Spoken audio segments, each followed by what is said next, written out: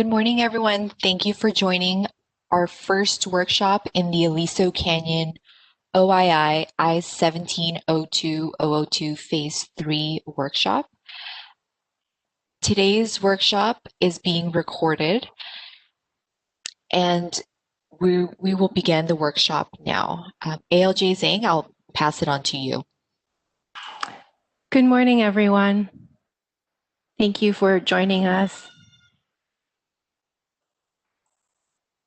I am Judge Zhang. Before we start, let's go over a few workshop basics. Ian, can you please go to the next slide? This workshop is recorded. This information you probably already have because you've successfully are now participating today. Please make sure to note your surroundings and the emergency exits. Please monitor your microphone and make sure that your microphone is muted unless you are speaking. Ian, can I have the next slide, please? These are your control buttons that you should already be familiar with. With the chat box and the raise hand icon, you will be able to ask questions. During the presentation, there will be opportunities for you to ask questions verbally as well. We will be taking breaks throughout today. Next slide, please.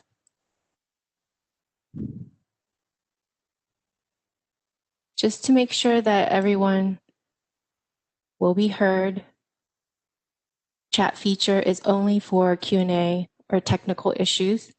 It's not for sidebar conversations. Everyone is muted at the beginning, and through the chat box and raise your hand icon, we will take questions. You can also email us at Aliso Canyon OII at cpuc.ca.gov. Next slide, please. Welcome to the first workshop in Phase 3 of this proceeding.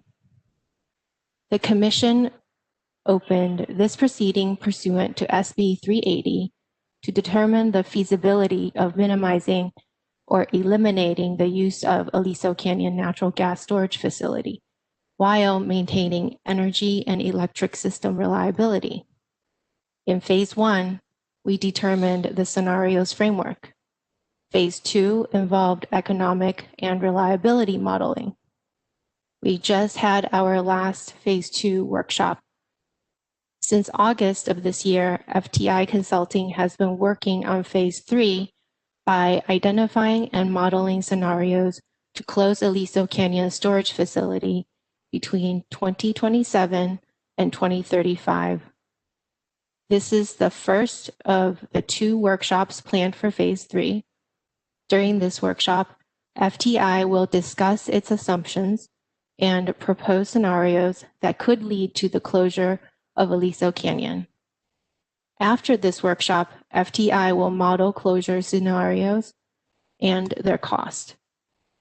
There will be a report for comment by the parties. This is the end of my introductory comments. Ian, you may proceed with your presentation.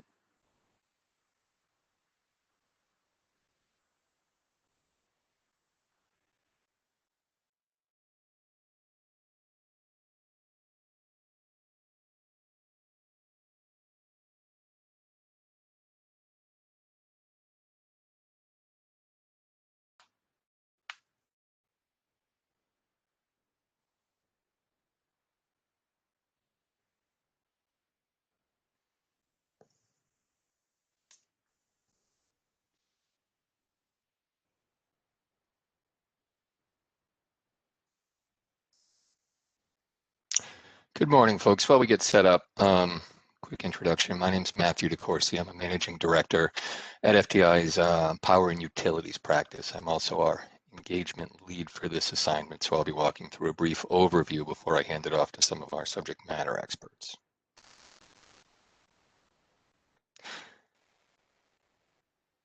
So I thought her honor's summary was excellent. I don't have much to add to it except to note that we are partnering with Gas Supply Consulting on this, a firm that we collaborate with often for assignments like this.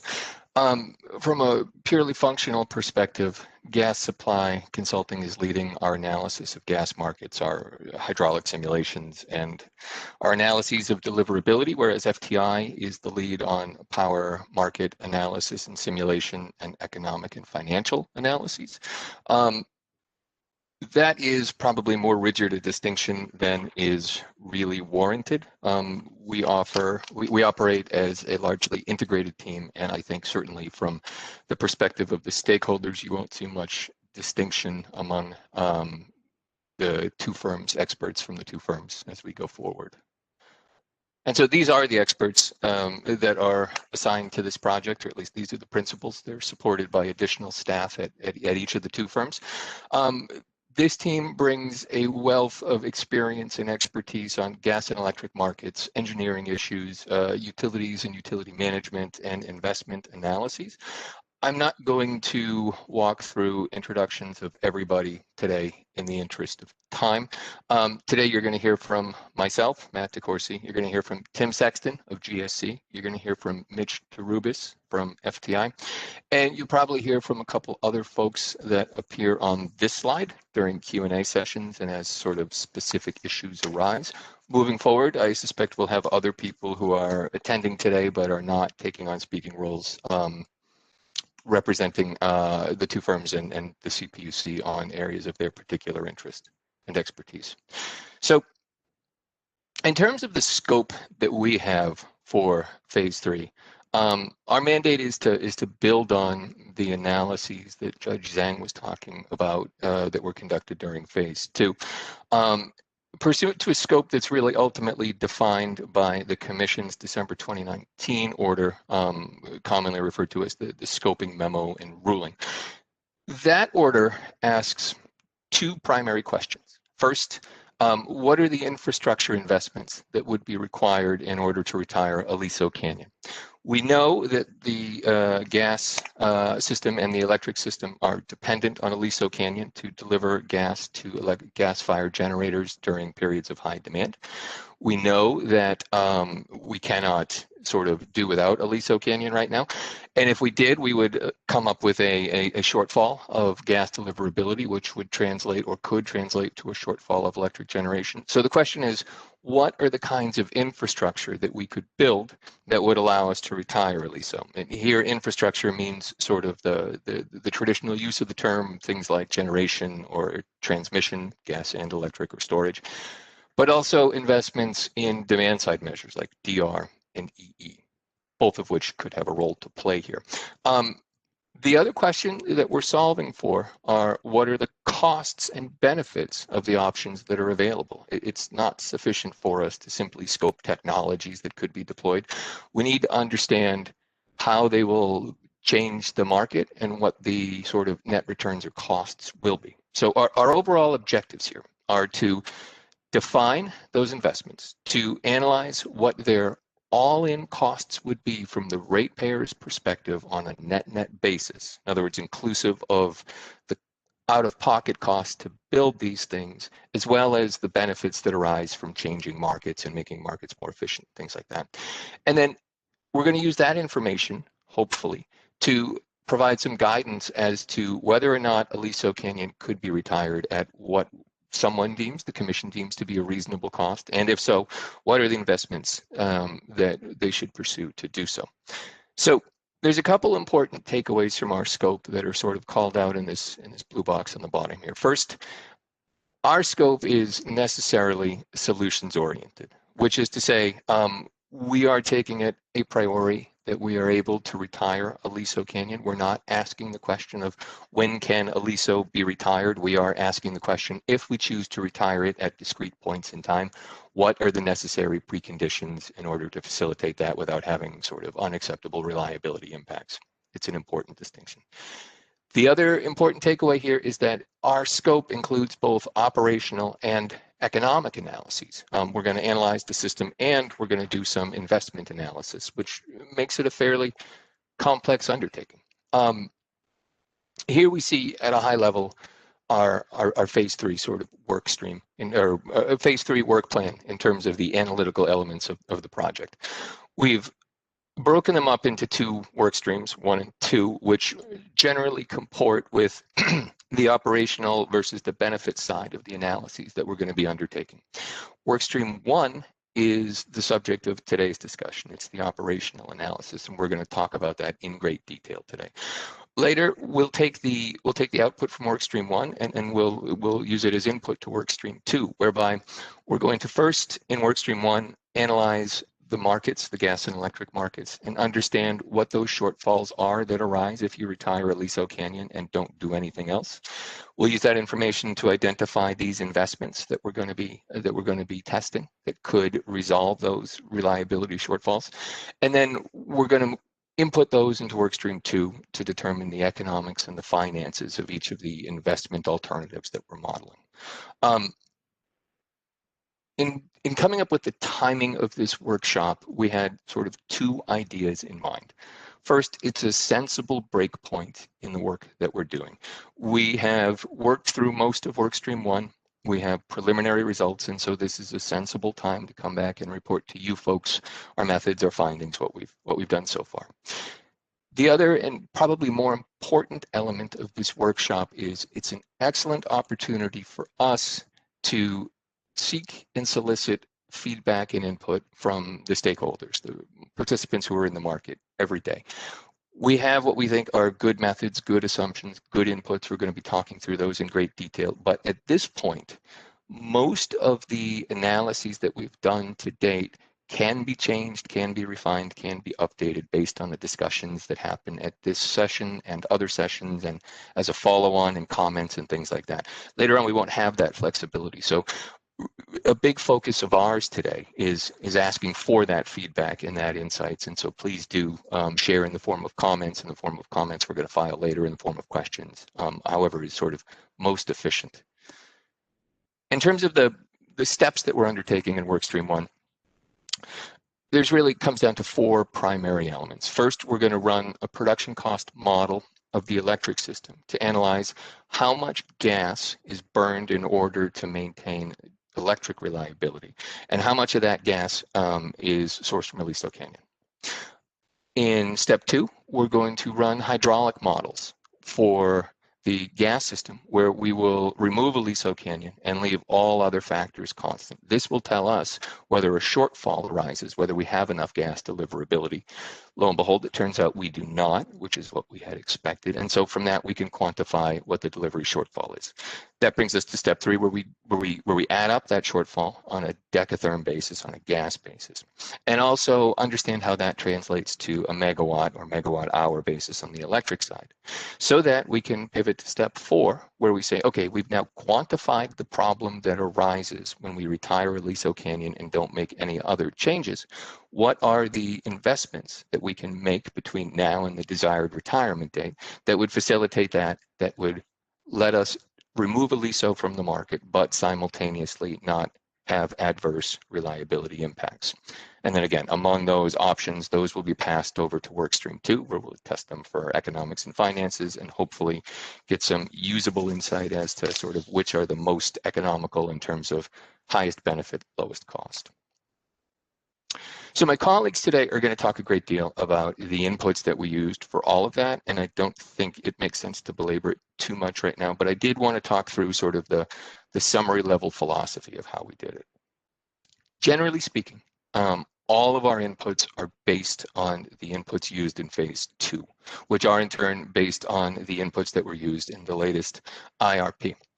We started with those data sets, which are available on the CPUC website and can be reviewed by anybody, and then made a bunch of adjustments that we characterized as known and measurable changes, to use the regulatory parlance, which is to say that, you know, we made adjustments based on factors that have become clear since the phase 2 inputs were finalized, that were not known at the time, but that can be known now with a very high degree of certainty. One example is the Moss Landing battery storage facility. It's not included in the phase 2 inputs. It was not a project that had been considered at the time, but it has since been commercialized. It has since been built. It is physically there. We can validate that. So it would, make no sense to not include that as an adjustment. Other adjustments are in the same vein of projects that have been commercialized, projects that are in advanced stages of development. Things that we kind of can know and objectively verify are included here.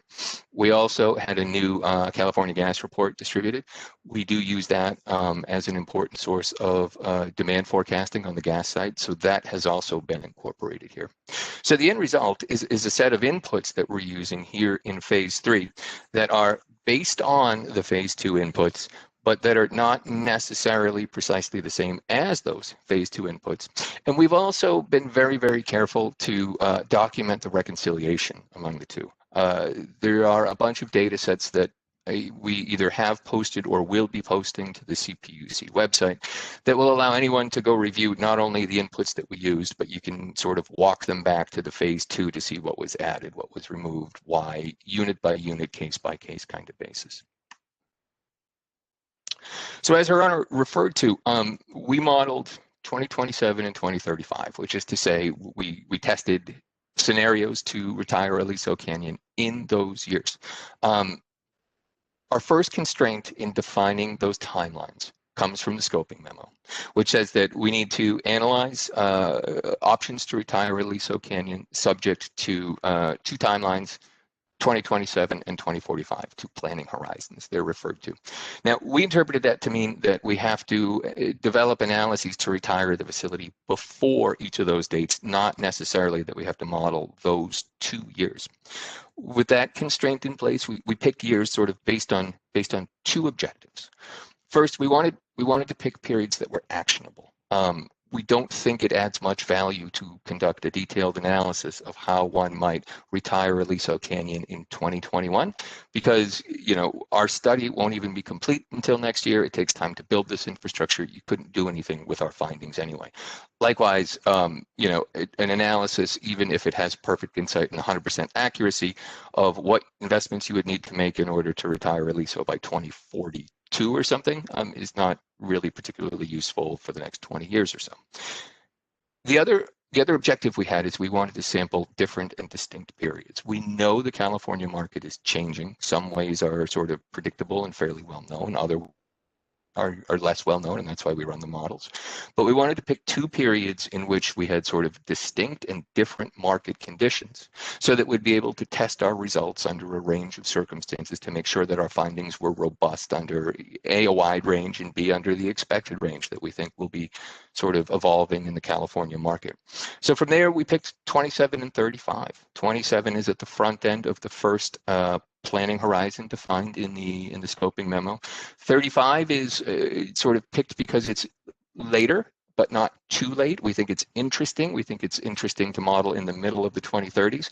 And by picking those 2 periods a few years apart from each other, we can also do some interesting interpolation and extrapolation between the 2, such that, for example, if we found that there were tremendous benefits to retiring Aliso Canyon in 27, but much less so in 35, we would know we would want to sort of move with the utmost alacrity to do it. Likewise, if we found the benefits were backdated, we might decide deferring made the most sense. We think it's a good approach. We think it's a good method. We also don't think it's the most impactful decision that we made in this whole proceeding. 27 and 35 versus modeling 2029 and 36, we don't think we'd get fundamentally different answers if we sort of picked things within a couple of years of each other. Now, there are a few elements that you'll find that are not incorporated in our study. We are, of course, aware of the blackouts and the reliability problems that arose at the end of last summer. We're also aware that there are discussions to change RA rules as a result. Those discussions are still preliminary. There is no sort of clear guidance as to what will emerge from them, and so we have not tried to capture that effect. Likewise, we're aware of the EV build-out. We're aware of the grid integration discussions at the workshop and last week's proposal. Again, it's early phases, and so we just don't have enough clarity in order to embed that into our modeling, even though it might be significant. Likewise, we know there have been ongoing discussions about modernization of the SoCal gas system. We expect that those discussions will continue, but we don't know what their resolution will be. So we have excluded improvements to the SoCal gas system from our base assumptions. We are including them as possibilities of sort of some of those investments that we're going to analyze, but they're not part of the sort of business as usual perspective. So today we really have three objectives that we'd like to touch on, and I think Judge Sang probably summarized them for me already.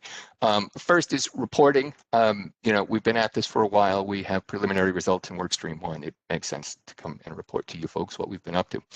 Planning, likewise, as we sort of start to think about finalizing Workstream 1 and pivot to Workstream 2, we'll be talking about what that looks like, timelines, next steps, things like that. Last, and certainly most importantly, is the engagement issue. Again, I can't stress enough, we really are soliciting input and feedback to the extent that you folks are willing to provide it. As we go through this, we're going to be talking about certain key uncertainties that will flag as we go along. Those are issues that we are particularly interested in hearing about. We think they're important. We have made assumptions that we think are good and that we stand behind, but that we also recognize are subject to uncertainties. So thoughts are very, very, very welcome on that. We just talked about three of them. We'll circle back to those topics and more as we go along.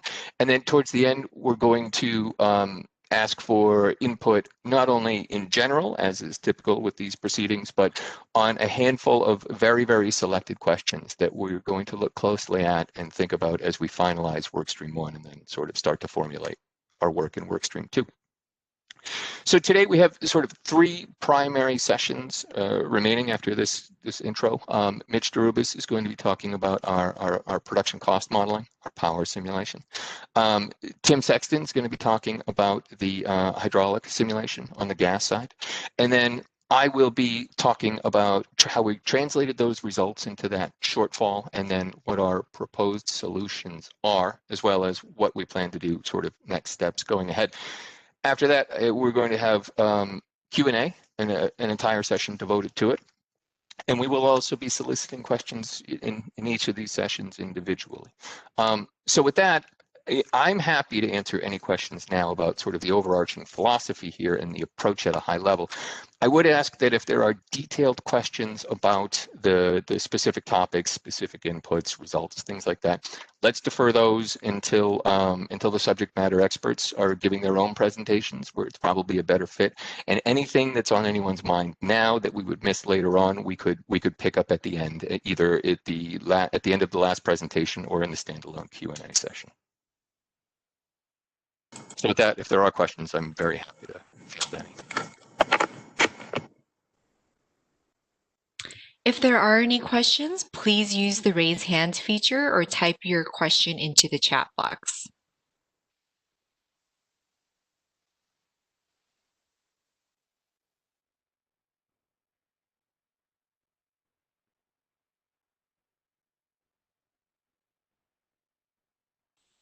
I see a question from Jason Egan. You are now unmuted. Hi, good morning. I'm hoping you can elaborate a bit more on the rationale for framing your approach around an EG shortfall rather than a gas supply shortfall, and whether or not that will limit your ability to assess alternatives that would look to increase gas supply, new gas infrastructure, or the like. Yeah, that's a great question and probably reflects a bad job by me describing our perspective. So one of our assumptions here is that where there is a shortfall and the shortfall is allocated, it will be allocated to EG. So where we have a gas deliverability shortfall, the result in our sort of hypothetical do-nothing world in which we remove Aliso Canyon but hold everything else constant, the result is that we have a gas shortage that translates to an electricity shortage, and that's kind of the bogey that we're solving for. But that's not to say, as you'll see in a little while, that our solutions are geared entirely towards replacing megawatts for megawatts and relying entirely on non-gas fired generation to replace the lost electrical output. We do have options that are, as you say, designed to increase the gas infrastructure in California, such that you would have enough gas deliverability that you could tolerate the retirement of Aliso Canyon while maintaining the needed gas deliverability. We're going to look at it on the demand side as well, on the electric and the gas side, and then potentially combinations thereof. So I think we're probably on the same page. I think I probably agree with you, and I think I probably just explained it badly. But as we walk through the details, I think it'll be clearer that we are looking at all those options. Thank you. Matt, we have a second question here from Glenn Berry. Glenn, you are unmuted. Hello, Glenn. Hi, thank you. I know you mentioned that you're not including EVs. I completely understand that. But I just want to confirm, are we looking at load growth projections over that time frame? We are looking at the exact same load forecast that was used in the phase 2 study. Okay, thank you. And perhaps I would add to that, I think we could probably tee that up in the next session when Mitch is walking through the inputs in detail. I think I know the specific answer to that, but I don't want to speculate, and he's the subject matter expert on the electric modeling. Okay, perfect. Thanks. We have a second question here from Matt Pacuco. And Glenn, if your question was answered, could you please lower your hand? Thank you.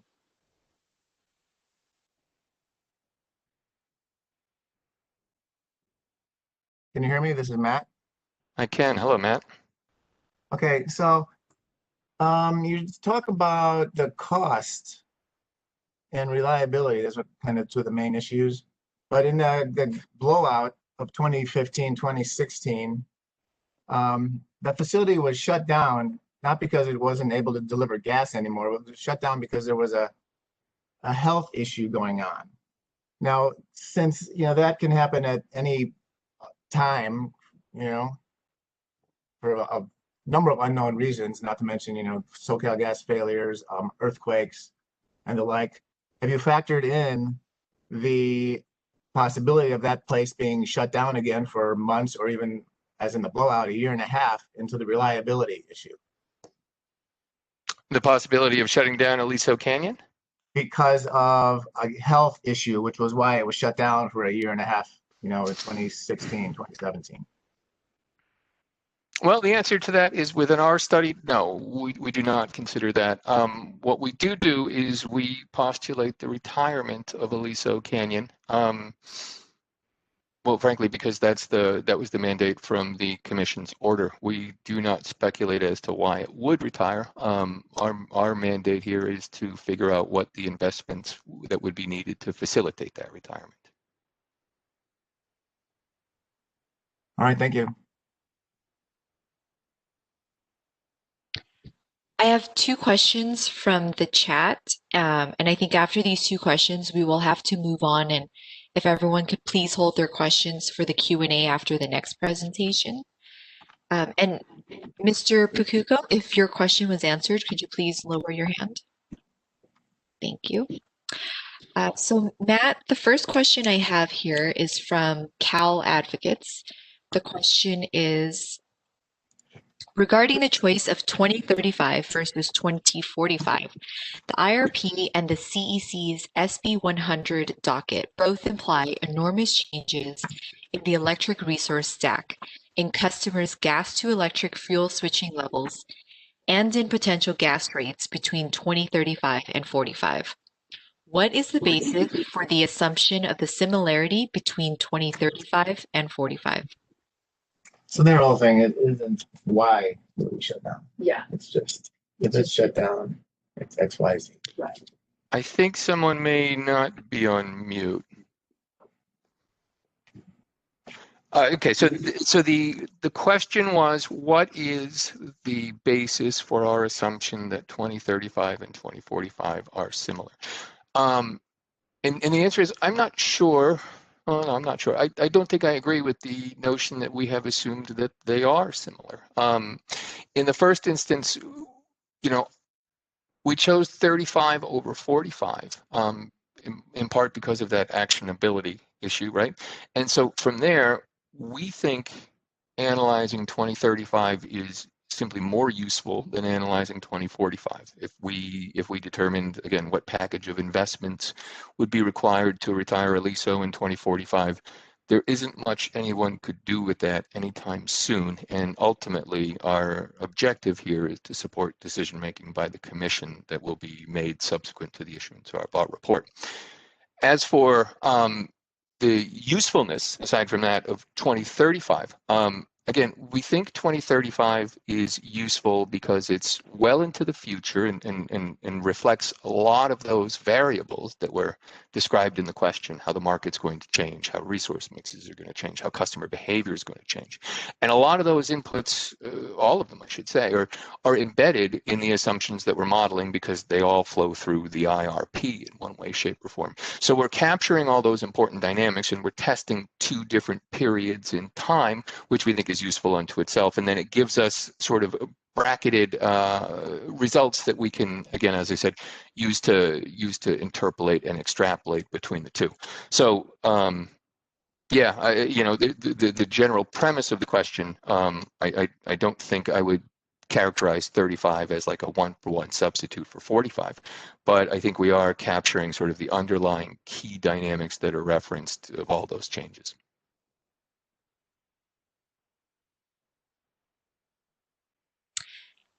The next and last question here is from Mr. Norman Peterson. And his question is, please describe how familiar you and your team are with SoCalGas's rule number 23 curtailment rule. I would say I am not particularly familiar with rule number 23. I think we have members of the team who are more familiar with it, and we will be sure to touch on that as we go along.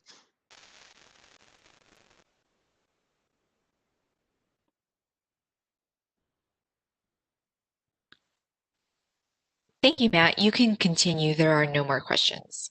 Thank you, Christina. In that case, we will be handing it over to Mitch Derubis, a director at FTI, who will be talking us through our production cost model.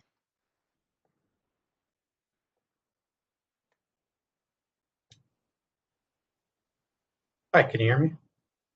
Yes. All right.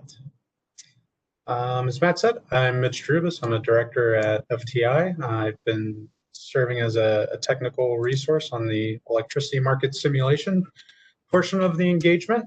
And I am here to walk you through what we hope to ascertain through this electricity market simulation phase.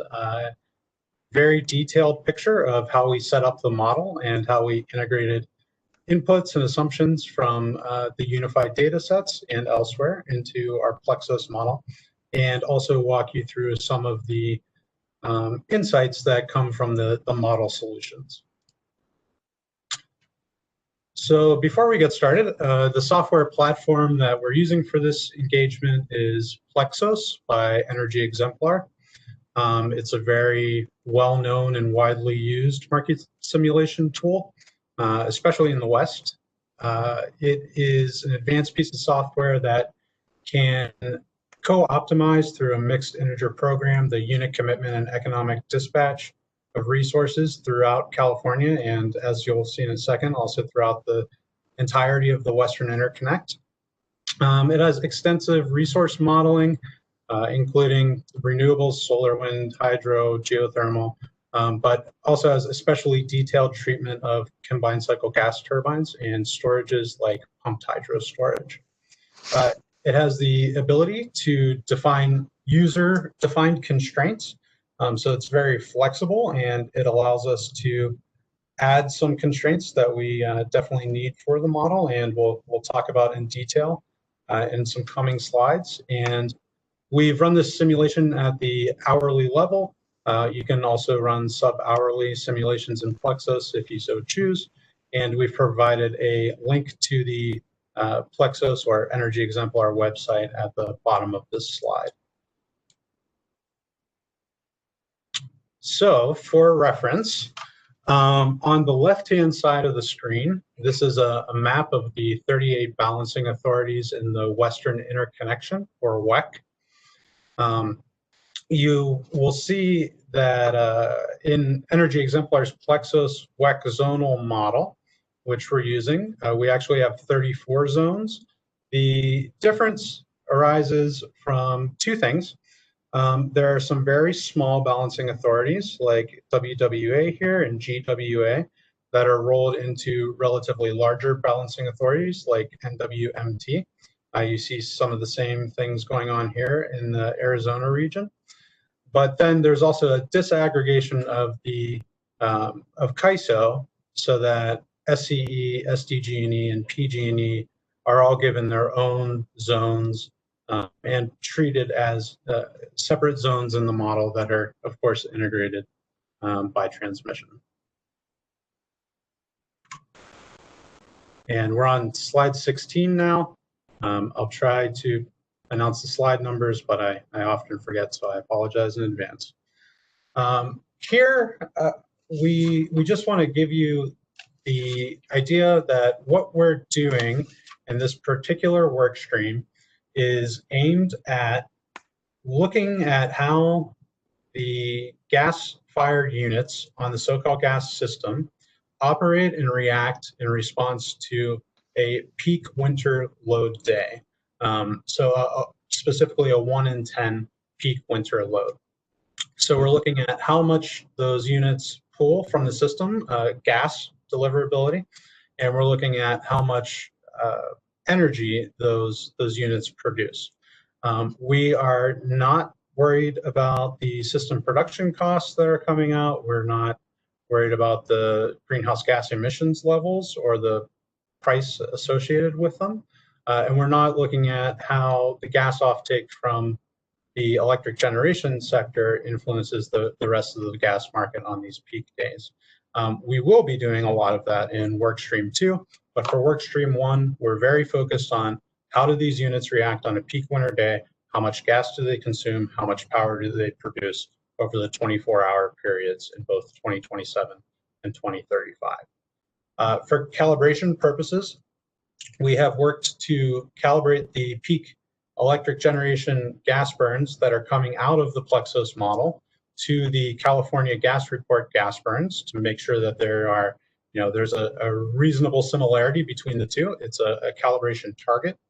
I will add that we've also done some extensive back testing of the model on a historical year to ensure that everything's working correctly. We're getting things are being dispatched in the proper stack. We're getting reasonable transmission. There are no kind of constraints being violated. So we spent a fair amount of time calibrating the model to a historical year where we can actually see what happened and see how our model replicates that given the same inputs.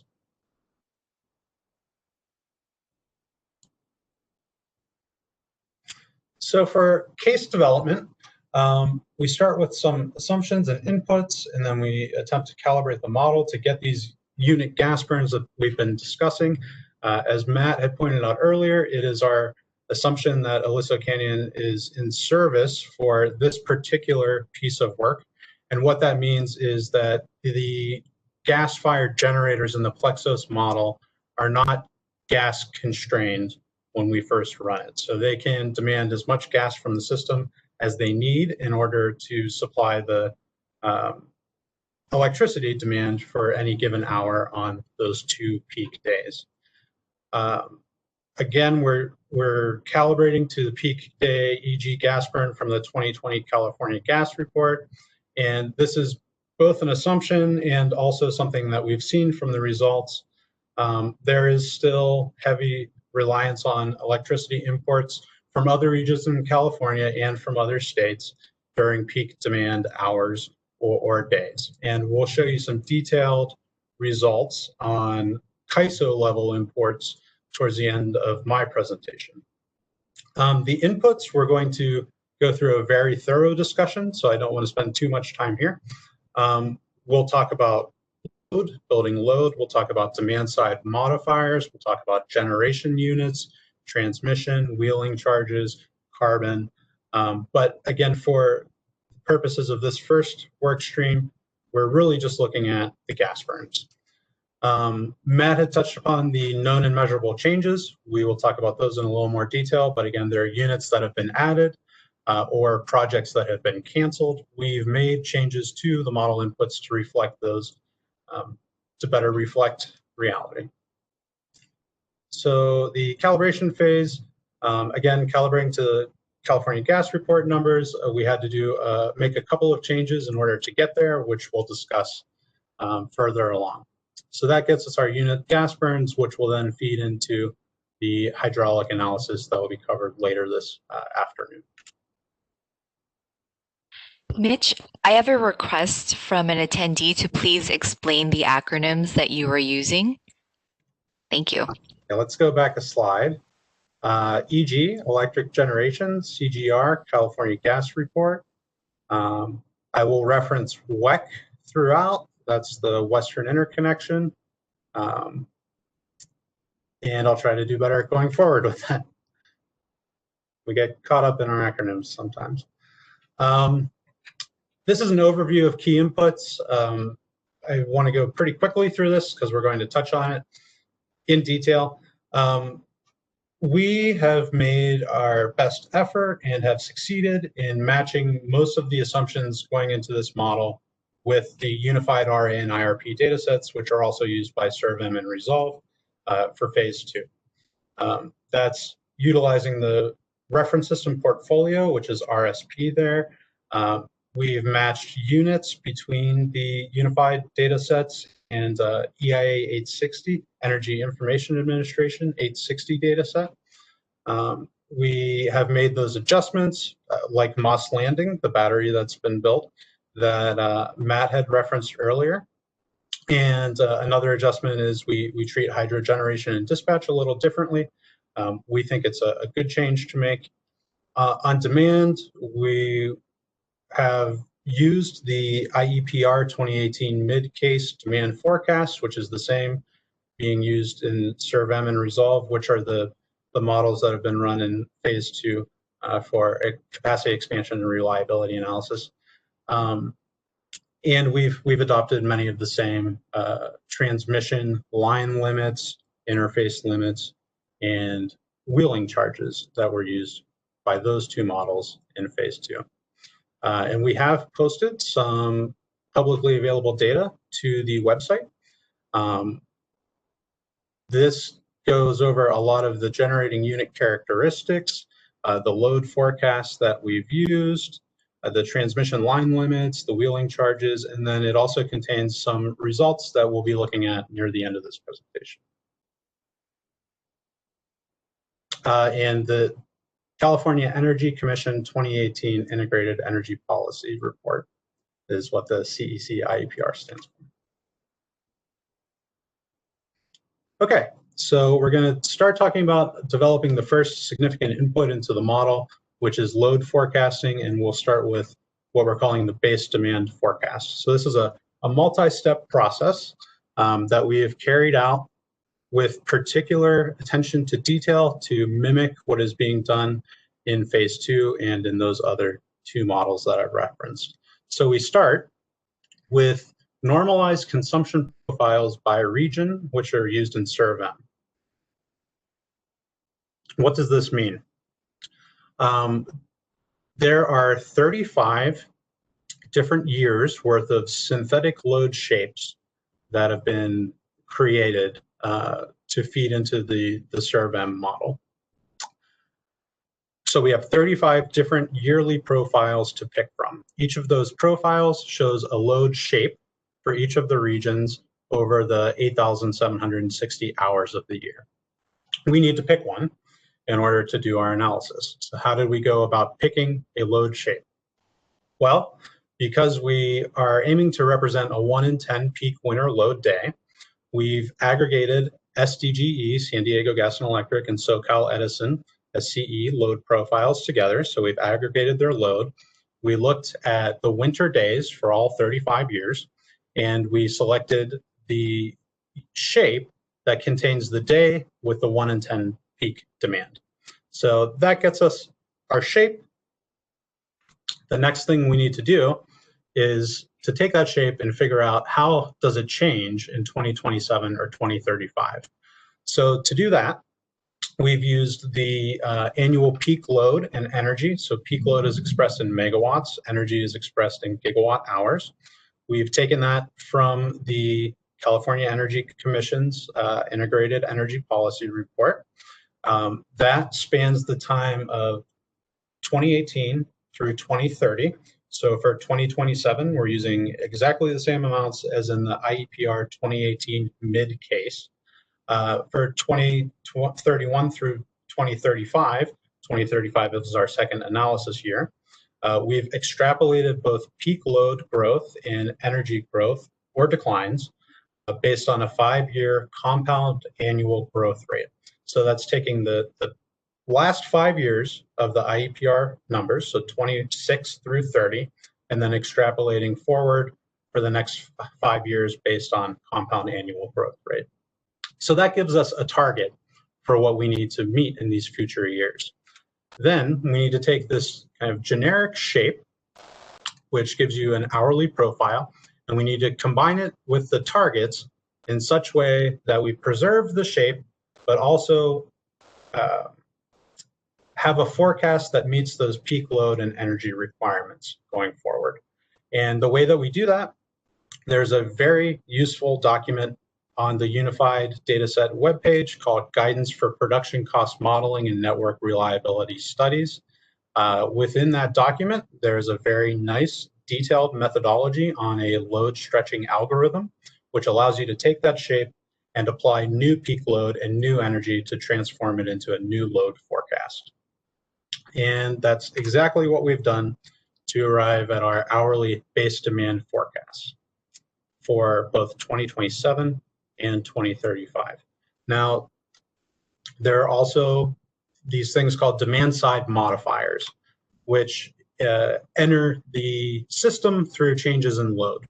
And what we're looking at with these demand side modifiers are additional achievable energy efficiency. We're looking at light duty electric vehicle load. So this was a question that was brought up before. Are there electric vehicles in the forecast? Yes, there are. The electric vehicle load underlying the forecast is from the IEPR 2018 mid case.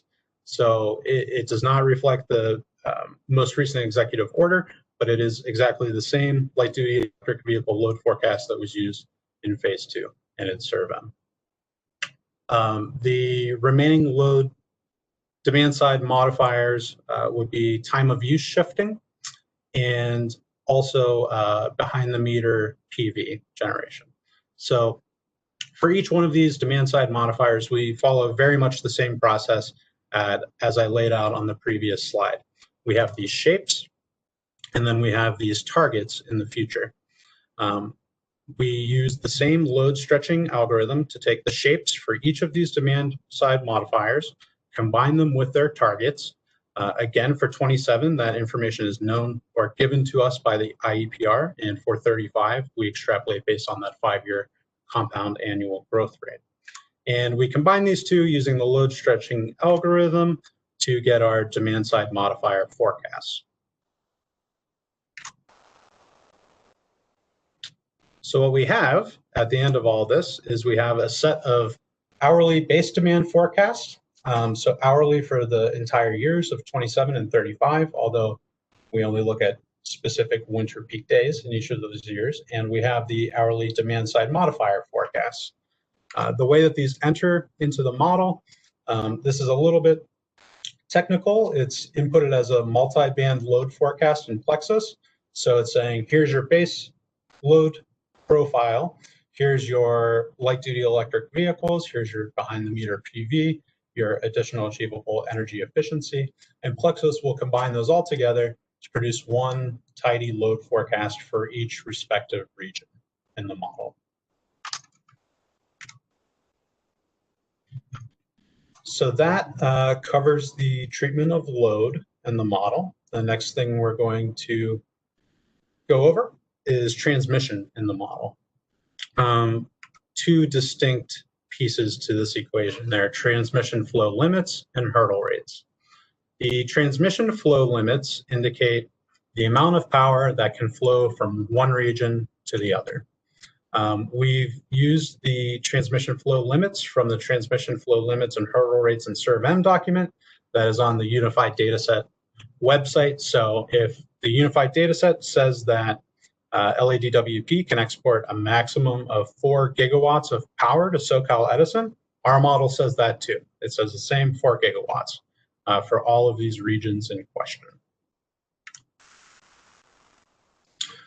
Specific in Plexos, these are implemented with max flow and min flow properties. So when you go and you look at our public data, you'll see that it's from one zone, so say zone A to zone B. In that direction, we refer to that as a reference direction. That would be max flow. So if you're trying to align it with the unified data sets, A to B matches to max flow. Min flow is flow in the counter reference direction. So you'd match that up with the B to A limits.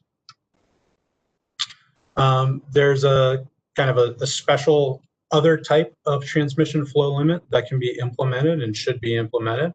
In CAISO, it's an interface limit. So imagine all of the lines connecting CAISO zones with non-CAISO zones.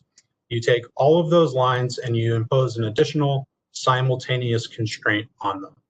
So for the purposes of this study, the import limit is 11,600 megawatts. So if you have, say, 10 lines and you add up all the import limits on those lines to 20,000 megawatts, the model is going to say you cannot import all of that power at the same time across all these lines. You can only import 11,600 megawatts. This is consistent with the phase 2 assumptions, and we'll touch on a nuance in a couple of slides. For exports, we derived our own interface limit by looking at the Energy Information Administration's 930 dataset, which is hourly interchange between balancing authorities, to go ahead and look at the historical activity on that interface and derive a reasonable limit. Hurdle rates. Hurdle rates can be thought of as the price necessary to export power from one zone to another zone. So if you have zone A and you would like to send power to zone B, there's some kind of price or cost associated with that. That is a hurdle rate. It's expressed in dollars per megawatts. So for each megawatt you export from one region to another, there is a price to pay for that. Our hurdle rates in the model are consistent with the phase 2 assumptions. We've taken the no carbon adder cases from the Unified Dataset website. There's also a set available with carbon adders.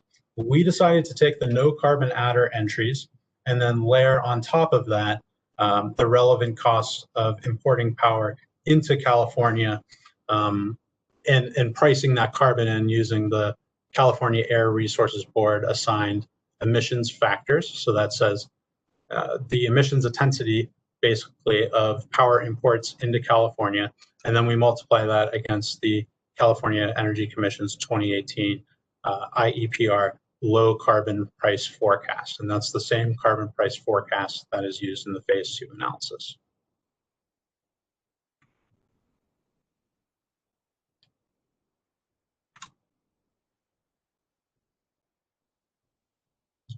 Moving on to the generator units.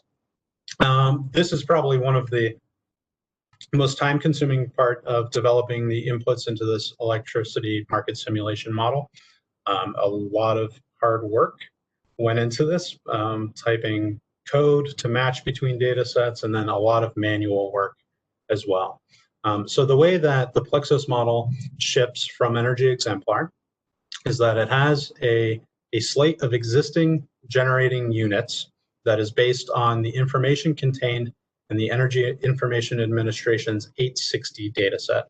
Again, all these EIA datasets are public. You can go online right now and you can download the same dataset and look at it. there are also a number of these generating unit characteristics and IDs contained in the public data that we've made available. So there are some advantages to the generator units that ship with the model. The advantages are that there are unit-specific operating parameters. So heat rates, variable and fixed operating and maintenance charges, ramp rates, so on and so forth. And one of the nice things about it is that it's very recent. So there is an EIA 860 data set that incorporates everything from 2019. So it has updated online dates and retirement dates, canceled projects.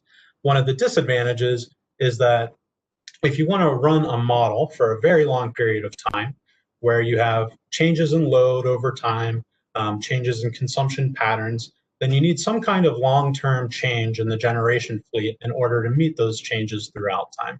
The EIA 860 dataset doesn't give us that. However, the dataset used by SERVM, which is kind of an amalgamation of TEPC, which is generated by WEC, or the Western Interconnection, CAISO datasets, including RPS datasets, and some other datasets. So that SERVM takes all these datasets, melds them into one, and some of the advantages are that these contain a long-term build-out of generation resources in WEC. So these contain projects that are planned to come online sometimes quite far into the future. This contains projects that are mandated to be built in some states by certain integrated resource plans. So this does contain a long-term build-out, whereas the EIA 860 data does not. Some of the individual unit-level characteristics aren't really available for all the generators in that SERVM data set. And the common case from WEC, the TEPC common case, is a little old at this point. So what we aim to do is to try to take the best pieces from both of these data sets and leave the disadvantages behind. So what we had to do here is we first had to reconcile the data sets, which can prove to be a very challenging exercise. There are several thousand generating units in WEC, and we need to match them between the data sets, and there often does not exist one particular key by which to do so. So we had to match the units based on the name of the plant, the size, the location, the technology. Is it a PV? Is it wind? Is it a single cycle gas turbine? The online dates and retirement dates, and so on and so forth. So that enormous amount of work, but definitely worth it so that we can inherit the best characteristics from both of these sets. And our list of generating units is available in that public data.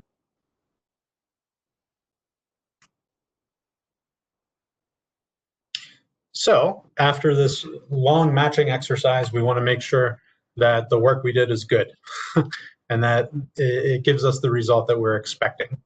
What we have here is a summary of our generator reconciliation in terms of installed capacity. So in this first column, this is for all of the Western Interconnect. And the second column, this is specifically for California. The capacity here represents the entire capacity in the SERVM data set for both regions. And what we saw is that generally on the first pass, we're able to match a lot of these units by name, by characteristic, by location. In the case of the Western Interconnect, that's 92% right off the bat, great match. In California, it was even higher at 95%. But then as we went on, we saw where these differences arise, what's driving those differences. There are some plants that are contained in the unified data set that have since been canceled or delayed or postponed. So say it was supposed to be built in 2024. Now the company is saying that they're no longer going to build it. That accounted for 2% of the difference between our new data set and the SERVM data set in WEC, and 1% of the difference in California. And then there are smaller differences in these fictional resources and other exclusions. Other exclusions can be like there's a generating unit that we have identified, but we cannot find sufficient evidence of what it is, where it should be, or when it's coming online in order to include that in our model. Then we move on to wind, solar, and hydro aggregations. There are a lot of very small renewable projects throughout the footprint of the Western Interconnect. There are many that were in the SERVM dataset and are real that are not in the EIA 860 dataset. So we wanted to add those in. What we did here is, because of the way that renewable resources are dispatched within the model, if you have a zone, call it Zone A again, and Zone A has two different solar farms in it. And both of those solar farms are geographically close to one another, and they're dispatched according to a certain solar irradiance profile over the course of the year. We can aggregate those two plants into one to make an aggregated unit, and it will dispatch just the same as if it were two in the same zone. So we went ahead and aggregated some of these small projects together that were missing from the EIA 860. It represented 3% in both WEC and California, and we added them into the model to make sure that they were represented in Plexos. The remaining aggregation, some of them are very small thermal units, a small geothermal. Overall, they represent 1% of WEC capacity and less than 1% of California capacity. So at the end of the day, we were able to do kind of a full accounting of what's in the two data sets, what are the differences, and why. And we can address any of the differences that we thought we needed to, like adding the aggregated units. All right, so updates to the phase 2 data sets. Matt kind of touched on this, so did I on the last slide. We've added things that we know exist now that didn't at the time. We've also added batteries and generators that we see are in advanced stages of development. And that's as classified by S&P Global Market Intelligence, which is a service we use to track power projects. We've added the Resolve selected capacity expansion units. So Resolve is run in order to get a capacity expansion plan over time that meets the need of changes in load profiles and customer demand over time. So the Resolve selected builds, there's a slate of technologies from which Resolve can choose to build. Those are incorporated in phase 2 as future builds. So for instance, build 1 gigawatt of solar in 2025 in region B. That's what the Resolve builds look like. We've added those into Plexos in order to further enhance, the accuracy of one data set versus the other, and really the comparability of the two data sets. Because Resolve was only run out until 2030, we interpolated between 2025 and 2030 to see what would be in service in 2027. So that's just a linear extrapolation or interpolation, sorry. And then for 2030 to 2035, we extrapolated the builds from 25 to 30 out further in time. So if you consistently add 1 gigawatt of PV or solar generation capacity in a specific region every year, then you continue to add 1 gigawatt of solar capacity in that specific region every year until 2035. So we talked about calibration. One of the other things that we did to ensure that we're getting a well-calibrated model is we had load for 2027. We had all the generators. So we ran a full year. We simulated a full year in Plexos, and we looked at the results. What we were really looking at is, because of the way that renewable resources are dispatched, we wanted to make sure that we're getting really good dispatch of wind, really good dispatch of solar, really good dispatch of hydro. And you'll see that in this first column, this is the Resolve generation for 2026, because they didn't run 2027, so we have slightly different years. This is SERVM for 2026, and this is our Plexos model for 2027. And you'll notice there are differences between the Resolve and SERVM models, as well as between Resolve SERVM and FTI Plexos. That's something that's well known. These models don't always produce the exact same results, but they're very similar in many regards. So we see that we're getting wind dispatch that's very close to the resolve levels, solar dispatch that's kind of right in line with SERVM and resolve, and hydro that's between the two.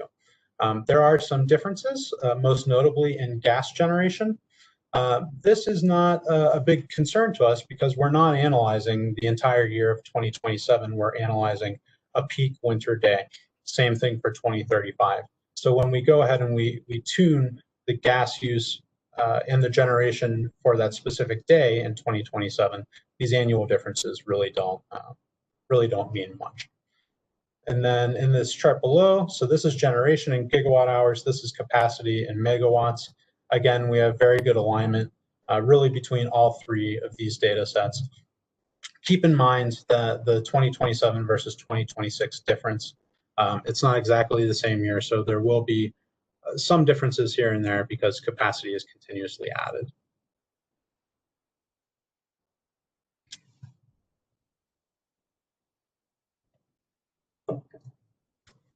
Here are a couple of adjustments that have been made to the methodology. I said we would touch on that 11.6 gigawatt CAISO interface limit again. Here's where we're going to talk about it. In phase 2, in certain hours and certain days where load exceeds the 95th percentile level for the year, the CAISO import limit is derated to 5 gigawatts. So there's a 5 gigawatt limit and there's an 11.6 gigawatt limit. Our winter peak days, though they represent high demand days for winter at a 1 in 10, they still load in any of those hours does not exceed the 95th percentile. All of those 95th percentile hours are still in the summer. So because our load does not exceed that level, we revert to the full 11.6 gigawatt limit that's used in phase 2. We think that's the right thing to do. Hydro output is a little bit different. In SERVM and resolve, hydro output is kind of dictated in advance. You're given a schedule for each of the units or plants, and generation follows that schedule throughout the course of the year. It doesn't really adjust to changing conditions on the system. The way that it's dispatched in Plexos is by something called a proportional load following model. Well, what the proportional load following model does is it says, here's a hydro unit. Here's how much energy you can produce or release from the dam over the course of a month. Here is how you have kind of reacted in the past. So you look back and you say, does this hydro plant change its generation in response to changes in load? Does it follow load throughout the course of the day, or is it flat or unresponsive to changes in load? And then you use that monthly limit with the ability of the unit to respond to changes in load, and it kind of allows hydro to be dispatched in some proportion to follow load throughout the course of the day. And the annual impacts are very small, very minor. Our hydro energy monthly constraints are based on a median hydro year. It's not a dry hydro year. It's not an abundant hydro year. It's middle of the road median hydro output. But using the proportional load following or PLF method, the hydro is slightly more responsive to changes in load than had we just used a predetermined dispatch schedule. So once we had all these inputs in the model, we ran the model, and we started inspecting the gas demand from these electric generators and the resulting output of power from these generators. And we started to make some adjustments. So we made these adjustments in order to target a calibration for gas demand from electrical generation facilities from the California Gas Report, or CGR. So when we first ran it, we saw that our gas demand was low in comparison to the CGR, and that was kind of to be expected. What did we do in order to increase that to get to a reasonable difference between Plexos and the CGR? We changed some of the mid-merit unit outages. So the phase 2 outages for a particular hour or particular day don't seem to be available. So we don't really know what's on outage during that day or what's undergoing maintenance. So we increased some mid-merit unit outages and maintenance in order to increase gas demand of the gas generators that are still on the system and are able to generate. And then we also made some small adjustments to peak load in order to increase load throughout the day and, in response, electric generation from gas-fired generators. And this was, again, all in order to try to meet that CGR, California Gas Report demand from electric generators. It's important to note the changes we made in 2027 and the changes we made in 2035 are exactly identical to one another. So we didn't try to tune each year independently. It's the same slate of changes that we made just to ensure consistency. There's enough changing between 2027 and 2035 that we don't need to introduce more uncertainty by the way that we calibrated the model. So this is an important chart from the solution or the results from the model runs. And I'll walk you through it here. This is the CAISO interface. So what I was talking about before, all the lines importing power into CAISO, all of the lines exporting power from CAISO. This is their activity in aggregate. What you have here is hours of the day on the x-axis, 0 through 23, and megawatts on the y-axis, with positive values indicating imports into CAISO, negative values indicating exports out of CAISO. This blue line here, solid blue line, is just the 5-year winter mean or average activity on the CAISO interface as we analyzed through the EIA 930 dataset. The gray, which might be a little hard to see, is the 5-year winter max, and this dark blue is the 5-year winter minimum. Our modeled years are here in dark purple dashed line, that's 2027, and the pink dashed line is 2035. So what do we see here? Well, we see the duck curve that we are probably all pretty familiar with by now.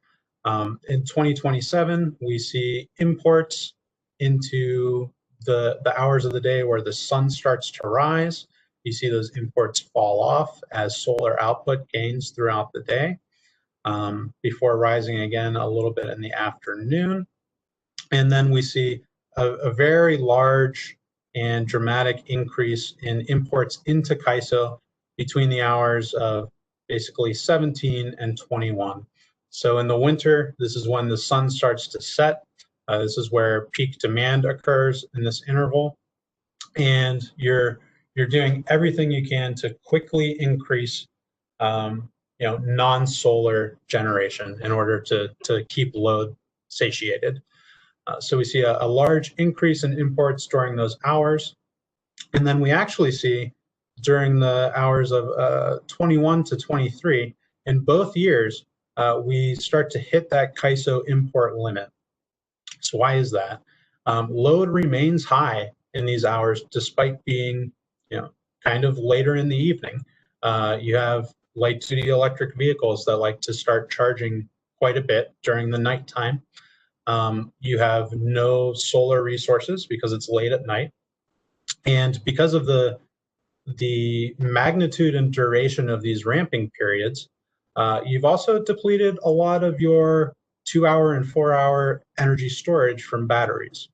So you don't have the solar from the day, you don't have much left in batteries, load is still high, so you start to import a lot from other areas of California or out of state. And we see the same pattern in 2035. It's slightly more exaggerated. During the daylight hours, CAISO actually starts exporting power to other regions, mainly due to the very, very significant growth in solar resources. Mitch, before you move on here, we have several questions. So I also wanted to give everyone an opportunity to ask any clarifying questions they have so far. I know you have several slides left. Sure. The first question is from Dave BC, and his question is, why are you only looking at winter demand scenarios and not also the summer operating season with peak EG demand? Sure. I think I'll let Matt answer that one if he is available. I am, Mitch. And so the question is, why are we looking at summer rather than winter rather than summer? And the answer is because the gas system is more constrained in the winter. It is true that the EG demand is higher in the summer, but the total impact of having to simultaneously serve EG demand and heating demand in the winter means that the deliverability loss that would arise from Aliso Canyon's retirement is most impactful in the winter. So that becomes our bogey.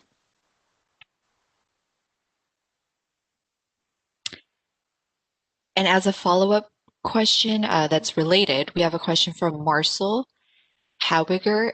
The question is the peak day simulation result an actual summer peak day, not the winter peak day, correct? If winter, is it reasonable to have that much solar production so as to have maximum export? Yeah, it is a winter peak day. And the way that the solar resources in this model are dispatched, there is an irradiance profile that's based on historical data from several years of history. So when you look at like December 9th, for example, we have an indication of what irradiance is like on that specific day. So we don't see summer solar generation levels in the winter. We see winter solar generation levels in the winter. And you can kind of tell in this big ramping period, this happens at about 5 p.m., which is the winter sunset that we're all learning again to live with during this time of year, and not further into the evening as you might get in the summer. So it is a winter peak, and the solar profiles are specific to winter.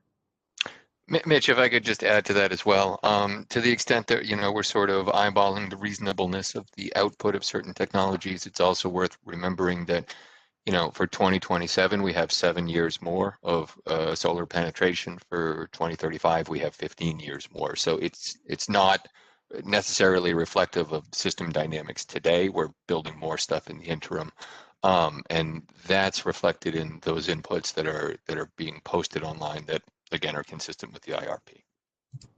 Yeah, that's a really good point. Thanks, man. And just one more clarifying question from Jason Egan. I will unmute you. Thank you. I actually have a couple of questions. The first one that I had in the chat was, how did you extract the electric generation demand on a cold 1 in 10 gas demand day from the Plexos model, and how is the EG demand correlated to the gas demand day? Would you mind repeating that? I'm sorry.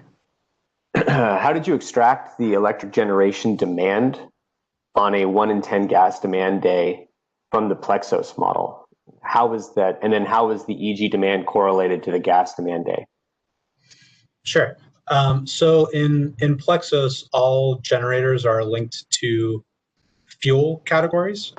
So in this example, all these generators are linked to the SoCal gas system, and they all have heat rates. So say if you have a heat rate of 7 MMBTU per megawatt hour, when you generate a megawatt hour, there is a counting that says, well, you had to use 7 MMBTUs of gas to generate that amount of power. So once we run the model, we get all the dispatch from all the various units. We drill down to the units that are connected to the SoCal gas system, and it will tell us how much fuel each of those units took from the system in every hour of the system or the simulation. Does that answer your question? Yeah, it does. Thank you. And then one more question that's also kind of multiple parts. It has to do with the assumptions. I guess the first one is, what are your assumptions around imports from outside CAISO? I'll note that earlier in this proceeding that there was a finding that CAISO imports were expected to decrease as other states transition from fossil fuels to more renewables and retire coal generation in the surrounding states. So how certain are assumptions about the availability and capability of CAISO to import electricity from outside? Sure, that's a very important question. And that kind of gets back to why it's important that when you model something like this in California, you basically have to model the entire Western interconnect. So while we're showing this CAISO interface activity, we're actually running the model also for everywhere in Colorado and Utah and Arizona. So when you see that CAISO's able to import 11.6 gigawatts in a given hour, it's because load in those other areas has already been satisfied by either generation from those areas or imports from another area. The whole Western interconnection is run simultaneously. So if there were a lack of energy in these other markets so that California couldn't import the energy, the model would not produce this result. It would actually show, something like unserved energy or a blackout or a brownout. That's not the case for these model runs. It showed that there is sufficient energy outside of California and the rest of WEC in order to import it in these critical hours. Thank you. And then I think a similar question is what sort of assumptions are being used regarding flowing pipeline and storage supplies? So similarly, what assumptions are going into the availability of gas supply outside of California and the, let's say, inventory and available withdrawals from storage facilities inside California to meet that gas burn demand? Sure. So in this first phase, we're concerned with, given unconstrained gas supply, how much would you burn if you could? Mm-hmm. And that's the same for outside of California as well. The kind of gas availability issue is handled in the next step of the process, which Tim will be kind of detailing with his hydraulic model. We give him the set of all of the generators, tell him how much gas they all use, and then he says, given storage levels and pipeline throughputs, is this feasible on this day or not? So that's kind of handled in the Bragg hydraulic model and not so much in Plexos. Perfect. And then I think my last question is an easy one. Is just, will the Plexos data be part of the data set you're making available? Yeah, I believe it's already been posted to the website. It will be posted in the next day or two, I understand. So yes, that will be going onto the website. And I will also add that our goal is for the fullest possible level of transparency. So to the extent that any stakeholder reviews the data and finds that there's something missing, it's probably just an oversight on our part. Please do flag it in comments and we'll get it up there. Thank you. One more clarifying question, Mitch. I have a question from Frank Saris. Could you please remind me what historical year did you scale or calibrate the Plexos model to? Yes, and I think that's my fault for not telling you. We had, so from the 35 different synthetic load profiles we had to choose from, we chose 2013 as representing the 1 in 10 peak year. So 2013 for the load shapes.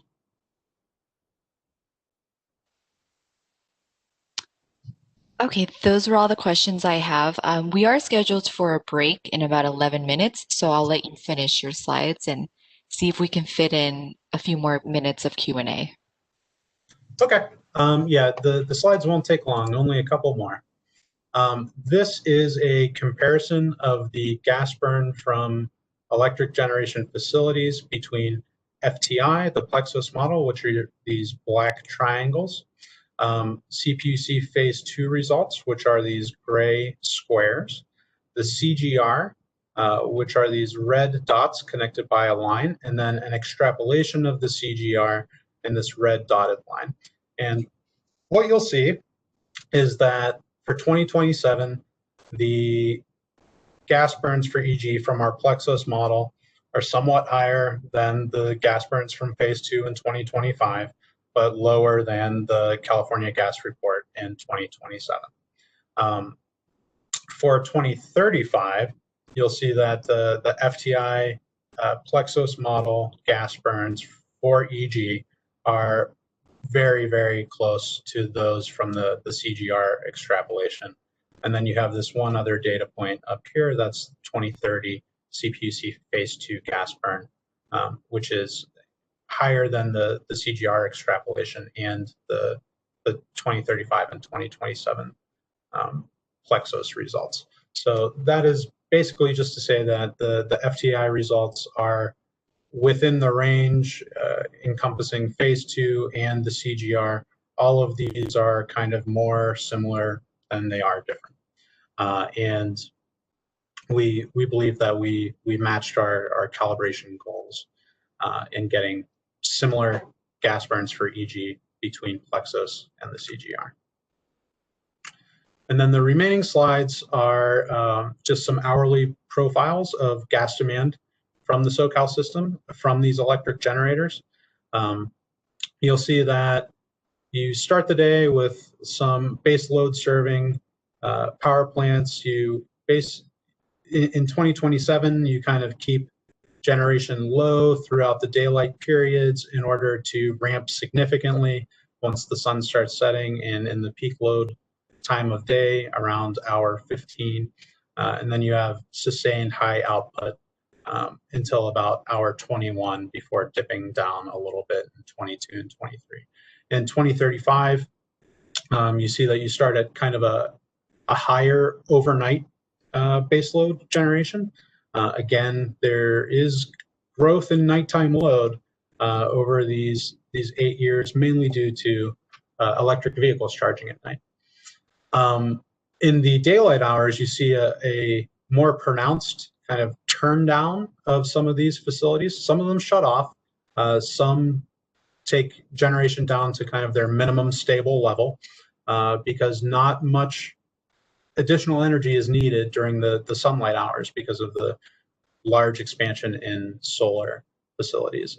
And then you see the same very steep ramping activity starting in about hour 15 and then sustained high output through about 21 before dipping down a little bit again in 2022 and 2023.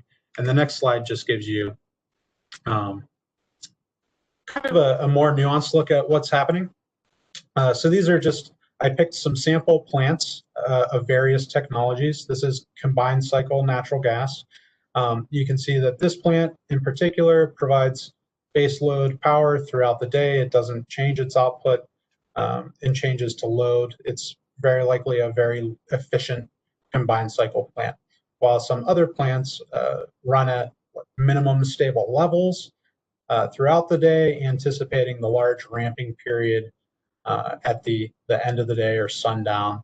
And then if this continued on to another 24 hours, you'd see they turn down to kind of minimum stable levels again.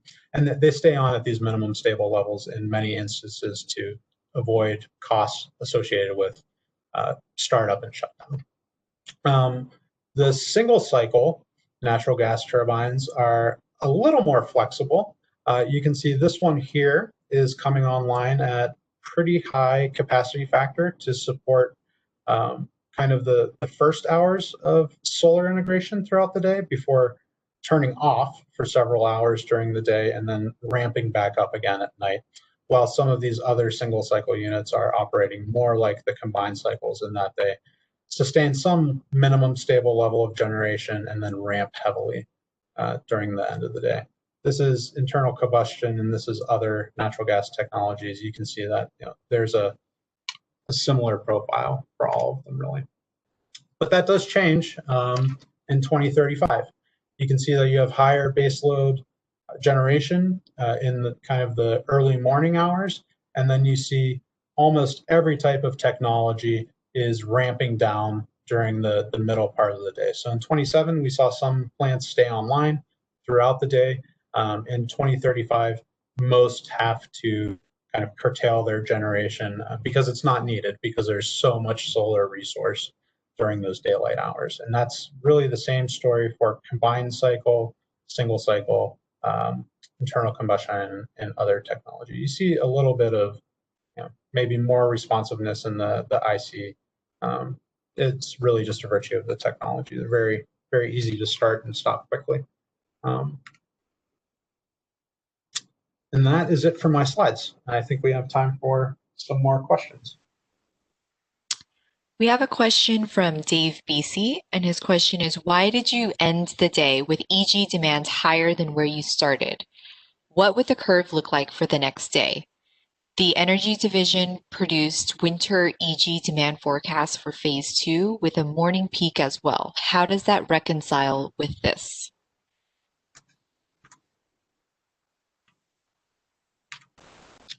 So I think we're looking at this chart.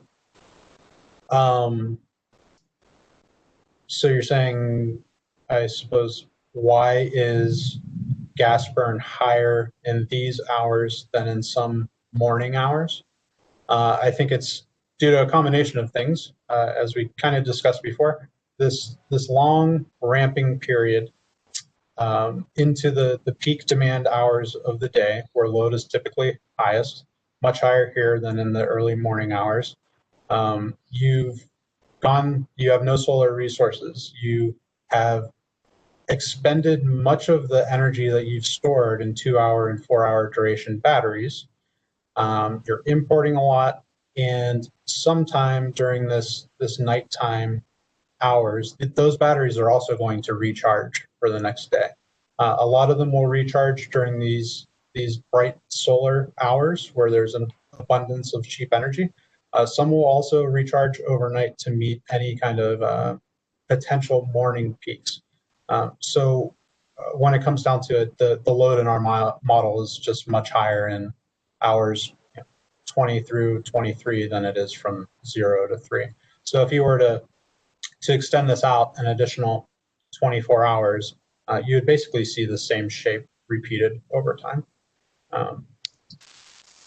Mitch, if I could interrupt with just a clarifying question of my own, and I think this is one back to Dave, if he wouldn't mind typing in a clarification for our benefit into the chat function. We're looking at gas burn for, gas burn for generation.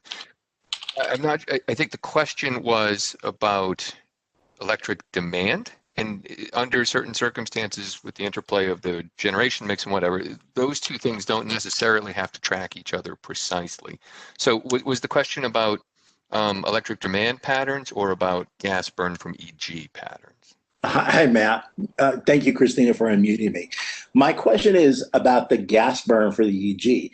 In this profile right here, you end that day up around 60 or 70, whatever those units are, million cubic feet per day. But you start the day at 20 to 40 million cubic feet per day. So if you start the next day at 60 to 70, are you going to end up at the end of that day at 130 or 140? You didn't bring that back to the 0 point. This isn't repeatable. Yes, it's not repeatable, and I think Mitch's response then is sort of on point. And I would also add that this is the 1 in 10 peak day. So to the extent that it's not repeatable, it's sort of designed to be the most plausible but extreme day that we're modeling. But if you're ending up at a higher level of demand at the end of this peak day, and you have another cold day after that, how do you know you're going to be able to get through that next cold day? That is a very good question, and so I think we will. Can you put a pin in that one until we get through some of the gas side modeling, and I think we'll address it there. And if we don't, please do raise it. Okay. All right.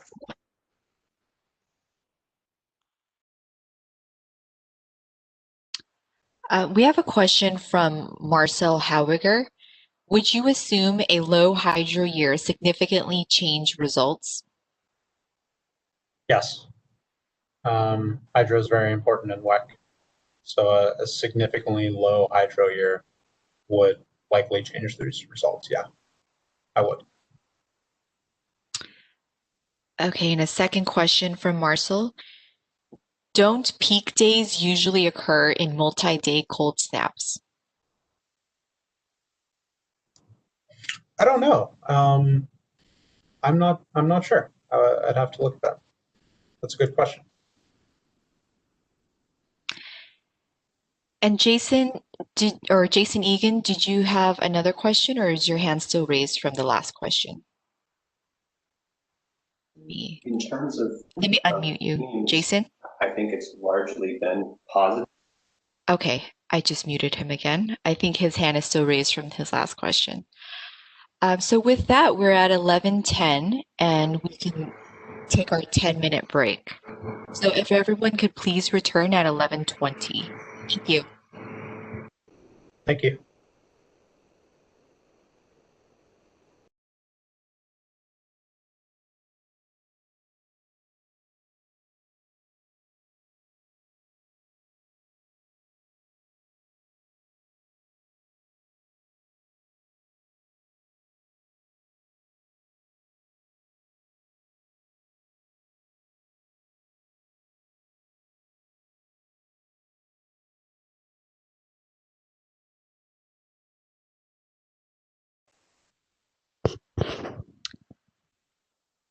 Eileen, are you ready to begin?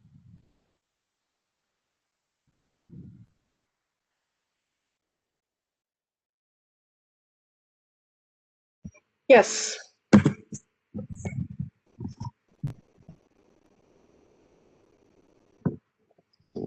So this is Eileen Hlavka with the CPUC. I just wanted to add a note about regarding the question about cold snaps occurring over multiple days. So the next steps presentation that will be this afternoon does include some consideration of gas reliability measures to address that particular issue. And we are open to further suggestions about how to include that in the analysis. And with that, I will turn it over to Tim Sexton from FTI to make the next presentation.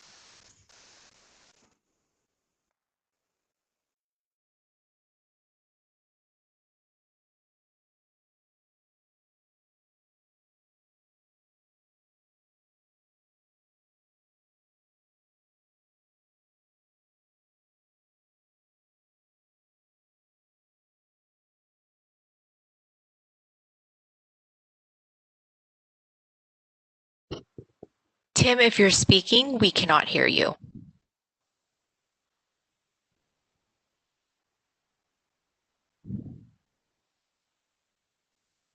Okay, sorry about that. I assume you can hear me now, Christina? Yes. All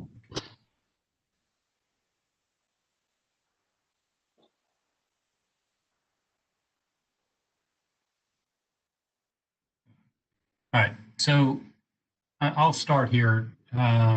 Mitch, I was trying to go back one slide. Let's see. There we go. Okay. So yeah, as mentioned, I'm Tim Sexton. I'm actually with Gas Supply Consulting. And as Matt mentioned before, we're working on this project together with FTI.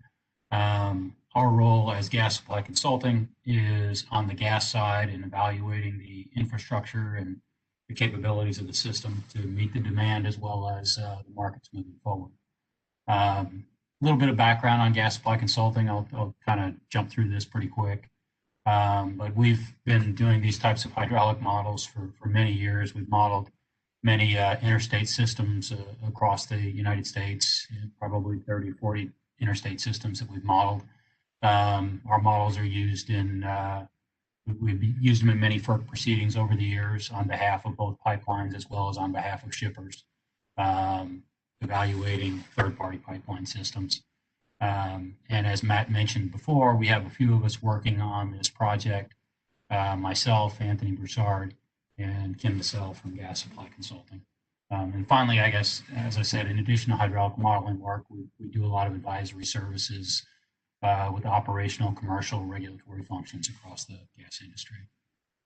So let me jump in. And first, I'm going to talk a little bit about the background of our models. For one thing, that the process here was to create an independent third-party hydraulic model analysis of the SoCal system and use that in support of our review and analysis moving forward. This model that we created, it's based on the information that was in the phase 2 model utilized by the CPUC to do its phase 2 evaluations. Unlike the CPUC, as well as SoCalGas, use the Synergy Gas platform. There's actually 2 platforms out there that are used across the natural gas grid. The other one is Greg Engineering's platform that's used to do hydraulic modeling, and that's what we typically use. I have, over the years, used both Synergy and Greg Engineering for various hydraulic models that we've built. But what we have found is that when we do a lot of analyses of interstate pipelines, the majority of the interstate pipelines tend to use the Greg software, so we use the Greg software to be consistent with that. Now, I will tell you that it's a hydraulic model is a hydraulic model, and we end up with, if I use the Greg model or the Synergy platform, I'm going to come up with effectively the same answer as long as the model is built and tuned correctly. And that's what we're saying here, is that our model does provide consistent results with the CPUC's phase 2 model. As Mitch mentioned before, Matt mentioned at the top, we've used our model to evaluate the winter peak day capability of the SoCal system, absent Aliso Canyon. And within that model, to the extent demand reductions are required, we focus on a reduction of the EG demand component. And I know I'll touch on this quickly. We'll touch on this in a little bit more detail later. But there was a question from Matt earlier about Rule 23, and our understanding of Rule 23 and our interpretation of Rule 23 and the curtailment process is that the first load that's curtailed on the system per Rule 23 is non-dispatched electric generation load, and then the second load that's curtailed per Rule 23 is up to 60% of the dispatched electric generation load on a winter day. Now, as you'll see as we walk through this, we did not curtail more than 60% of the electric generation load. So we felt like our model is following the background of Rule 23 to move forward. So with that said, I'll jump into the next slide. As I mentioned, we use the Greg Engineering software platform to develop our models. The platform does support both steady state and transient simulations. And for those that aren't familiar with hydraulic modeling, what that effectively means in layman's terms is that a steady state model is a fixed model where everything in the model is static. You fix the loads, you fix the supplies, and run the model to see how the system would support that type fixed snapshot in time.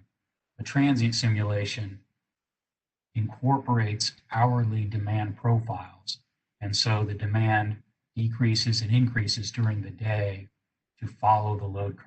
Similar to what Mitch was showing you earlier with the electric load curve, the natural gas that supports that as fuel also needs to ramp up and down during the day. So we run a transient simulation to replicate that changing load curve during the day. It also allows the system to pack up or fill line pack during times when the demand is down, and then it draws on that line pack during the times of the day when the demand is at its highest. To develop our model, as we'll talk in detail throughout this, the first step was we input facility data of all of the SoCalGas physical facilities based upon information from the CPUC's phase 2 model. The Greg system, like I said, it's used worldwide by lots of natural gas and liquids pipelines, including the majority of the U.S. interstate pipelines. And then there's a link to the Greg site if anyone's more interested in the platform itself. So this slide I'll go through pretty quickly. This is just an illustration of the SoCal gas system embedded within our Greg software model. You can see there's an illustration in the middle. There's some information on the left and the right as to demand at various locations. At the bottom, there's a graphic illustration of changing pressures at a physical location during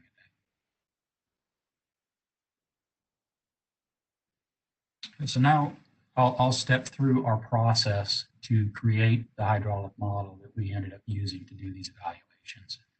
And as I mentioned before, the first step here was to take the CPUC's model of the SoCal gas system that they used in their Simulation 1 model.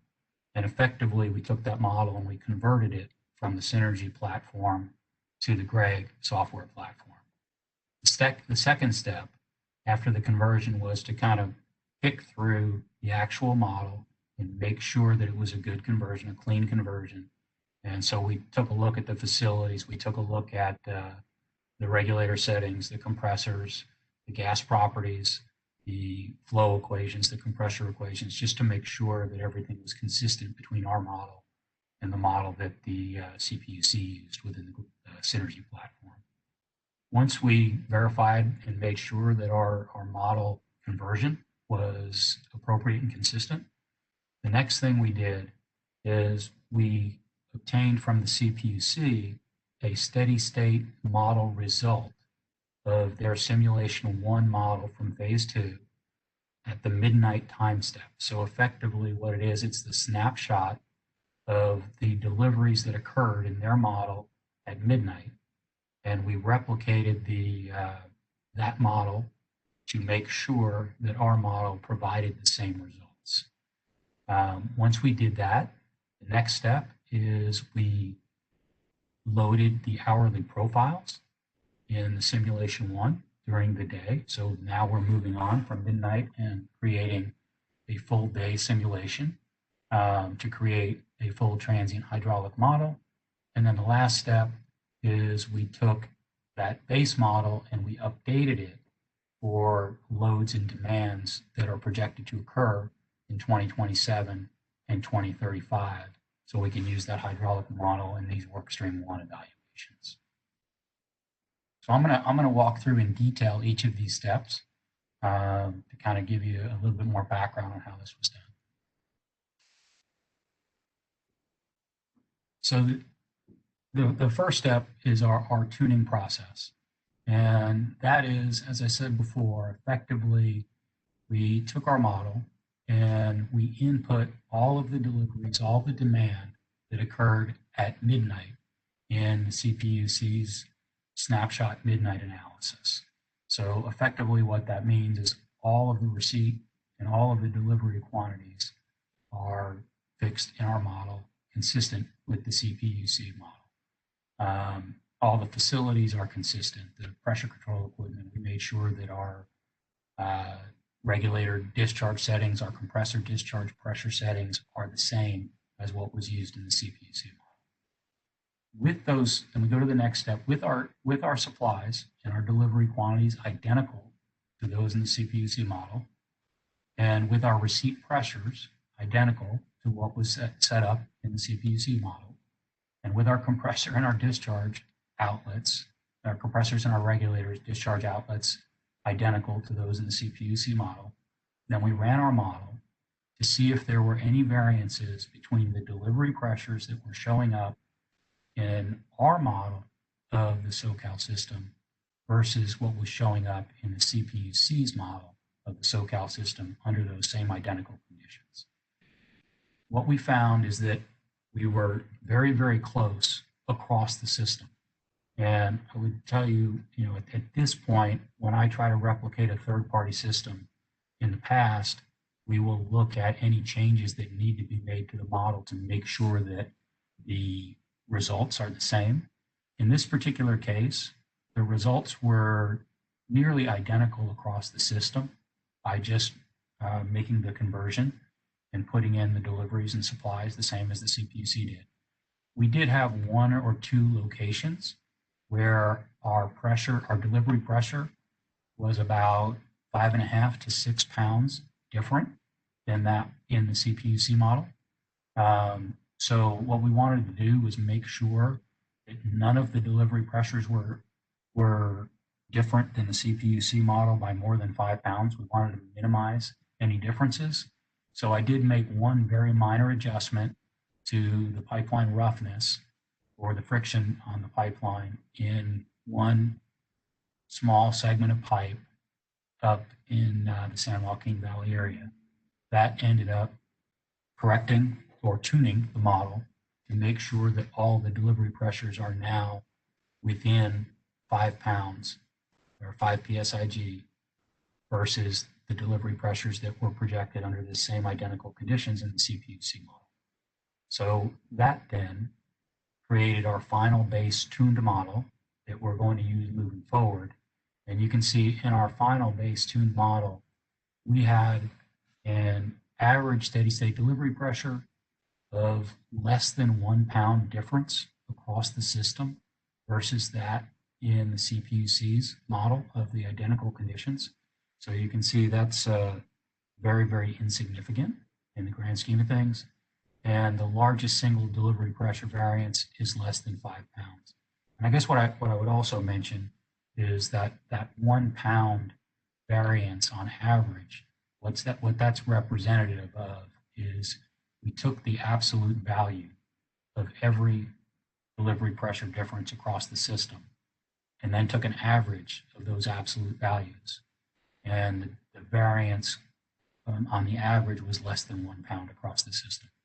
So, and then, like I said, there was no single location that had a more than a 5 pound differential versus the CPUC model.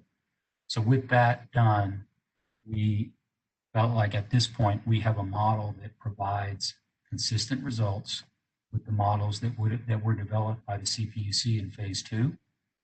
And we are confident then that the CPUC model, which was derived from the original SoCalGas model, which we understand replicates it, which we understand is consistent with actual operating conditions on the SoCalGas system. So we feel there's a good trail from our model, which is consistent with CPUC's model, which is consistent or the same as the SoCalGas model, which is consistent with SoCalGas operations. So we felt like our model we can use moving forward in the analysis. So using this model as a base, couple of, I guess, for any technical folks on the phone, we did want to just kind of point out a few underlying assumptions that are included in the model. In the base model, we include a heat content for the natural gas of just 1,000 BTU per cubic foot. We did that for consistency with the model that was done in the SoCal system. Now, I would also say that so we don't have a heat rate conversion within the model itself, but we do convert the demand required outside the model. So when Mitch mentioned before that they were providing the Plexos EG natural gas demand, they were developing that from Plexos based on a BTU number. We converted that to a MMCF per day number using a 1,033.6 BTUs per cubic foot, which is the conversion that's used in the California gas report by SoCalGas. So we make that conversion on the front end, and then the model itself just assumes the simple 1,000 BTUs per cubic foot because the conversion's already been made. The specific gravity of the gas, 0.6, is the same number that's been used in the CPUC's models. The gas flowing temperature is 65, the ambient temperature is 60. I will say that in our models moving forward, with respect to the transient development, we are going to go ahead and use the temperature tracking because temperature does have a small difference on the flow characteristics. And I think it's important to put that in there to add some precision as the compressors will raise the temperature of the gas. And with a raised temperature of the gas, it makes the system slightly less efficient. So I think we need to take that into account. Same thing with the regulators, when you're cutting pressure, it lowers the temperature of the gas. The gas flowing through the line lowers the temperature of the gas. So we wanted to incorporate that and make sure we captured any impacts of changing temperature across the system. And then here you can see the flow formulas and the base conditions used in those flow formulas so that folks can know that we didn't make any adjustments to those. We're using the same numbers or the same information that we got from CPUC. Okay, so with the model background set up, now we're ready to turn to doing our evaluations of the 2027 and 2035 model situations. So the first thing we needed to do was set up what supplies would be available into the model. And what we did is we went back to the CPUC's phase 2 evaluation. And looking at the phase 2 evaluation, the CPUC did a simulation 5 winter peak day run, which was representative of the year 2030. And so with 2027 and 2035 straddling the 2030 year, we felt it was appropriate to use the supply sourcing that was used in the 2030 model from the CPUC phase 2 to use those same numbers in our 2027 and 2035 models. Now this is one of the assumptions that Matt mentioned we're happy to take input on and would welcome inputs as we move forward. So using those numbers for 2030, they're listed here on the page. You can see that we use the same 85% pipeline utilization in the northern and southern zones and 100% in the Wheeler Ridge zone. So you can see when you add these numbers up, the total pipeline supply being used in our two models is a little over 3.1 BCF per day. And these numbers are fixed in the peak day model. We take this gas in every hour during the day on a uniform basis at each of these locations. We then take a look at receipts at the storage locations. And so the whole purpose of our analysis is to take a look at what happens if Aliso Canyon is no longer in service in the year 2027 and 2035. And as we'll get to in the later presentation at the end of the day here, is our purpose is to determine, well, what do we do to replace that? So the first step is to run these models to determine, well, if you take Aliso Canyon out of service, what is the shortfall? And then we'll have to go back in and determine how do we correct that shortfall. So when you look at the storage supply sources that are available, you can see that during the day, we have Aliso Canyon set at 0 because, as we said, it's assumed that Aliso Canyon in these studies would have been retired. So there are no withdrawals from Aliso Canyon in these studies. It's a peak day, so we need to assume that supply is going to be needed as much as it's available. So what we've done is we've set up the La Goleta and Playa del Rey at the maximum all day, and effectively we would be withdrawing from these two fields all day during the peak day at the maximum quantity available.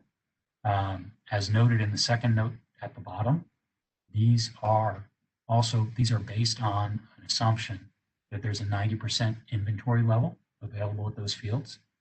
Now, if that assumption, that's another assumption that we can work through and adjust as we move forward. If we want to look at a lower inventory level, then the supply, obviously, from the withdrawals would go down a little bit and the amount of load would serve would go down. But for the purposes of this analysis, we've used the 90% inventory level.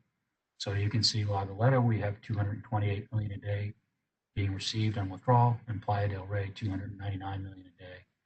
And once again, these numbers are consistent with what was put forth in the CPUC's base simulation 5 case for the year 2030.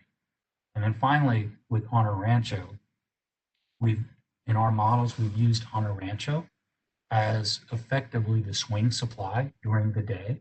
So as demand increases or decreases during the transient simulation, we've used on a rancho to increase supply when needed during the day and decrease supply when supply needed to be taken off because pressures are getting too high. So in our minds, we set on a rancho at a minimum of 0 and a maximum of 802. And in reality, we never got down to the 0 in the model. These were the boundaries that we set up going in to develop our model. And you can see, so available to us in this simulation, we had a minimum of 528 coming in at the storage fields and a maximum of 1,329,000 coming in at the storage fields. Using those sources, then we take a look at the demand assumptions that are embedded in these models. So there's a couple of things here. The demand assumptions you can see on the right are those that we've included in the phase 3 base case. And what we've done to come up with our demand assumptions is we've used the California gas report to develop the core demand as well as the non-electric, non-core demand. With respect to the electric generation demand, what we've done is, as Ian mentioned before, the Plexos model put out a gas demand associated with the generation units that happen to be running on the peak winter day. And so what we've done is we've taken that Plexos demand number, and you can see of the facilities that happen to be on the SoCal gas system, we're looking at about 840 million a day in phase 3, slightly in 2027, slightly less in 2035. And then you also see there's a few other categories of electric demand. There's electric demand associated with enhanced oil recovery. There's also a portion of the refinery demand that's assumed to be electric cogen. So what we've done with those two is we've effectively used the data from the California gas report to generate those demand numbers. And so that gives you a total demand, once accounting for the enhanced oil recovery and refinery, of 964 million cubic feet a day to serve electric in the year 2027, and slightly less than that in the year 2035. Now, on the left of the page, you can see the numbers that were included in the CPUC's phase 2 simulations. I put them here just as a point of reference, but it's notable that when the CPUC did their phase 2 evaluations, they were working off the California gas report for 2018. And in the current models, we have a newer California gas report for 2020. So we're using the updated numbers in our analysis, and that's why, and then obviously we're also using different years. So there's not a direct correlation between the numbers, but you can see that the numbers are fairly consistent between the CPUC's numbers and our numbers. And I guess the last thing I would point out is that with respect to the electric generation that was included in phase 2, if you go back and look at the documentation, you can see that number that, for example, in the year 2020, it shows 1,048 MMCF per day for electric generation. If you go back and look at the documentation, it actually follows the same pattern that we're showing on the bottom of the page here. What you will actually find is that the electric generation from the California gas report was, I believe, 924. And then on top of that, you added in the enhanced oil recovery and the refinery electric to get you back to the 1048. So it's the same pattern to get to the 964 and the 960 that we're seeing in our models. So with that as the demand basis, and we've established the supply, we've established the demand. And then the last thing we need to do is make sure that we apply the hourly demand profiles. As I mentioned, this is a transient model. So we need to apply the hourly demand profiles during the day to that daily demand on a peak day. Now, the CPUC in phase 2 did a detailed evaluation of the standard SoCalGas core hourly profiles and the standard SoCalGas non-core hourly profiles, and the CPUC and they evaluated those hourly profiles versus the actual hourly demand profiles associated with the zip codes in the regions, and concluded that the SoCalGas profiles were consistent with actual occurrences of demand in the past on average. So we've adopted those profiles also. So we've used the SoCalGas core profiles and SoCalGas non-core profiles to ramp up and down our daily demand for core and non-core during the day. With respect to the electric generation profiles, what we've done is, from the Plexos model, what the FTI team did is they not only provide, as you saw from their curves, they provide hourly profiles of demand for each electric facility on the SoCalGas system.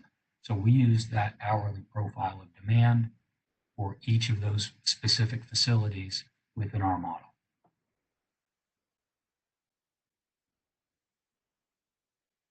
So with the supplies that we illustrated earlier, with the storage withdrawals that we illustrated earlier, the demand numbers that we illustrated earlier, we then were able to develop these transient models for 2027 and 2034. And you can see that the demand numbers at the top that are listed here are the same as what was shown on the previous page. But the one thing that's different is the bottom.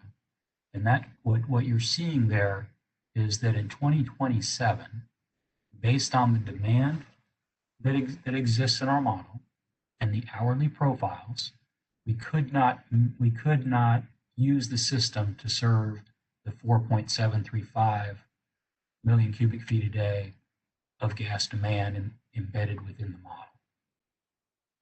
What we did is we curtailed the EG demand. And you can see what we did is we curtailed facility by facility until we got to the point where we had a successful model run and/or a model that basically maintained the minimum required pressures across the system, a model where the line pack at the end of the day recovered so that you would have a repeatable event, so that you had recovery of system line pack, so that as you got into the next day, you would be able to start with the same conditions that you ended the previous day. And we did not exceed MAOP on the system, which is also an important factor as you're packing up the system during the day. You can't overpack it to exceed the MAOP. So you can only add so much gas during the periods when there's not a lot of demand. So with these as a basis, as I said, in 2027, we curtailed effectively about 434 million a day of electric generation demand, and resulted with a model that served a load of about 4.3 BCF across the system. We came up with the same answer in 2034. You can see the number's slightly different. It's slightly different because the load curves are slightly different. But the demand in 2034 was lower going in, just as you know, with the projections that the core demand and the non-core demand will go down over time. It leaves more room for electric generation demand. So we only curtailed about 318 million cubic feet a day of electric generation demand in 2035. And so once again, we get back to about 4.3 BCF that we're serving in the market under these two models. The one, as I mentioned before, if you look at that 2027 number, that 434, that is about 52% of the 840 million illustrated in the Plexos electric generation demand requirement. That 52% is below the Rule 23, Item 2, which is the second curtailment, which is up to 60% of winter electric generation demand. So we kind of left it at that and felt comfortable just curtailing electric generation demand for this first iteration. And then on the right, you can see Matt will get into this in detail in the last presentation, but just to point out what this means in terms of electric generation, if we curtailed this 434 million cubic feet a day of gas deliveries, that equates to a loss of about 56,000 megawatts. And the 318 million cubic feet a day in 2035 equates to about 33,000 megawatt hours.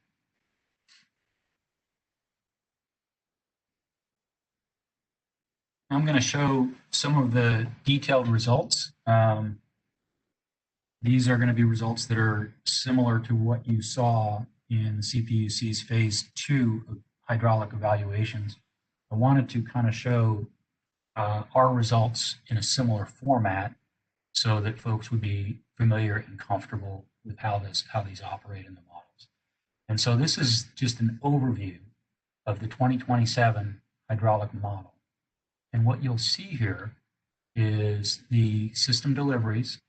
You can see they spike up in the morning, and they spike up again late in the evening.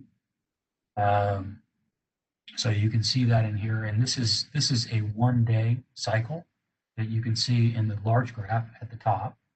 You can see our system supplies is the black line, and effectively the changes in that system supply during the day is just the change in withdrawals from Honor Rancho during the day.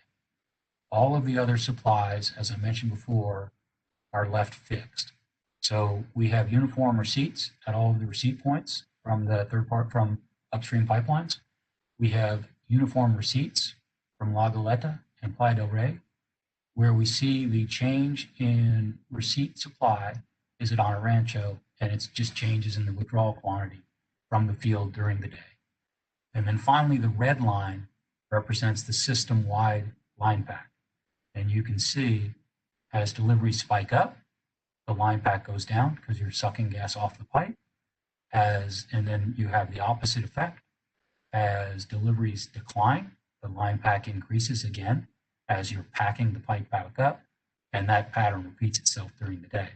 And then finally, at the bottom, the very bottom of that table, you can see if you extend this out another day or two, and we did run these models out 2, 3, 4 days, but you can see if you follow the charts another day or two, you get a repeatable situation.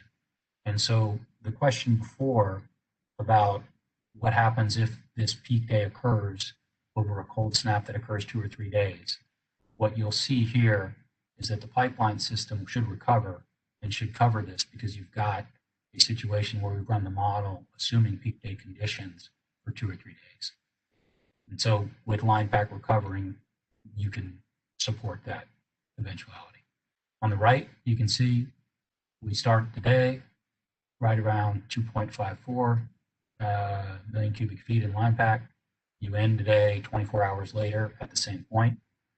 The hourly delivery swings range from a low of about 3.2 BCF at 2 o'clock in the afternoon to a high of about 5.6 BCF at 7 a.m. And the supply changes, as I mentioned before, are supported by withdrawal quantity adjustments made during the day at Honor Rancho. So this is Honor Rancho. I won't belabor this, but if you want to go into a similar chart that just shows the withdrawals that happen in our model at Honor Rancho, assuming Honor Rancho, as we said before, is at 90% inventory, we hit the maximum 802 million of withdrawals during the peak periods. We drop those withdrawals down during the non-peak periods. So you can see where we drop from the 800 down to about 350 million a day during the 1 o'clock to 6:30 period. And then we jump back up in the evening when demand shoots up for natural gas again. and then we drop it in the overnight period when demand starts falling off. And as I said, once again, you'll jump back up when you get to the morning period with the morning peak. The final chart for the 2027 is we did also evaluate the subsystems within the model to make sure that when we say line pack is recovering across the system, we wanted to make sure that line pack was recovering in each area also. So you can see that effectively at 6 a.m. on the first day, we're at the same spot on the graph as we are at 6 a.m. on the next day in each of these areas. So you can see there's the lines for San Joaquin Valley, for the San Diego area, for the southern zone, the coastal zone, the northern zone, and the LA basin. So what we've done is, like I said, we've isolated these regions, looked at line pack within each of these regions, and found that we did recover across the course of the day, which, as I said before, puts us in a position where we can then go to the next day and start the process over. Okay, so we get into the 2035. We're going to show very similar graphs. I guess we don't need to spend too much time on this one because it's very similar. You see the same results. You see a peak in the morning, peak in the late afternoon in deliveries. The stair step in supplies is all about the withdrawals at On Rancho. The line pack swings up and down in inverse to the deliveries. You can see our line pack recovers fully from 6 a.m. to 6 a.m. 24 hours later. Our hourly delivery swings range from about a low of about 3.1 BCF per day to a high of about a little over 5.5 BCF per day. And as I said before, the supply changes are supported by On Rancho. There's the On Rancho curve. Once again, 802 at the peak.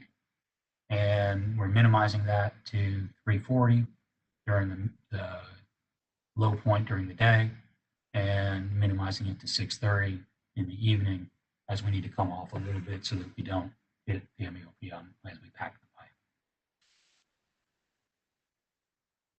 And then once again, we show the system areas and you can see that the line pack recovers in each of the different areas across the system during the course of the day in 2035.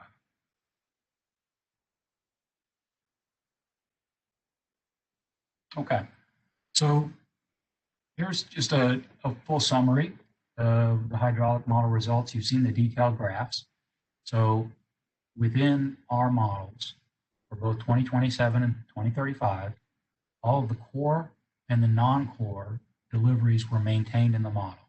So effectively, as I said, what that means is that's the demand as projected in the California gas report with the SoCal core and non-core profiles applied to those during the day. Those deliveries are maintained throughout the day on this peak winter day. The electric gen deliveries, with the input that we had from the Plexos model, based on the electric generation demand requirements on that winter peak day, our model required us to curtail a little over 430 million a day in 2027 and about 318 million a day of deliveries to those points in 2035 to accommodate the impact of removing Aliso Canyon from service. As to the pressures, the system pressures across the system were maintained below MAOP all day long. The delivery pressures across the system were maintained above our understanding of the minimum allowable operating pressures, with a few isolated variances in San Joaquin Valley. We had a few locations during the day where we fell by less than 20 pounds different than what we understood to be the minimum operating pressure in the San Joaquin Valley. This is consistent with the results that were reported through the CPUC process, and I think where that was landed was they were very isolated. There was only a few locations, and so that was going to be a follow-up exercise from the phase 2 analysis. So we assumed that having those same couple of minor differences in the San Joaquin Valley is a consistent result with phase 2, and we were okay with that. As to line pack, we did recover over the 24-hour period, both system-wide as well as to each of the regions on the system. We were comfortable with that. And as to the supplies, as we said, Honor Rancho storage and line pack were successfully utilized to balance the variations during the day, and everything else was held constant on a supply basis during the course of the day.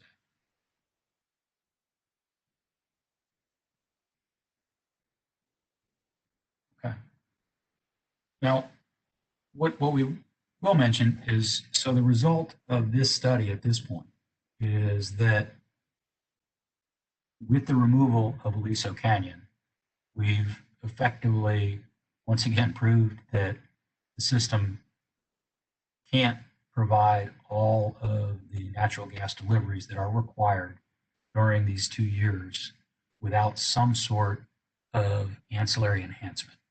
So something needs to be done to offset the loss of Aliso Canyon, because as we said before, if nothing is done, then on a peak day, we're projecting using our model that you're going to be short of deliveries of 300 to 400 million a day on these 2 years.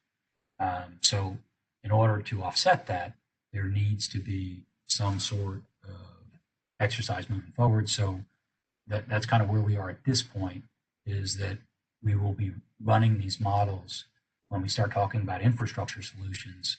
We'll once again run these models with infrastructure solutions to determine from the natural gas side what would be needed to support this demand to make sure it can be maintained. And Matt will address that in detail in his presentation as we go to the next steps. But I would want to point out a few key assumptions that were utilized in this study, and to the request for input and discussion around these points. We'd welcome input from the group as to the assumptions that we embedded in here. And I think I pointed these out as we went through the presentation. The first is that we did assume storage withdrawals were available, assuming we were at a 90% inventory level. So if there's another level we want to look at, that effectively, if you reduce the storage inventory, you reduce storage withdrawals, which in turn will reduce the amount of electric gen that we'd be able to serve. We'd have to lower that volume. The next step is with respect to the supplies. We, as I said, we focused on using the same supply mix that was utilized in the CPUC Simulation 5, which was based on an 85% pipeline utilization in the northern and southern zones and 100% in the Luo Ridge zone. As we mentioned before, we made all of our curtailments to generation demand. So we do want to kind of verify that and make sure that that assumption is consistent with folks' expectations in the model. We do think that that's consistent with Rule 23, and so that's what's in there for now. Next, we used Honor Rancho to support in-day demand fluctuations. I think that's the appropriate thing to do, is Honor Rancho is fairly close by to Aliso Canyon from a physical perspective, and Honor Rancho has the largest inventory that can be used to support this fluctuation back and forth. And then finally, the core and non-core gas demand, we've sourced all that from the California gas report. We believe that that's the appropriate thing to do, but welcome to take input on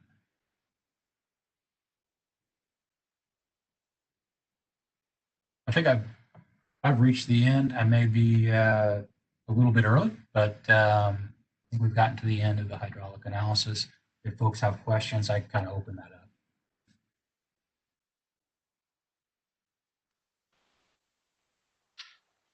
Thank you, Tim. I do have several questions here in the chat box for you. Okay. So the first question comes from Tom Surak, and the question is, does core demand include Southwest Gas and Long Beach core? Yes, it does. Yeah, it's from the California gas report. In the California gas report, there is the SoCal gas core demand, the SDG&E core demand, and then there's other core demand, which includes those. Now, could you go back to slide 47? There's a question on that slide. Sure.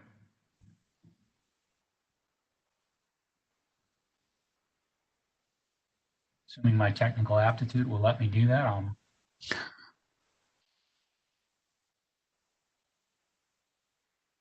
yeah, here we go.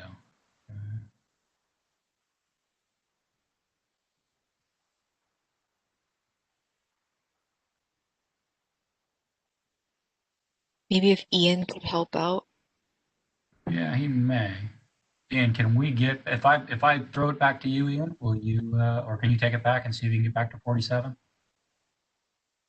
Real slow on my end.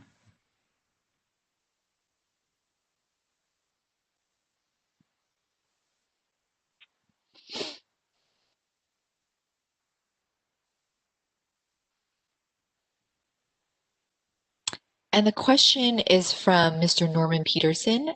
What was the line pack that you depleted, then restored during the day? And was this backbone line pack only?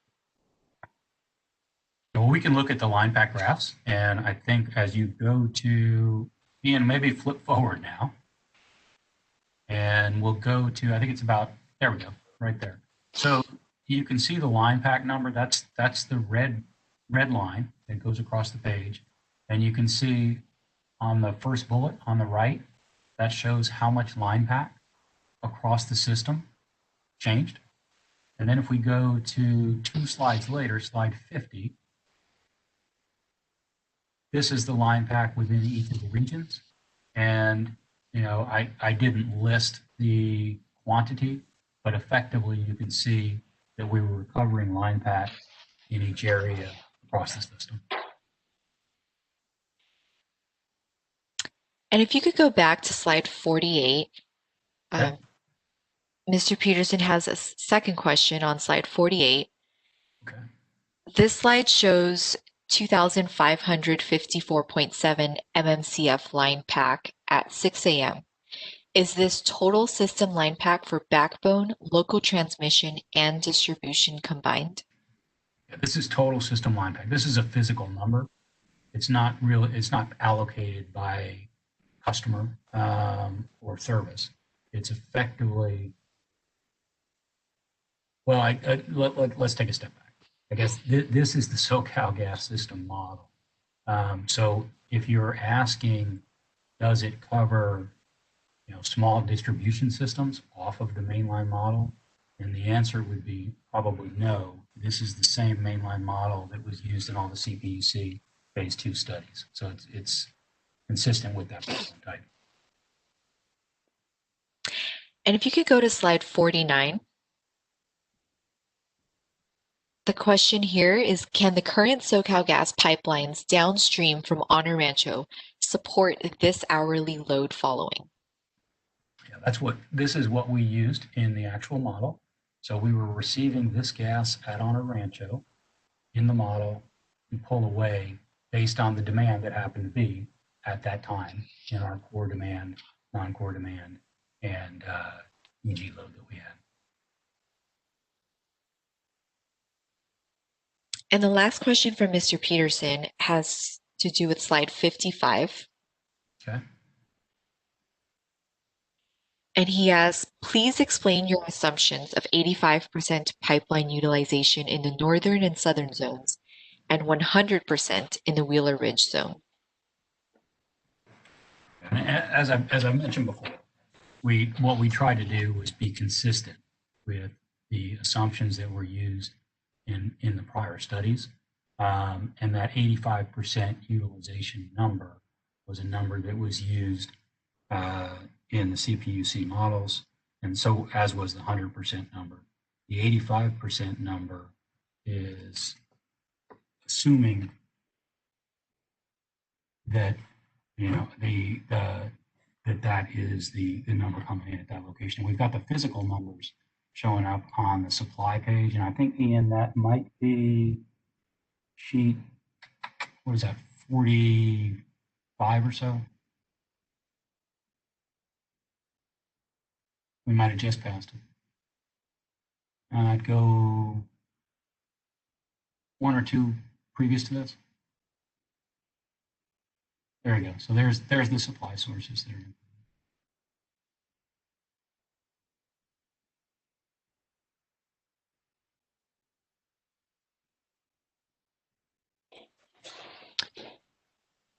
Okay, and I think it was around slide 48 or 49, but Mr. Dave BC had a comment. He said, no, the EG demand needs to suddenly drop from the 50 to 70 mmCF per day level at the end of the day to the 20-30 mmCF per day level in that 1 hour, 11 a.m. to midnight. I'm so sorry, no question there, but I think it was just a comment. State that one more time. He stated the EG demand needs to suddenly drop from the 50 to 70 mmCF per day level at the end of the day to the 20 to 30 mmCF per day in that 1 hour, 11 a.m. to midnight. It might be 11 p.m. to midnight. Yeah, so what I have in this model is the demand that was included in each hour during the day, okay? So if you look at the demand profile for EG, if that is what is occurring, it's embedded within that load. So those deliveries that you saw on that page, if you go back one page and you look at those deliveries, that's all demand. That's core, that's non-core, and that's EG. So effectively, we adopted the profiles that were included from the Plexos output. So the profiles that Mitch showed are a part of this load, but they're only a part of it. You know, the biggest part is the core demand, and you've got the non-core demand embedded in there also. So this is an aggregation of them.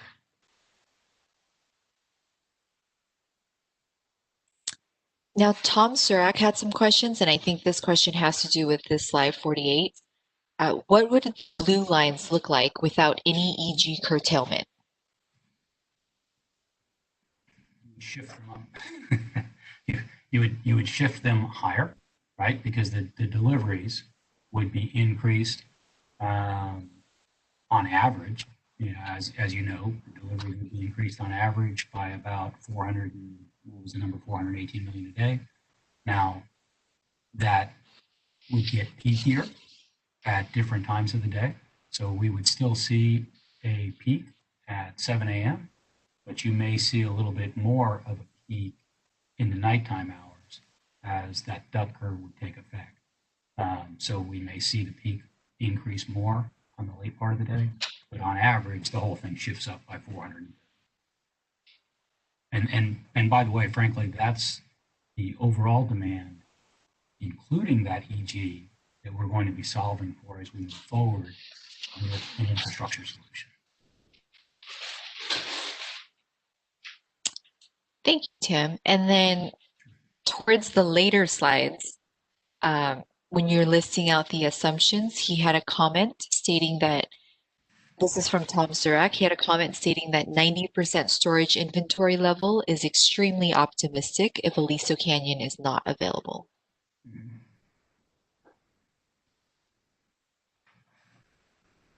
Yeah, I don't necessarily disagree. We were trying for consistency and assumptions. Now, you know, we can change that assumption as we move forward. And so that's something that we would welcome feedback from the group on.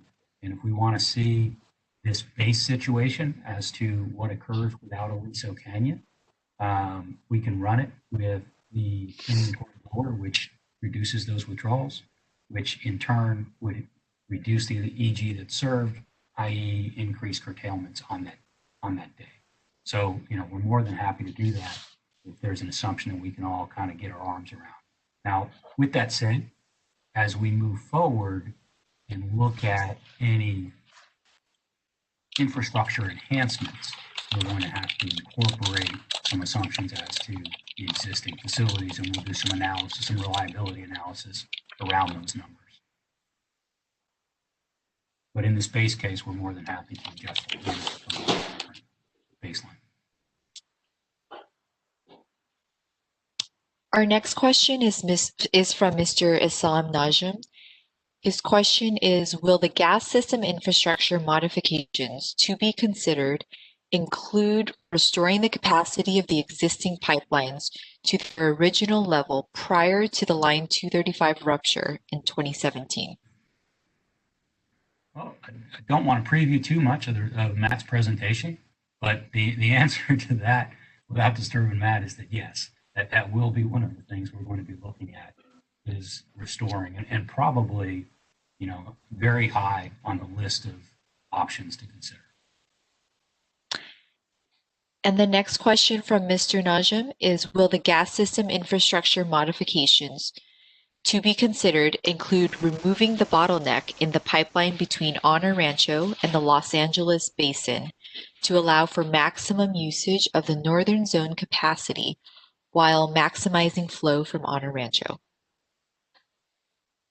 You know, I can't say right now. You know, we've started looking at the infrastructure solutions, but we really haven't done the expansion cases yet. That's part of phase 2 and part of our analysis.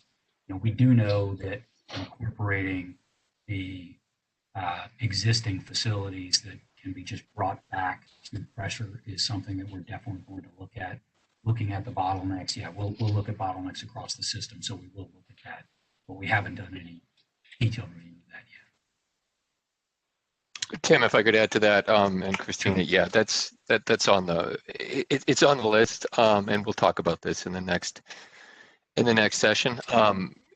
A lot of that is going to be dependent on some preliminary analysis of costs and benefits and things like that, but that is something that we're going to look at. The other thing I wanted to touch on briefly, since I've already interrupted, I want to circle back to Mr. Beese's question, which I think I understand. I think Mr. Beese is observing that our gas demand for EG starts and ends at a different point over the 24 hours that we modeled, and is observing that we could have a disconnect of 20 to 30 MMCF per day that we're effectively not accounting for, maybe, if we sort of assume that gas demand will end someday at a high level on day 1, and then day 2 will instantaneously drop to the point at which it began on day 1. I don't know if Mr. BC can weigh in via chat or something, but that's my understanding of the question, and if that's right, I think I have a reasonable answer for it. Well, yeah, that is basically right. I understand that the simulation is repeatable in the sense that you're just repeating that same EG profile into day 2 and into day 3. But then you have to have some explanation about why does the EG demand drop so suddenly in that 1 hour from 11 p.m. to midnight for the next day. Otherwise, it's not really repeatable because you don't know that you could serve that second day if the EG start off at a higher level.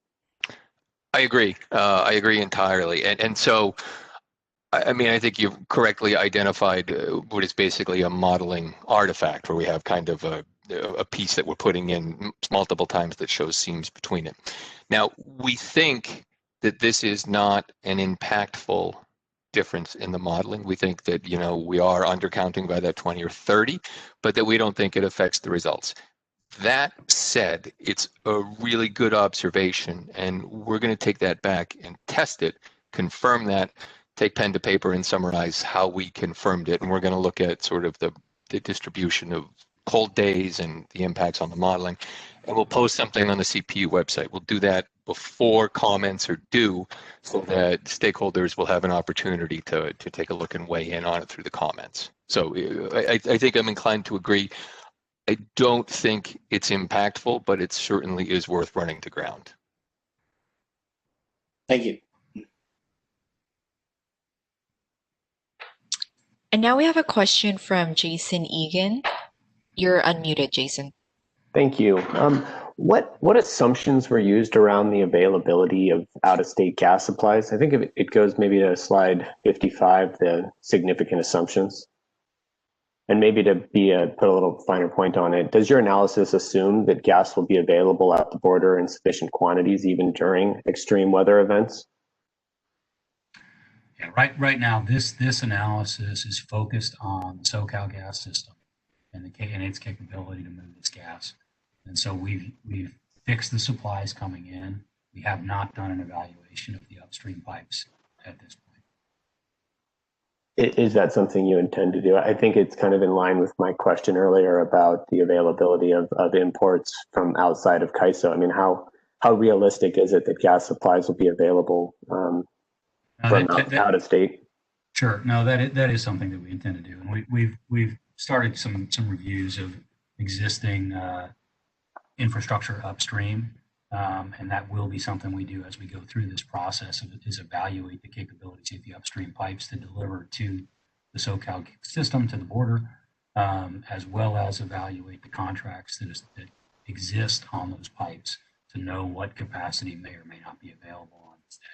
So yeah, we will get into that as we move forward.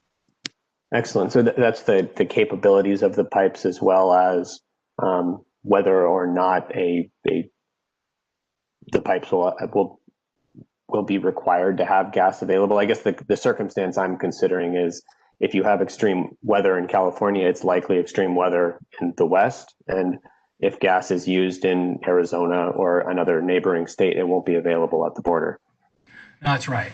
But there's, so we do that evaluation in two ways. One, we look at the physical capacities of those pipelines, and we will put that, in the final analysis that'll be included. But in addition to the physical capacities, we'll also look at the contracted capacities on those pipes and, who holds the firm rights to that capacity on a day. So you're right. If I show that an upstream pipe only has, let's say 2 BCF of capacity, but 1.5 of that is sold to a customer in Arizona, that doesn't do much good. So, we will evaluate those numbers and we will provide some summaries to that as we move forward. Thank you.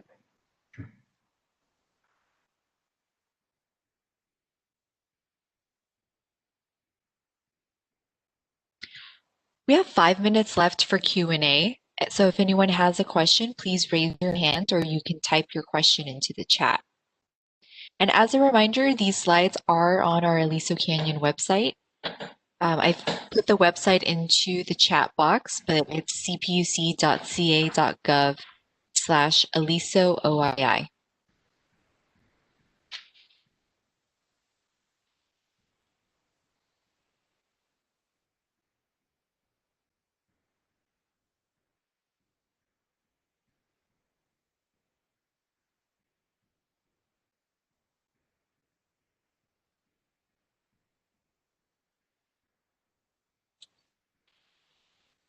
Tim and Matt, if you could just hang tight for 4 more minutes, let's see if we get any more questions. Okay.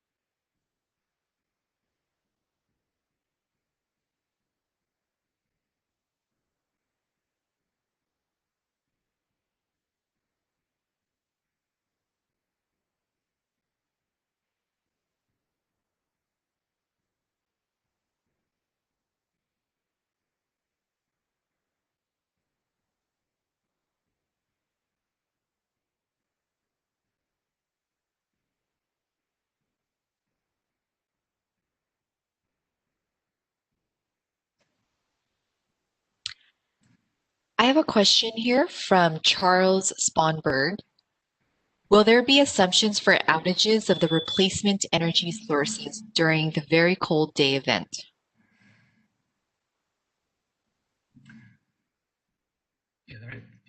When you say outages, you're saying that the generation facility goes down on that day. We have not, there's nothing in the gas demand model that's associated with that. I don't know if there's anything, Matt, maybe you can answer this, if there's anything in the Plexus model with respect to assuming a facility goes down or doesn't go down due to weather? Yeah, our overarching perspective is no, not really. And I can sort of talk through why that is, how that is, and why we don't expect it to be impactful. We have had some discussions about sort of what the analysis we're doing in the investment options that we're contemplating mean for reliability planning in California, and sort of the interplay between resource adequacy and NERC standards and things like that. And the answer is it's designed to have no impact, right?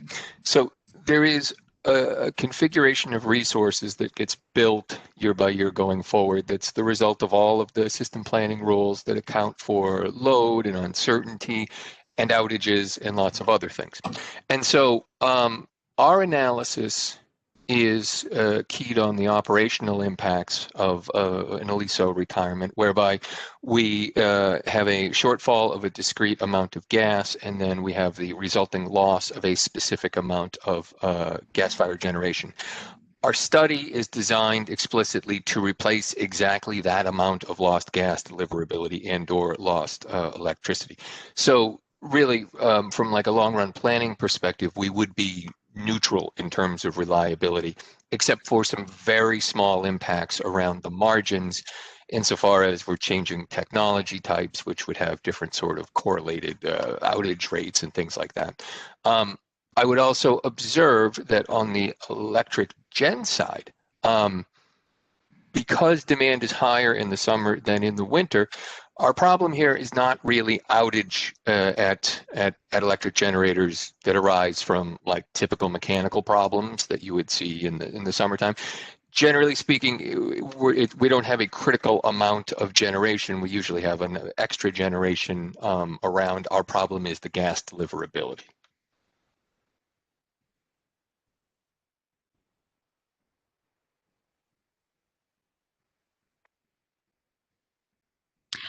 And the last question for this session is from Mr. Tom Surak.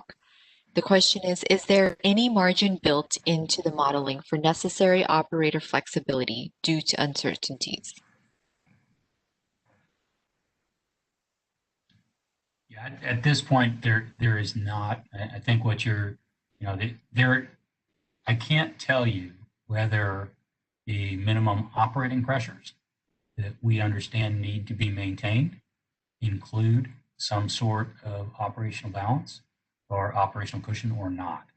I do know that those are the minimum operating conditions that we were advised we needed to maintain on the system. So I can't get any deeper than that. But I do. So what I can say is we've just maintained that across the system. We've had line pack recover, but there's no ancillary operational. There's no equipment sort of held out of use to back up the system.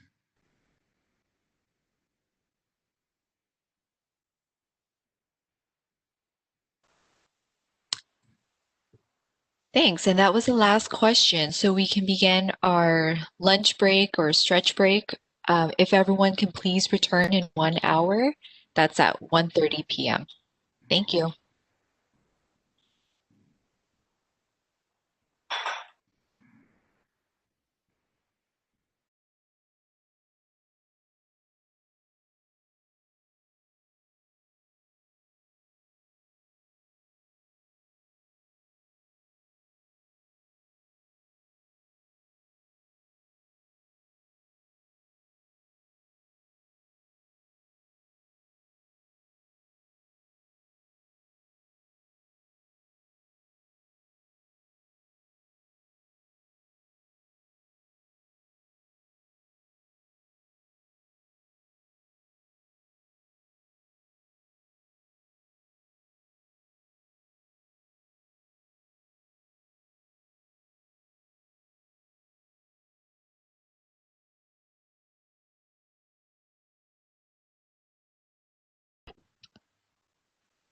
Ian and Matt, are you ready to begin? I am, Christina. Yep. Okay, great. Everybody, welcome back from lunch. I hope you had a nice break.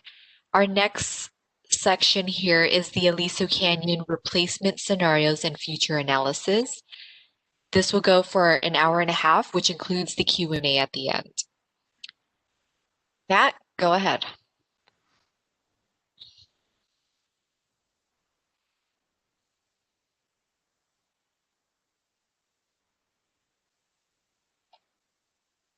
Just a moment while we get the content ready.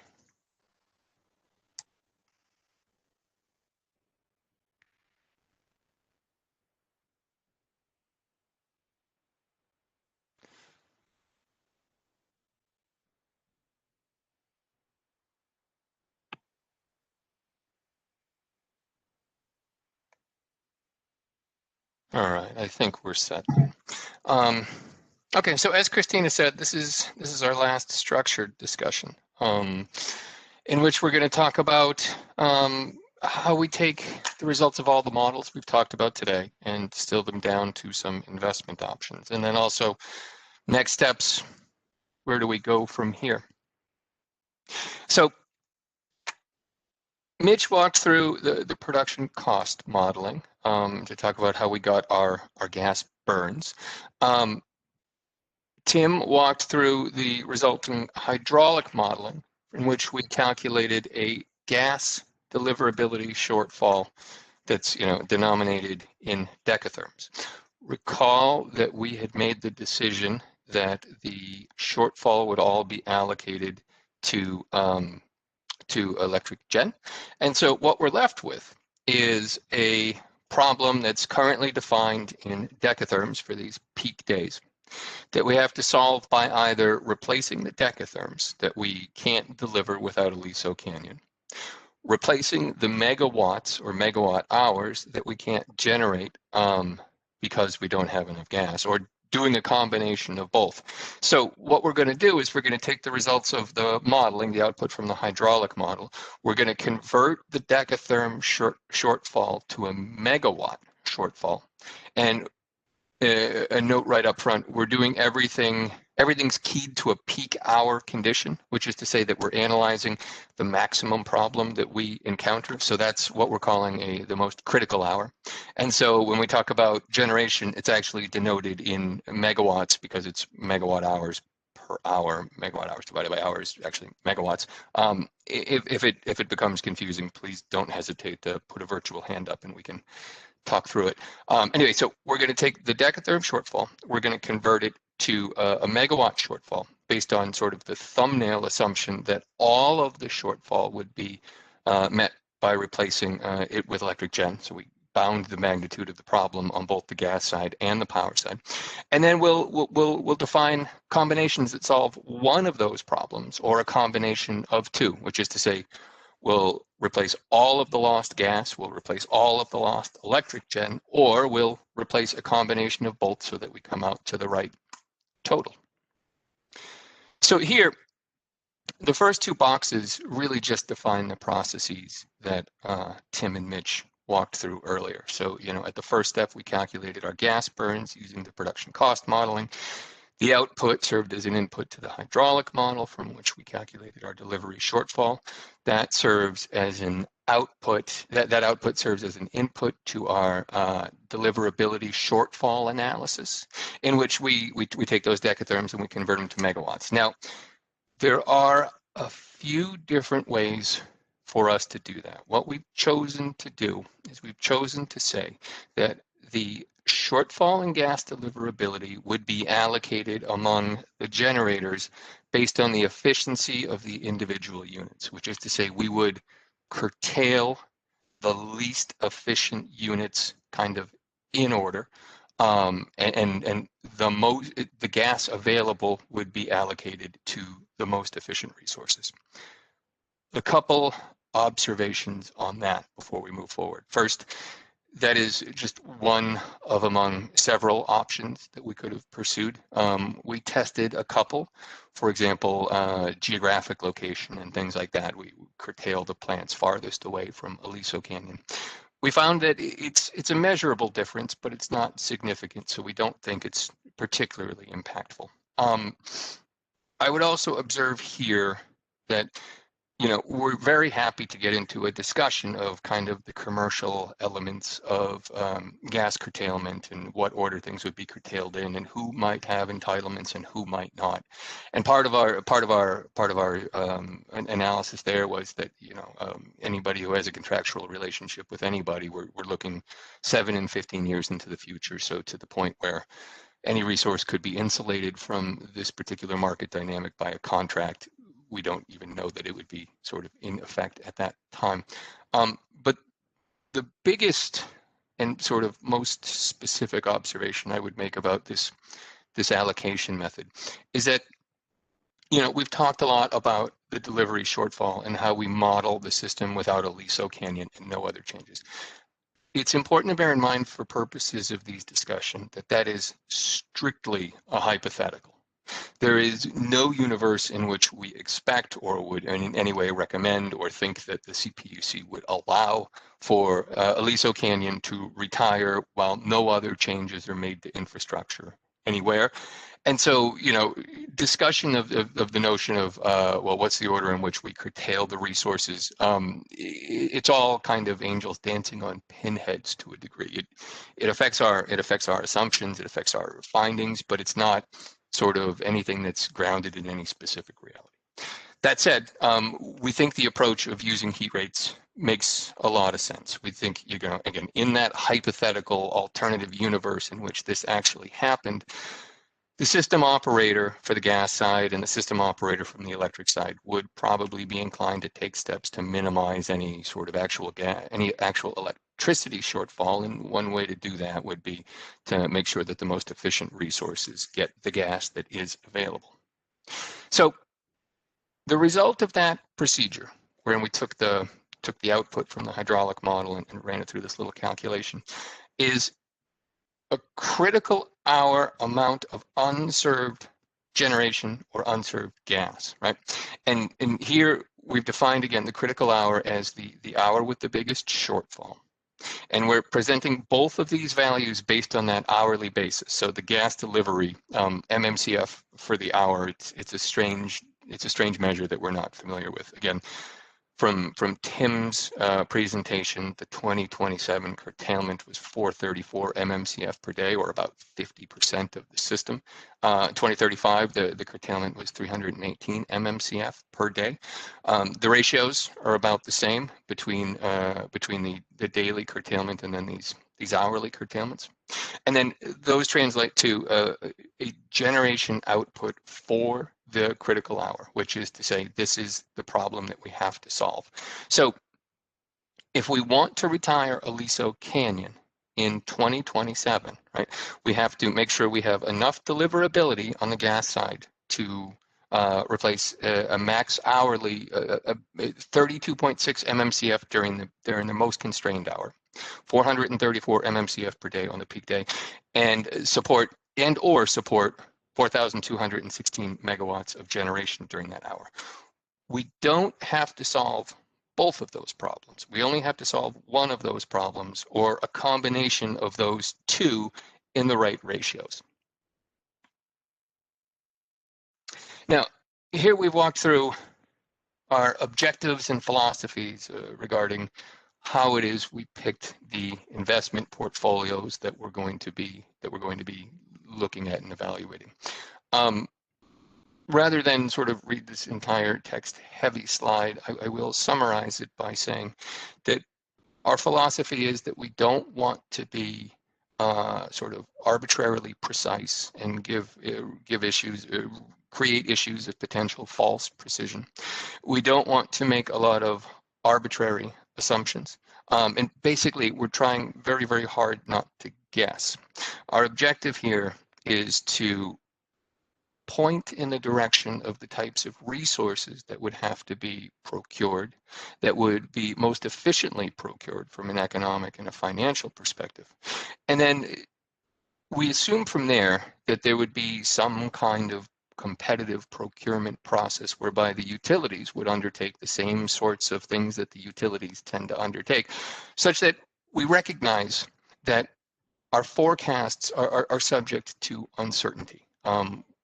And we think that's okay, and we think that sort of still provides a lot of useful insight that can be applied to this procedure. So, you know, when we say that we're not attempting to guess at a specific mix of resources, or that we're not making decisions that rely on perfect forecasting of precise costs and benefits, you know, I think that's something that's important for us to keep in mind, that you know, we are defining these portfolios based on sort of fairly broad strokes, and we think that's a reasonable thing to do, because the fact of the matter is, you know, we cannot know with precision how much a particular technology will cost, or how much a particular technology will affect the market in 2027 and 2035. That is just sort of an endemic uncertainty built into forecasting. I think I said it previously. I think we have the most appropriate platform for this. I think we have a really good plan for this, and I think we have sort of the most qualified team that you could assemble to take this on. So it's not anything that I think is endemic to our approach or to our scheme. I think it's just sort of important that we recognize that anytime we do long run forecasting of anything, there are some uncertainties built into it. Now, that said, when we form these portfolios, we're looking to reflect the market and to be as realistic as possible. So we sort of distilled it down to 3 criteria. First, we want to reasonably reflect the operational and the commercial realities. And fortunately for us, we have 2 really good markers of what the future disposition of the supply mix will be, and what kinds of resources on the electric side are most likely to be built and commercialized in the near future. First, we have the interconnection queue, which is summarized in this pie chart here, and we pulled that a couple weeks ago. That's the total resources in the queue for SCE and SDG&E. There are sort of 2 clear preferred technologies here, solar plus battery and then standalone battery, and there's a hodgepodge of other resources that are in the other category if you measure things by net megawatts. We recognize that not all of the resources in the queue are going to get built. We recognize there's a high attrition rate. We recognize that some of those projects are sort of more real than others. But at the same time, we think it's a good indicator of what the developers think are going to be the most commercially viable technologies. And critically important, it's a forward-looking indicator, which makes it particularly useful for the work that we're doing here. The other really, really good marker for this is the IRP. You know, the IRP overlaps a great deal with the kind of work that we're doing here.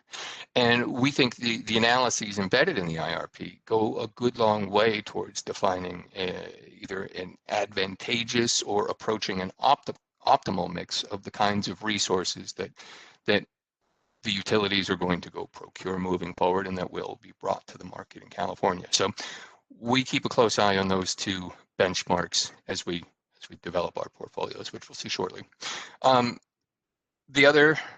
Another constraint is we obviously need to conform to the Commission's orders. And again, this is in the scoping memorandum where they direct us, the consultant that was retained for the purpose, to consider certain types of technologies, and we think we fulfilled the requirements that are laid out there. Last but not least is a bit of a catch-all insofar as we're focused on solutions that appear to be plausible. In other words, we are not contemplating any experimental and untested technologies. We're not contemplating any sort of paradigmatic changes to the way that the grid operates right now, recognizing that some of those changes are perhaps underway as we speak. We just don't have enough information on some of them, and so we're sort of keeping everything grounded on resources that we can kind of verify objectively and point to something that's a little bit concrete.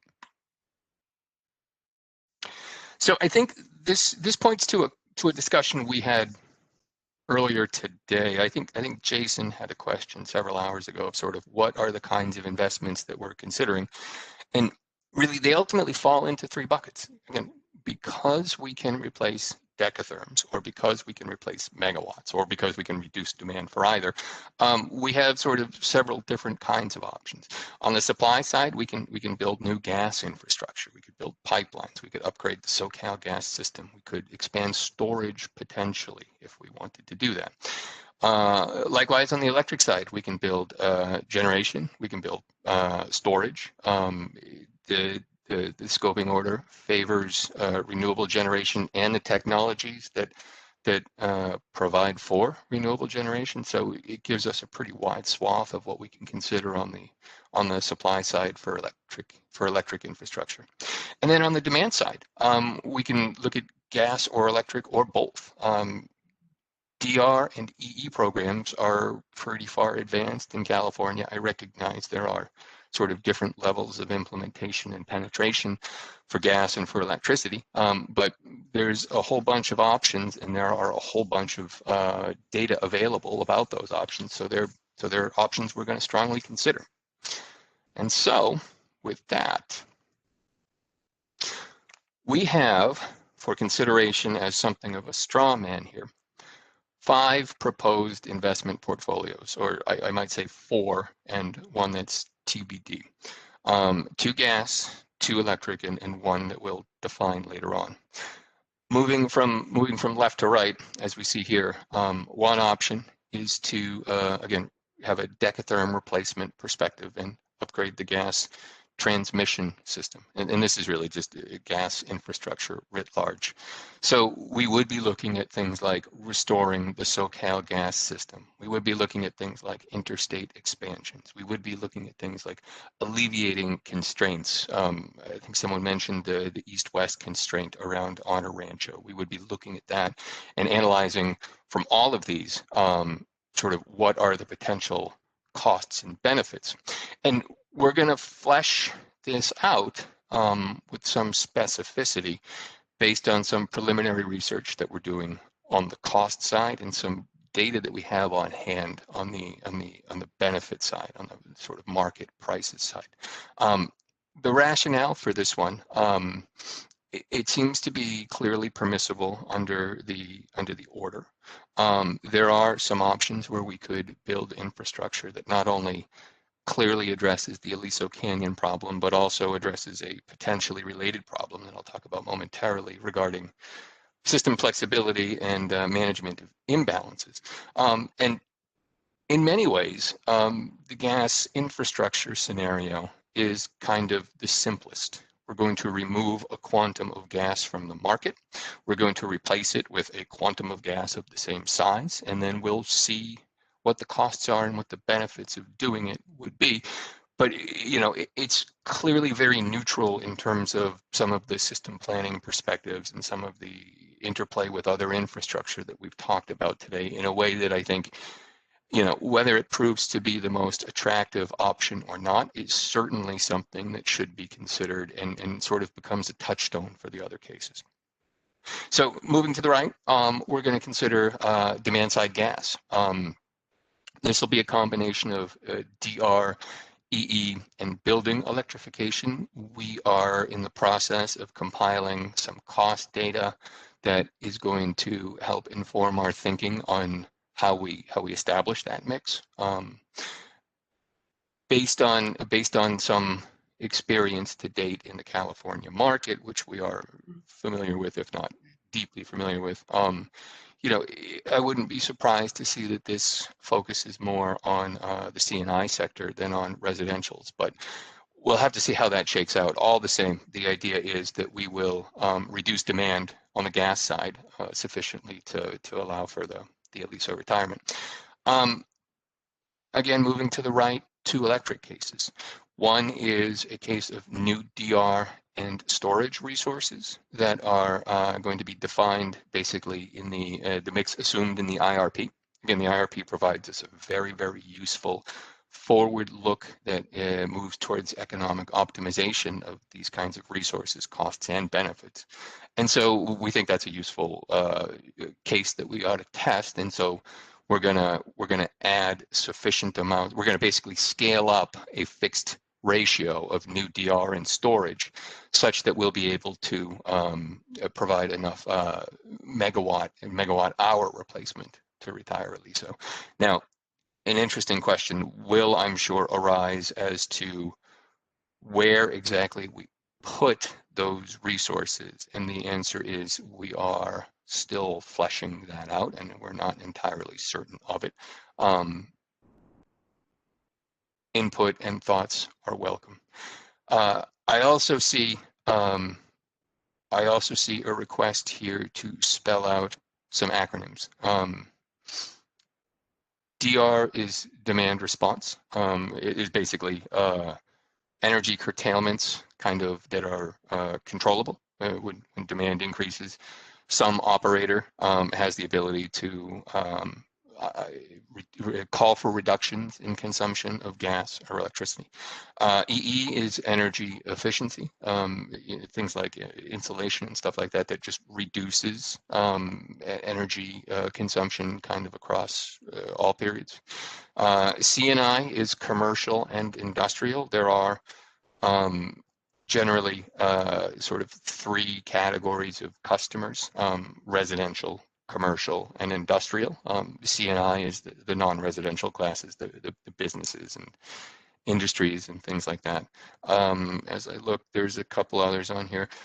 CAISO is the California ISO. SCE is SoCal Edison, of course. SDG&E is California, San Diego Gas and Electric. The IRP is the Integrated Resource Plan, and I suspect I will just blow through some more acronyms. And so if anyone sees any, please don't hesitate to stick something in the note, and I will pause and circle to it. Anyway, that is the DR storage mix from the IRP.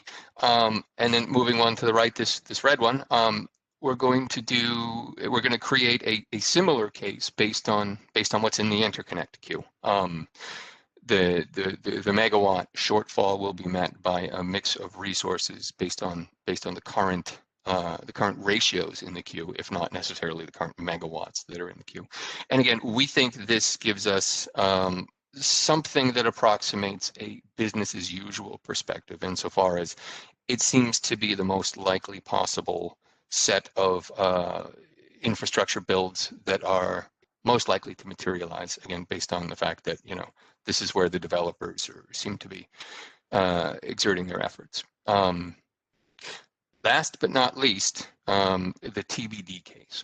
Now, we have intentionally left one of these cases undefined because we think one of the things that we can do to move towards something that gives us a more optimized mix without trying to guess at things, which we're reluctant to try to do for reasons that I laid out, is to run these 4 portfolios through our modeling suite to figure out what the costs and benefits are of each of them, to then use those results and basically pick some winners and try to develop a mix of measures that we think could yield incremental benefits based on sort of the differences in the sums. One of the reasons why that might be the case is that a lot of these things might have sort of declining benefits as we add things. Generally speaking, if you add new infrastructure, the first unit of new infrastructure you add may have a large impact. Moving forward, new infrastructure may have sort of declining impacts. It may also have increasing net costs if we're looking at things like DR and EE. So it may well be the case that, something that is a 50% gas transmission case and a 50% Q pro rata case has a higher net benefit than just the average net benefit of the two. Again, we'll test that. I don't have any specific criteria yet for how we'll define that, except that it's going to be based on sort of the results of testing the first 4 in the economic modeling suite. I will say that the TBD case can and likely will include a mix of supply and demand and or gas and electric. Again, we can mix and match solving the decatherm problem and the megawatt problem, and the results may suggest that we should do exactly that. I think probably this is something that's going to be of significant interest to the group, so perhaps I'll pause right there and see if there are any questions before I move on and continue to talk about how we're going to actually analyze these. But if there are questions on this would be a great time.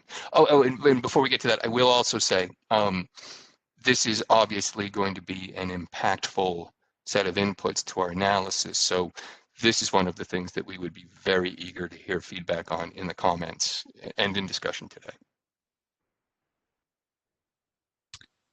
Thanks, Matt. We do have a few questions here. The first question comes from Susan Gorman Chang, and her question is, San Francisco, Berkeley, and other cities have banned the use of gas power in all new construction, and there's a plan for the entire state to move out of natural gas.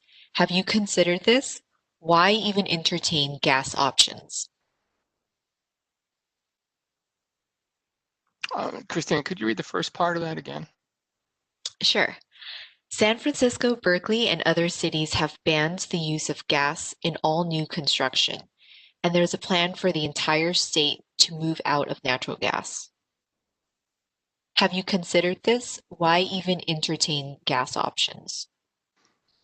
Well, okay, so that is a good question. From the policy perspective, I know there are considerations for moving away from gas. I know decarbonization is at an accelerated phase in California, more so than in other markets, but that sort of reflects a broader trend. We are replacing a gas storage resource. We think it makes sense to understand the economics of replacing gas with gas. We will be doing things like tracking and analyzing carbon. So to the extent that renewable resources have an advantage from that perspective over sort of gas indexed resources, we will pick that up. But I don't think we can sort of just take as a constraint or a given that we should eliminate gas from the mix or from consideration. I would also note that we are bound a bit by the scoping order, which does direct the consideration of gas transmission. So I think just sort of making a priori assumption that gas will be impermissible will not, it's just not something we can just do offhand.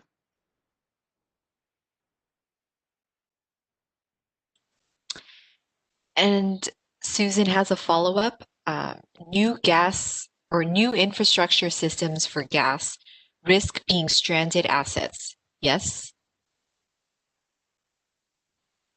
Oh, that's a question? Yes. Any utility-owned infrastructure runs the risk of being a stranded asset if it's ultimately obsolete, yes.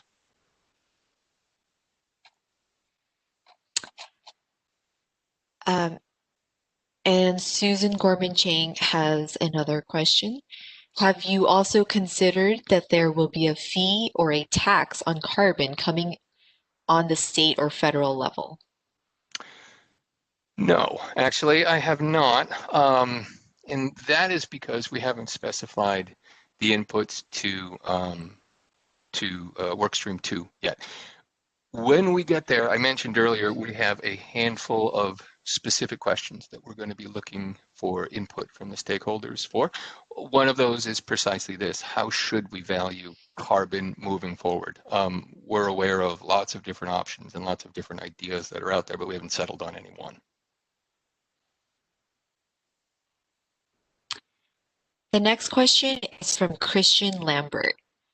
He represents Cal Advocates and asks, with the current interconnection queue over state long-term business-as-usual solar and storage penetrations due to near-term impacts of the tax credits for solar and co-located storage.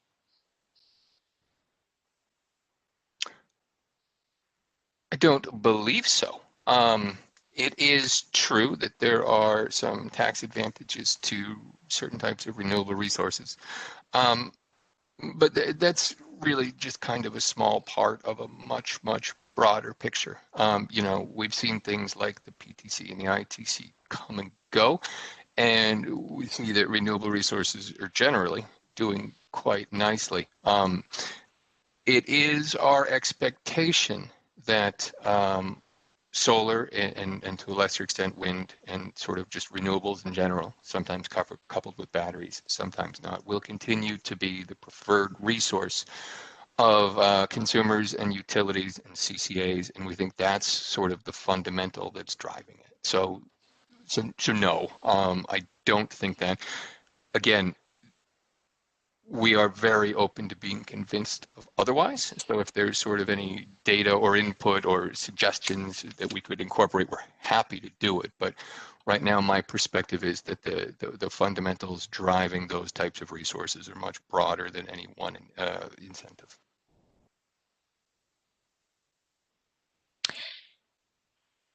And another question from Cal Advocates. The IRP's busbar mapping proposal prioritizes storage sitting at solar resources, which are primarily sited in the Central Valley. How would the IRP demand response and storage mix scenario account for the resulting need for electric transmission for deliverability to the Los Angeles basin? And why not look at electric transmission solutions directly? So there are a couple questions there. First of all, the DR storage mix, insofar as it implies DR and storage in certain locations, we would capture that to the extent that we found that there was a need for incremental transmission that arises from it. We would account for that one way, shape, or form. We would incorporate that new infrastructure, or we would, make an adjustment to the case. So I don't know what the impact of that would be. I don't know that new transmission would be needed or how much just yet, but we would be capturing that. As for why is it that we don't build or we don't consider standalone electric transmission? It mostly comes down, well, it comes down to two things, really. First, it comes down to a question of feasibility. We know that it's difficult to build electric transmission anywhere. We know it's a long-dated process. We also take note that during the phase 2 study, we found that there is, or at least the CPUC found that there's an expectation of an increasing shortfall of available energy outside of California in WEC. And so it's not at all clear to us what we'd be plugging into with that solution. It is sort of possible that there is enough energy, and as Mitch said, there's plenty based on the modeling that we had done, but it's just not at all clear to us. So based on sort of those headwinds, and importantly the fact that sooner or later we had to pick some of these, and we can only run a finite number of scenarios, transmission didn't make the list. Now again, changes can be made to that, and we haven't actually modeled any of these. And so if there's a sort of upswelling of support for analyzing transmission, I think we'd look at that. Thanks, Matt. I have one more question here from Marcel Haubiger. What about electric side demand side response or demand side management? What about mix of energy efficiency and demand response on electric side? Any info on types of electric loads that need to be reduced during the relevant time period? Okay, so going in order with those, electric side DSM, we would have that in the DR storage mix case, the one that's denoted here in purple, and that would be, again, the ratio that's implied in the IRP.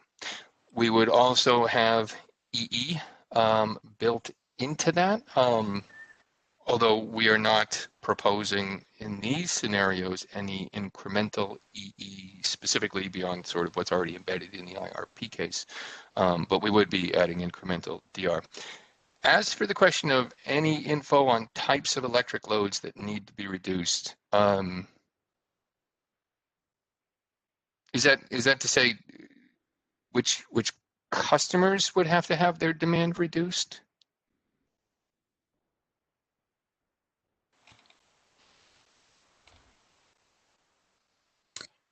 Marcel, if you would like to elaborate, if you could let me know and I can unmute you, or you can follow up within the chat. But in the meantime, I see that we have a hand raised from Mr. Jason Egan, so I will unmute him. Thank you. I had a couple questions actually. Do you have a specific framework that you're going to use to assess the options you have laid out here? I'm thinking something along the lines of cost, reliability, feasibility, and then uncertainty. And for uncertainty, I would say, how certain are you that the investments would occur and be successful in these different categories you've lined up? So I will say cost is certainly a metric that we're tracking, and I would say it's probably our primary decision variable. Feasibility, in terms of, and I think when you say feasibility, you mean basically regulatory risk, right? Feasibility, regulatory risk, as well as how effective or likely are these to occur in the 7-15-year time frame that you've identified? Yeah, so it's something that we don't have a framework for analyzing that, but we are going to be favoring resources that are sort of, for lack of a better word, more implementable. And what I mean when I say that is, you know, one of the options that we have on the table, for example, is to restore the SoCal gas system. One of the options that we have on the table is to improve the interstate system, or to seek entitlements on the interstate system, the interstate gas systems, I'm sorry. Now, feasibility from a regulatory perspective is actually somewhat straightforward across those two things, because, you know, we are approaching this from the paradigm of the CPUC's consultant. So we think if the commission directed SoCal Gas to restore its system, then that would have a sort of low risk of not occurring. There would be some construction and execution risk, but we don't think that the risk profile is the same as if, say, for example, SoCal Gas decided to seek to do it themselves. So there we might favor the in-state solution rather than the interstate solution. And I think that's probably the direction that we're going in, but I don't have any specific metrics to apply to that. Most of the rest of these are actually pretty well under the sort of purview of the commission. Insofar as we're talking about a lot of DR programs, we're talking about a lot of EE programs, we're talking about the possibility that the commission could direct the utilities to go conduct procurements for the resources, or for the kinds of resources that we would determine would be needed here. So it's a bit of a different exercise than postulating sort of what's going to bubble up from a kind of merchant perspective, if that makes any sense.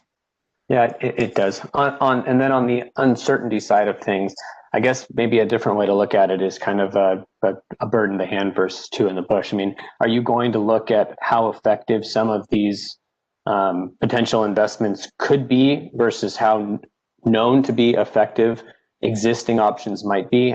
Maybe a more direct way to say it is, if you take the gas pipeline option, you're going to know what the impacts are. If you take an option that would require an investment sometime in the future, based on the analysis and projections that it will solve that delta, there's more uncertainty involved with the latter than the former. I think that's right up to a certain point. I probably wouldn't say that particular uncertainty is a huge element of our analysis, because again, we are ultimately counting megawatts and counting decatherms, and we think we can sort of define with some degree of precision, you know, megawatts and decatherms, right? On the DR side, for example, we would postulate, we think with some certainty, you know, what is the cost to procure some specific amount of decatherms or megawatts. Again, there is some speculation in there, but it's not, or there is some uncertainty in there, but it's not exactly like it's wildly speculative. The one place though where I think probably some of the dynamic that you're thinking of would be most impactful is on the economic analysis that we're going to do, which I'm going to talk about shortly. And so, you know, I said that we are basically solving for a peak demand problem, and we are, and we think we can specify investments that give us the right number of megawatts or the right number of decatherms during the right number of hours with a pretty good degree of precision. But some of those investments, when we look at sort of the total benefits of them over 8,760 hours across 20 years, are going to have very, very different perspectives. And there, I think you're going to see the differences in the profile come to the fore. You know, a gas pipeline is going to deliver gas 365 days a year, right? Whereas something like DR is going to have a different profile, which will have a different profile than battery storage, which will have a different profile than, I don't know, renewable generation or things like that. And we'll capture all of that when we tally up the economics of each option. Thank you. And then one last question. I think it's just more on your framework. I think it was the prior slide 63. It appears to indicate that, it's when Aliso exits the market. So is your analysis kind of a binary? Aliso's either there or it's not there? I believe the scope of this proceeding looks at eliminating or minimizing. So I'm wondering if any of your packages of potential solutions would be a minimized Aliso Canyon plus some of the other facilities, or are you only looking at it from it's retired, so what do we, it's at zero. It's always assumed to be at zero. There will be no assumption where it's at something other than zero. You know, we could use the result. So our analytical framework right now is sort of tied to the idea that it's retired. It's at zero. It's a binary. We could use the analyses that we're undertaking, I think, to interpolate results based on sort of some theoretical potential utilization profile of Aliso Canyon. I am a bit hard pressed to understand or to come up with too many specific scenarios where it would make sense to reduce Aliso Canyon's reduce reliance on Aliso Canyon without retiring it. Maybe a rationale for doing so will emerge as we look at the economics of this, but sort of from an operational perspective, our view is that, you know, we are taking it as a given that Aliso is exiting, and then we are building the infrastructure needed to facilitate it. I suspect Gene Spencer may have some thoughts on the subject, though. Yeah, I just wanted to clarify that while the overall proceeding is responding to SB 380, which asked the commission to identify whether the Aliso could be reduced or eliminated while still maintaining reliability and just and usable rates. Us hiring FTI was in direct response to the letter from the governor that we received last fall that specifically asked for us to get a consultant to identify ways to close the field. So this particular study and this phase 3 will be identifying ways to close it entirely. And then it will be, that will go on to the commission, which will review the costs and benefits and make the ultimate decision. Thanks, Gene. I should have been more clear on that. Yes, it is certainly our modeling paradigm to do exactly that. And if the results, support other analyses that others would like to look at or that we are later directed to undertake, then certainly. But for sure, our perspective is that binary. Thank you both.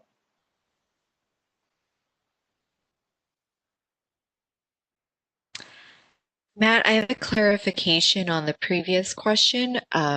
Marcel Hawiger, who had previously asked any info on types of electric loads that need to be reduced during the relevant time period.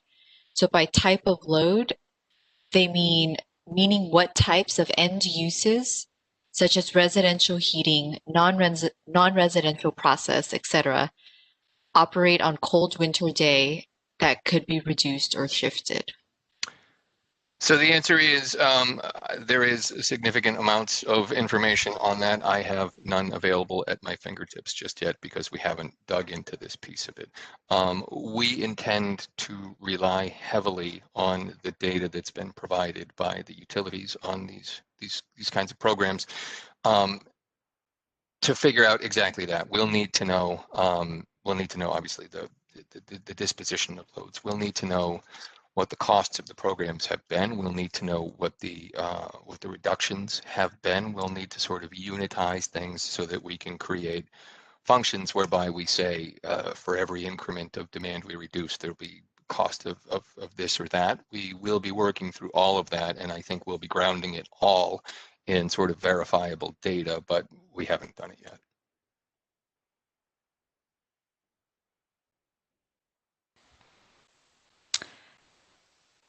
And I have a question from Mr. Issam Najim. Is this analysis being conducted to address winter demand? If so, does this mean that the assumption that the summer demand is met without Aliso, and therefore this exercise is not required for summer demand?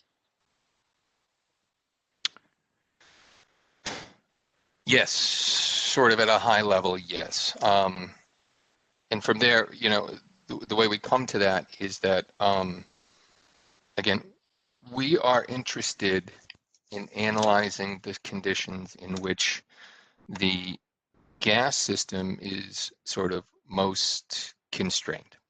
And those periods occur in the wintertime. It is the case that electric gen has higher demand in the summertime, but the other demand for gas is lower. And so what we're doing is we're removing Aliso Canyon in our hypothetical analyses, and we're saying, okay, what are the worst problems that emerge during what period of the year and during what hours do they emerge? And then if we solve for that sort of maximum problem, then we have solved, we think, for problems during other periods.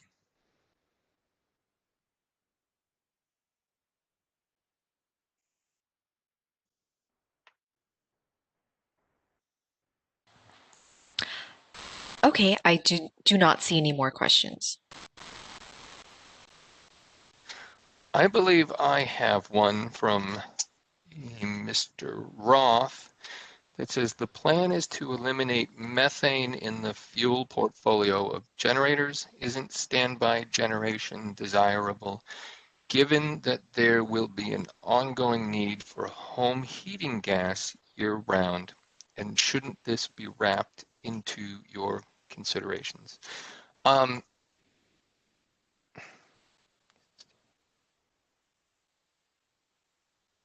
not totally sure I'm following that one, but I can say I think probably my answer is the same as sort of one of the other policy questions that came that arose earlier, and that I am aware of sort of preferences to eliminate methane and to decarbonize, but we have not embedded those into the studies just yet. So, or we haven't embedded those into the studies.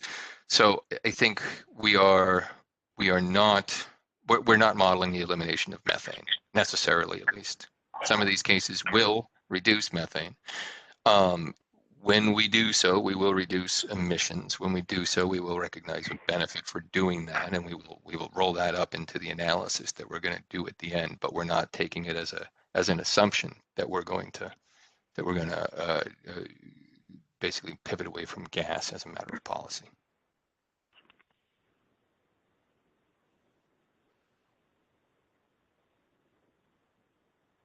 Okay, so Christina, I think you said that was it for the questions, and I think that makes sense. We'll certainly have other opportunities to, yes? Yeah, Venki, did you have something to add? Yeah, I just had one. Can you hear me? Yes, we can hear you. Yeah, I just had one comment to add, which is when the question was raised a few minutes ago about summer versus winter, I would just draw everyone's attention to when Mitch presented that we actually did an analysis of the 400 or 500 hours when electric loads are more than 95% or more of the peak. And he found that all of those hours occurred outside the winter. And so, and then the converse of that is gas demand in the summer is low enough to not make it a problem, especially from the core gas demand.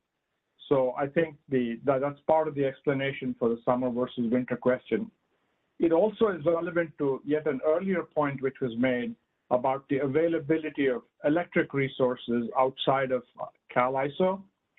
That problem, again, is very severe in the summer. And of course, we've had recent comments that when Cal ISO demand gets above a certain level, we should not assume that all of the imports will be available, but that's not particularly a severe problem in the winter. I just wanted to make those points. Thanks, Venki. And that's a really good clarification. I appreciate it. Thank you. Okay, so like I said, I think it makes sense to move on from here, and we certainly will have other opportunities for questions, including during this session. But I know this package of options is a potential hot button issue, so I wanted to pause there.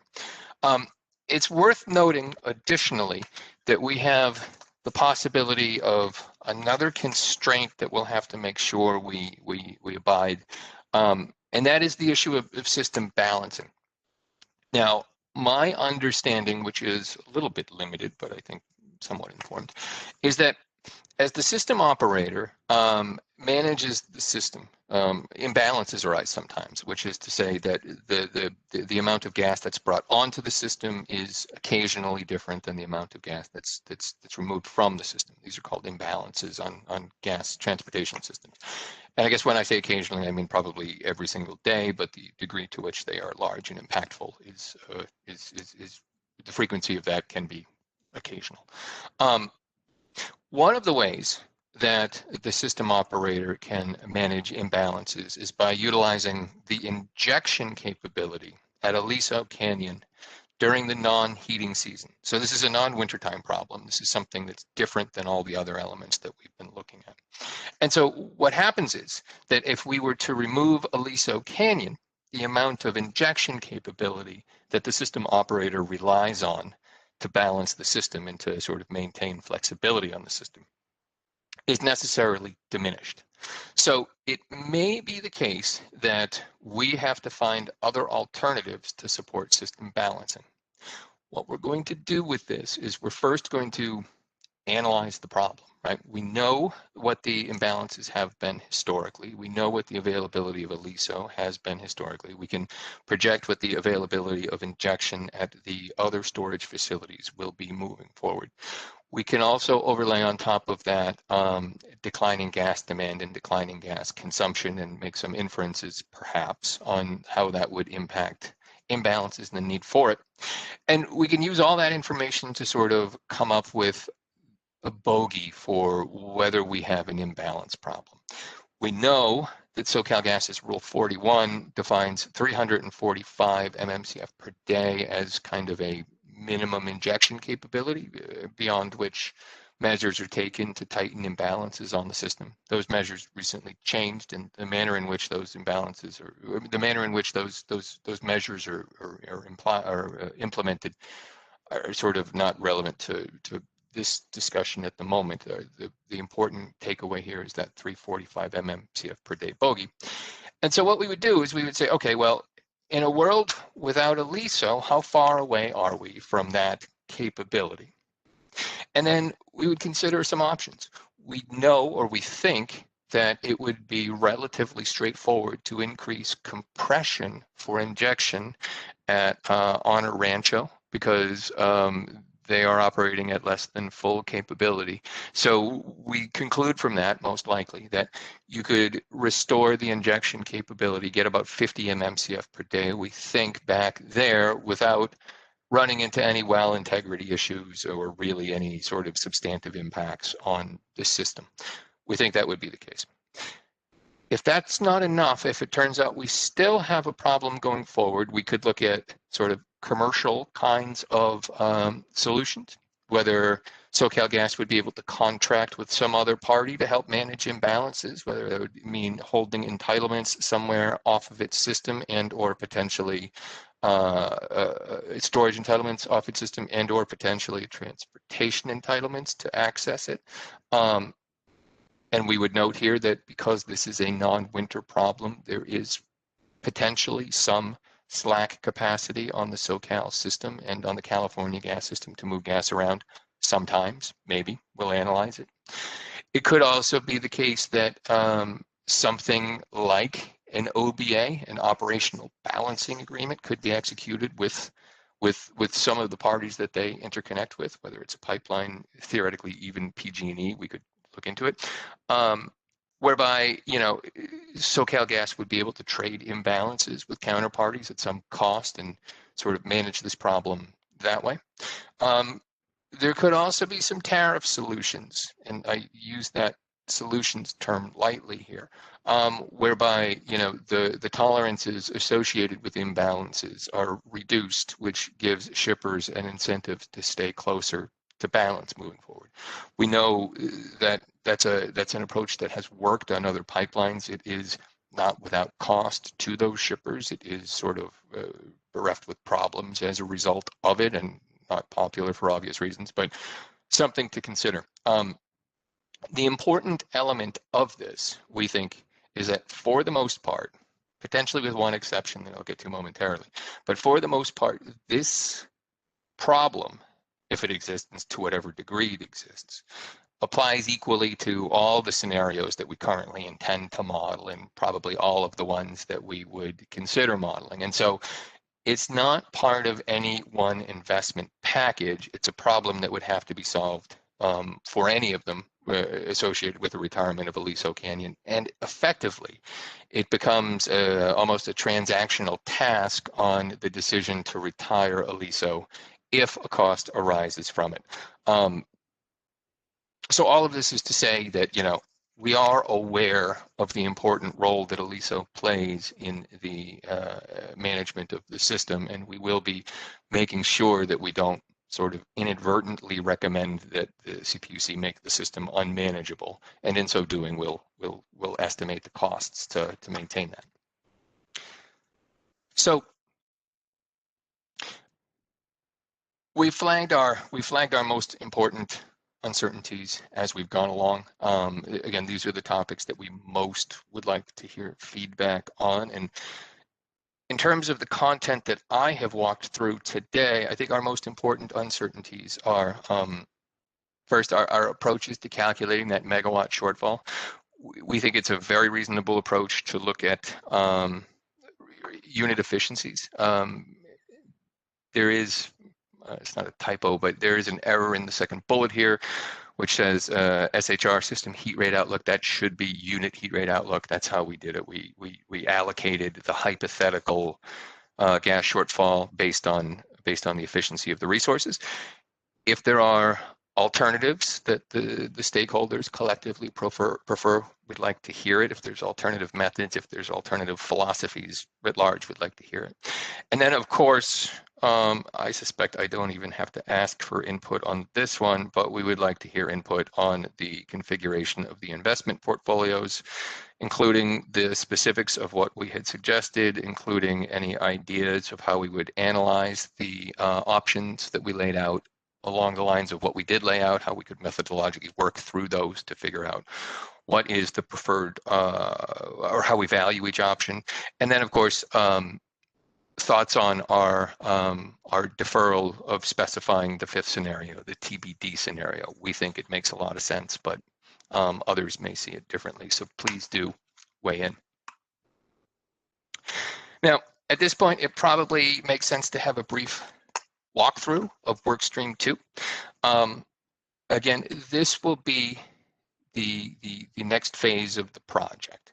We're finishing up here today. We're going to take input and feedback today. We're going to be taking it through the comments. We're going to be incorporating that into our analyses. We'll be making necessary changes as they're required. And then that will, when that process is done, leave us with a set of investment options that are specified along the lines of what we've discussed. If they don't match precisely, they will sort of be established based on the processes we've laid out here, sized appropriately to the problem at hand, and then we'll go do some analysis. And really, the analyses thereof consist of 3 steps. First, we're going to do long-run market simulations, whereas to date, we have been analyzing things at a very small time step, at a very, very high level of granularity.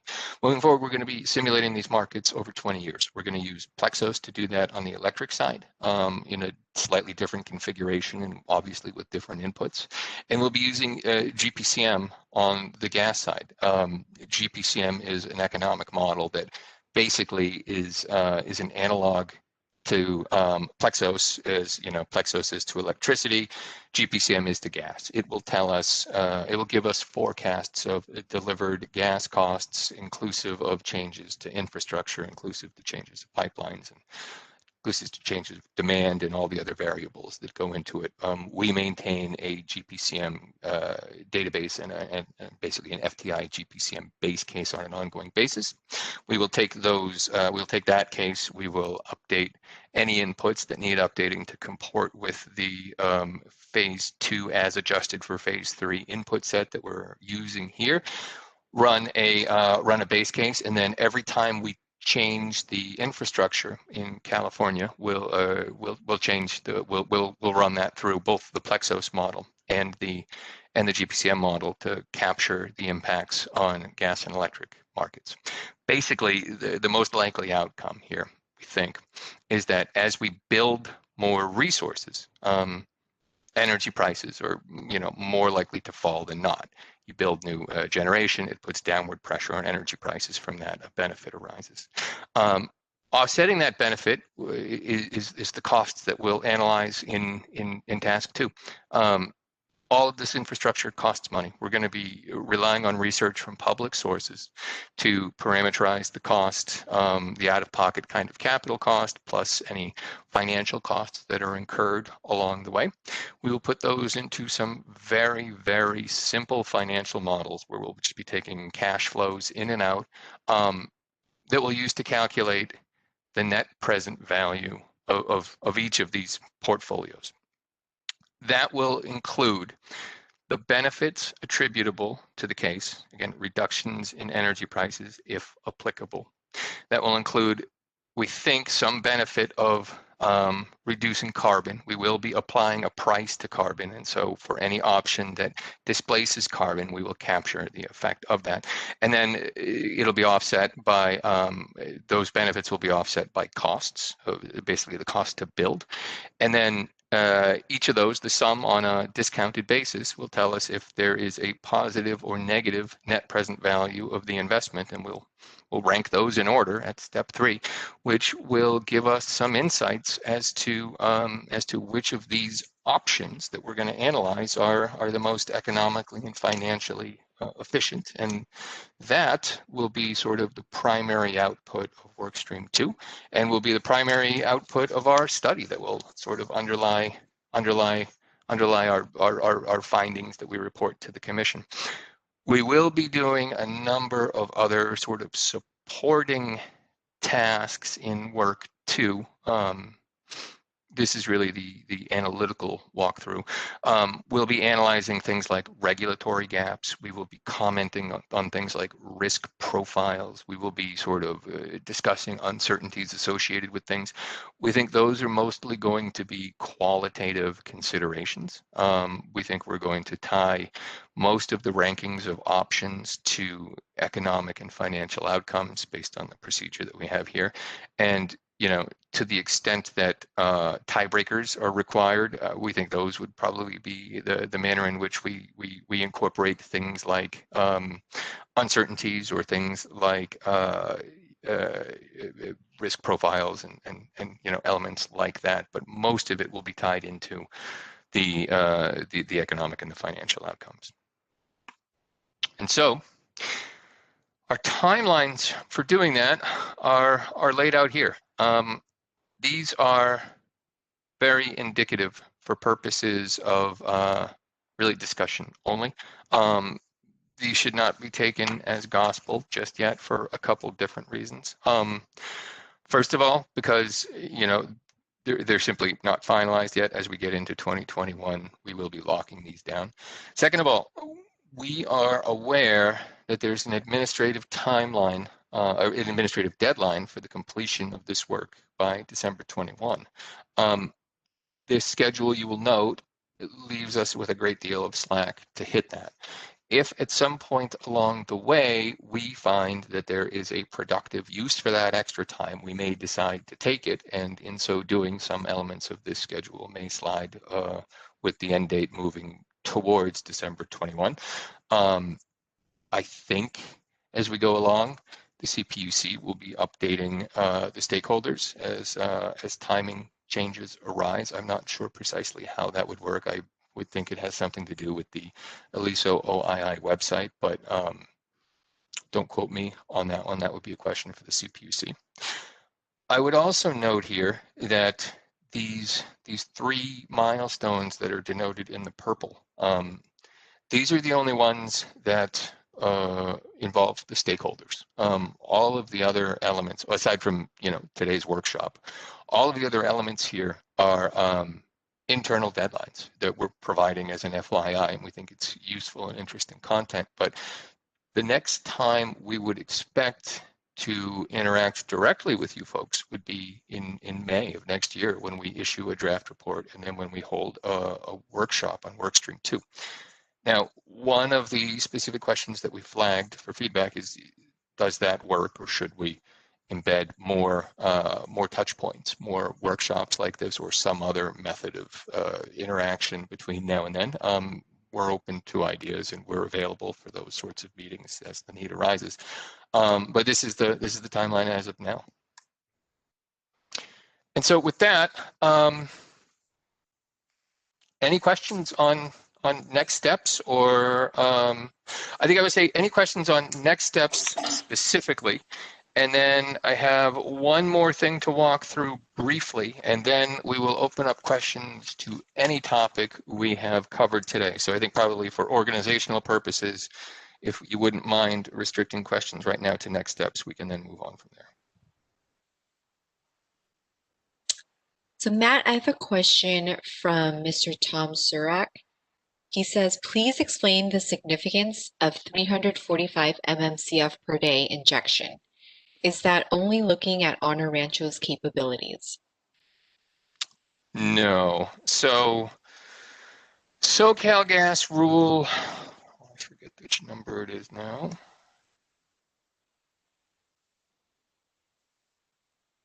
SoCalGas rule 41 specifies the actions. The rule overall specifies the actions that SoCalGas is allowed to undertake as the system operator. It basically says the SoCalGas can do a great many things in the course of its operation of the system. Now, among those are certain procedures that will discourage shippers from running imbalances, basically, and provide mechanisms that will incent the shippers to stay closer to their to stay closer to balanced. And I honestly could not recite what those measures are. They have changed recently. But the important thing is that those measures are triggered when the total injection capability available drops below 345 mmCF per day, which is to say, or from which we infer, that 345 mmCF per day is sort of the minimum level of injection that's required in order to sort of be able to operate the system without a, for lack of a better term, great deal of difficulty. And so that is the bogey that we're going to be bearing in mind as we move on to workstream 2 and we're thinking about this issue of injection imbalance and system management. Subject, of course, to any thoughts that that any of the parties here may have. But right now, we think that is a sensible target to keep in mind.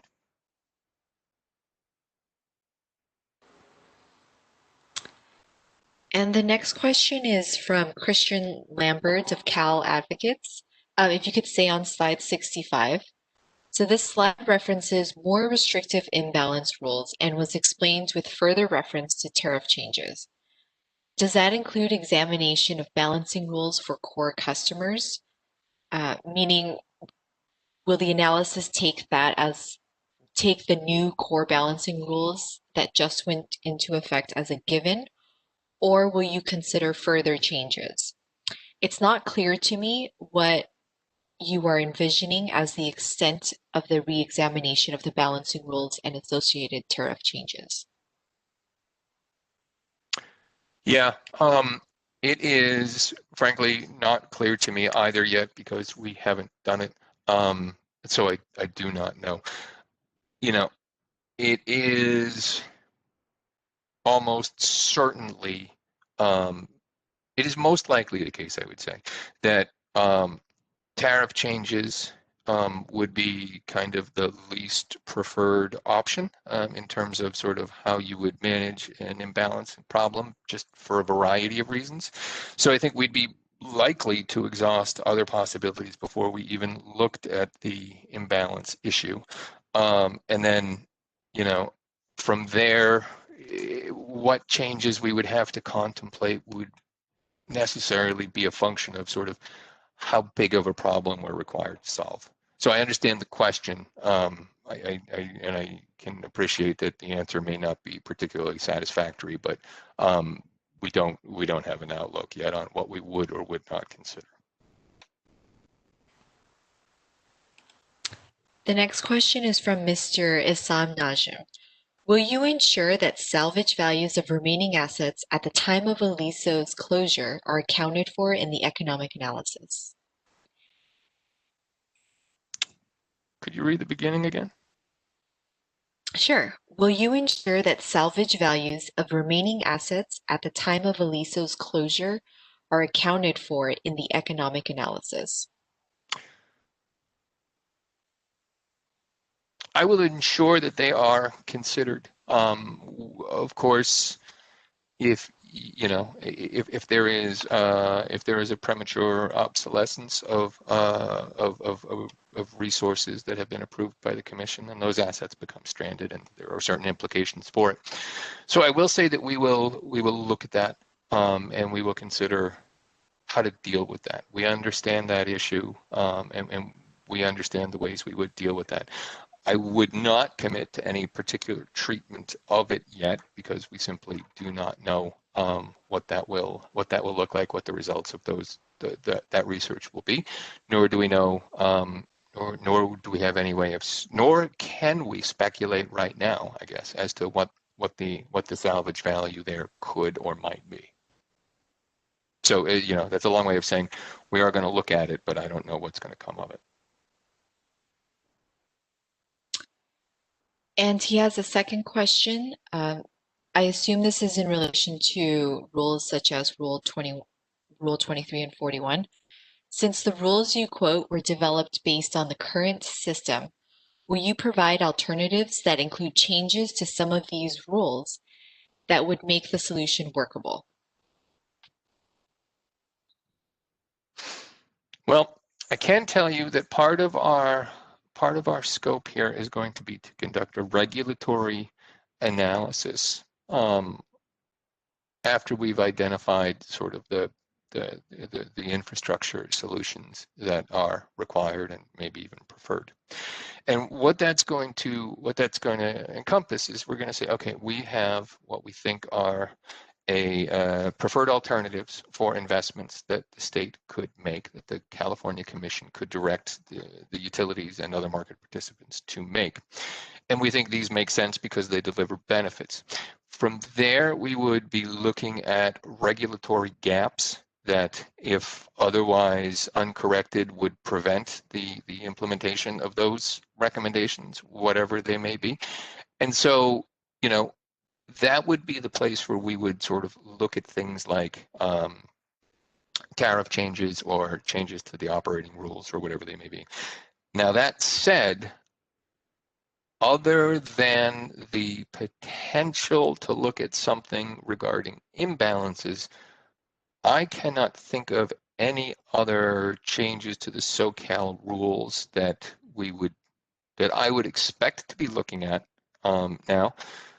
It's not something I've given a great deal of thought to, and if the need arose, we certainly would, but it's not something that's on the radar right now.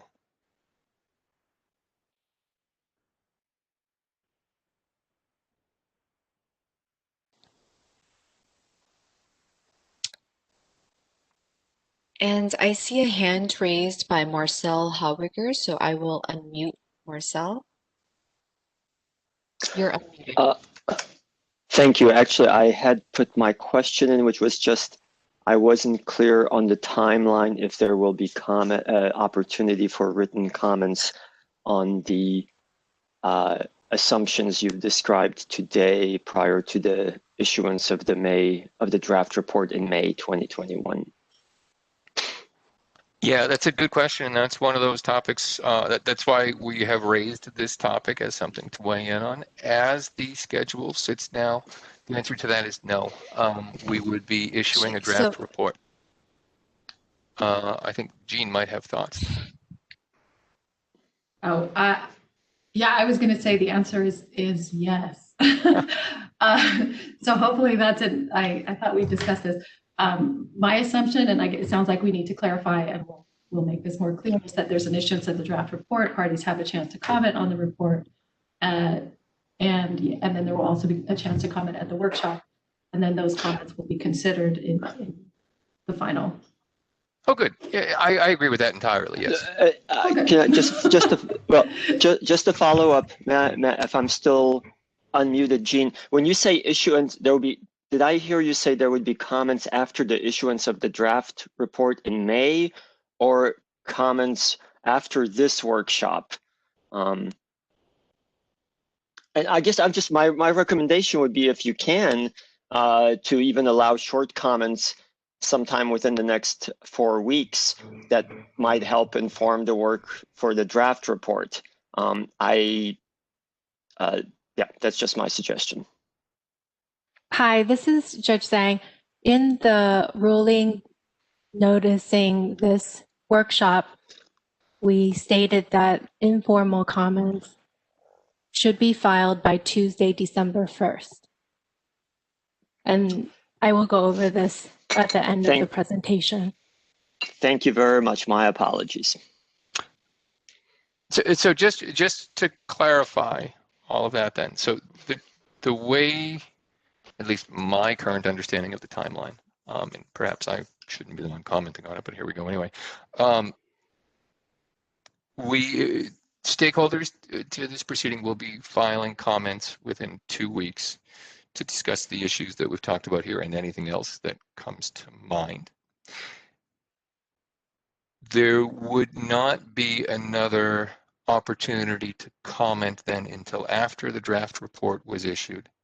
There would be an opportunity after the stakeholders have seen the draft report, and we would, of course, incorporate any such comments into sort of the finalization of the report, and we would be holding another workshop around that same time.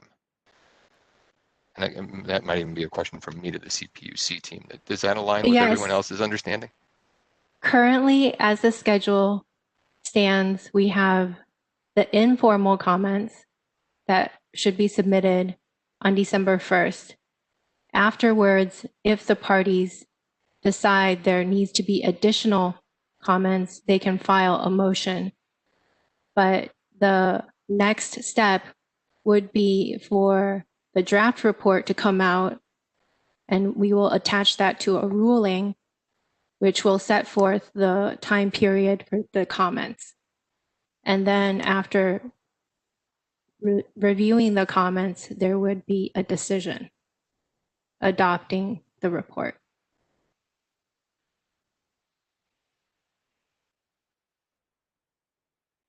Thank you, Judge Zhang.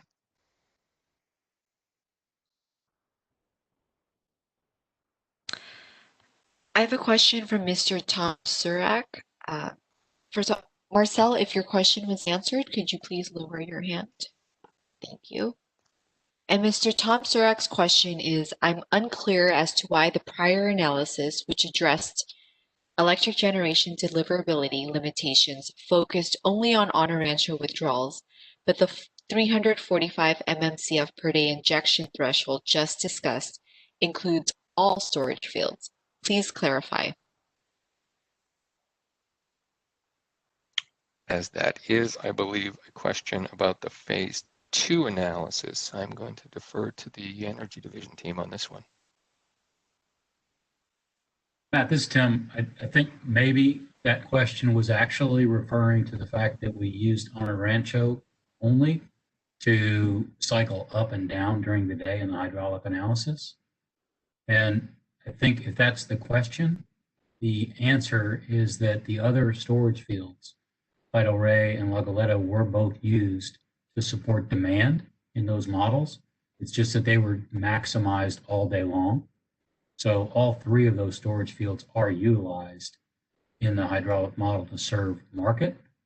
So I think it's appropriate moving forward that we would use all three storage fields to assess injection capacity as well as withdrawal capacity. Does that answer the question? I think it does.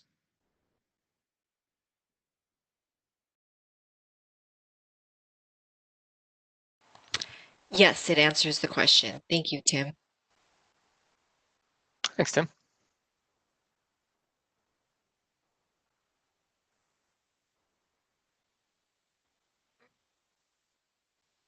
I don't see any more questions, Matt. Okay.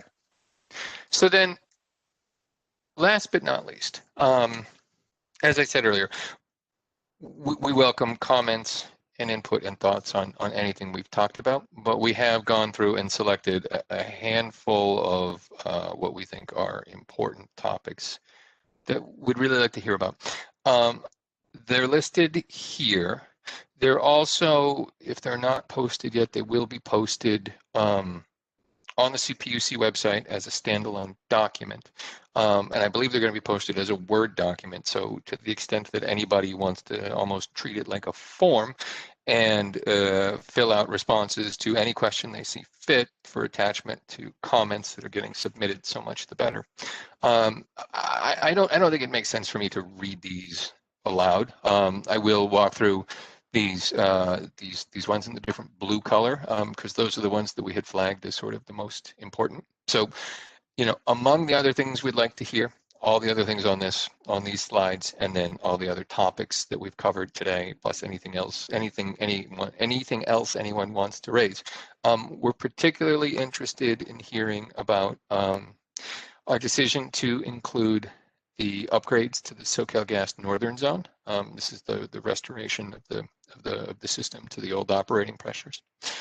We would like to hear whether there is any objection to our exclusion of any attempts to model impacts from potential changes to the resource adequacy rules. This is the discussion that we started out with earlier, and if that sits poorly with anyone, we'd like to know. We talked about this a little while ago, item number 10. We'd like to hear how we ought to value carbon reductions during workstream 2 when we're conducting the analyses. The tools that we're using give us the ability to track very, very precisely carbon emissions under all the options that we're analyzing, and that's clearly a benefit. But how do we value that? A broader question, item number 11, aside from reductions to the value of delivered energy, which we think are sort of straightforward to analyze, what other benefits should we be trying to capture when we compare the investment options in workstream 2? And please do sort of provide as much specificity as you can. It's very difficult to do things like we should capture the value of reliability or supporting new technologies or something. The more insight we get in terms of sort of specific approaches that are in mind, kind of frankly, the easier it is for us to implement them. And then item 14, I think, is one we talked about lately. And I think there's a bit of a typo there. We currently have a workshop scheduled, or at least tentatively scheduled, for May 2021, not April. Should we have another meeting like this in the interim? If so, when? And if so, what should we discuss? And that brings us to the end of all of our prepared content today. on behalf of the entire team, my sincerest thanks to everyone who has sat through and contributed and participated in this discussion. I know we've gotten a lot out of it. I hope it's been useful for all of the attendees. And so with that, I'm going to hand control of the proceedings back to Christina, and I think we're going to open things up for discussion on sort of a broad range of any topic. And so maybe if Tim and Mitch for that discussion could make sure they're logged back in and ready to go, that might make sense too.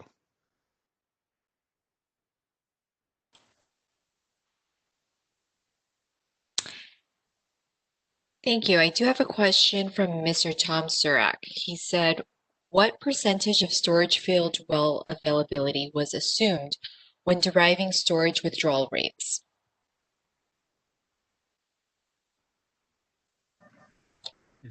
I think the question goes to inventory, and I think that was the answer we said earlier, that we assumed at that point that 90% inventory would be available, and so we had withdrawal rates based on that number. And the withdrawal rates were outlined in the presentation, somewhere in the page 44, 45, somewhere in that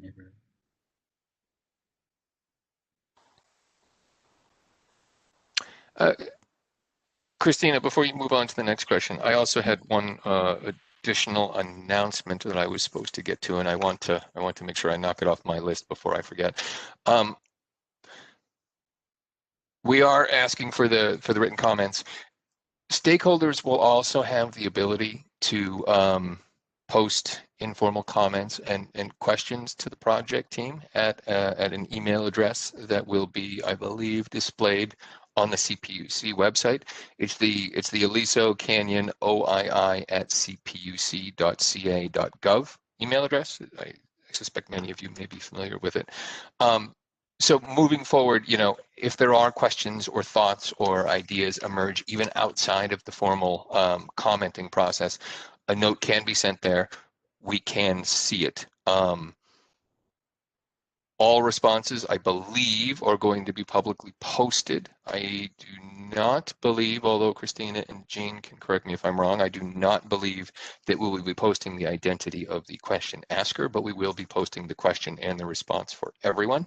We certainly will look at all of the questions, and we will certainly endeavor to answer any of them in as much detail as is humanly possible. But I cannot guarantee that we answer every single one. We will try, but if we sort of become overwhelmed, then, well, we'll try our best. And I see Christina posted it in the chat. So with that, I'll hand it back to questions.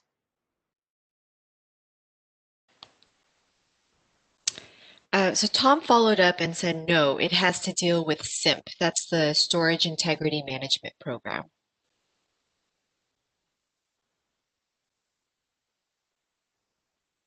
And Tom, let me know if you would like to be unmuted to ask your question verbally.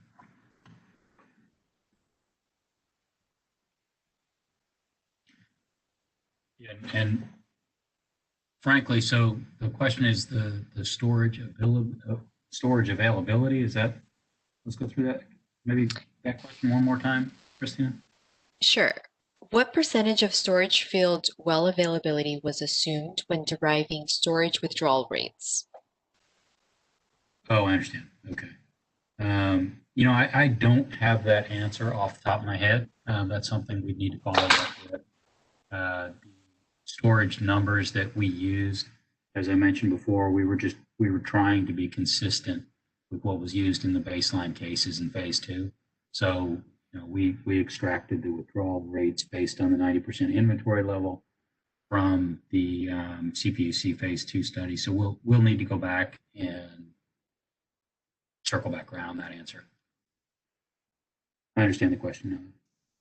Could I ask one clarifying question that I think might Sure. help us answer this? And that would be, would there be any expectation that as part of the SIMP program, these storage fields would be out for maintenance during peak demand periods? And I think that's a question for Mr. Surak that would help us answer his question.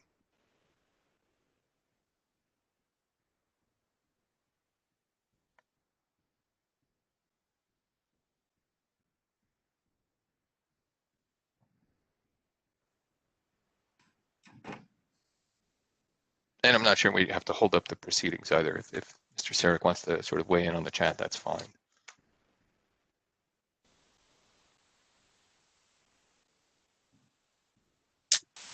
I do see a hand raised by Marcel Howiger, so I will unmute you.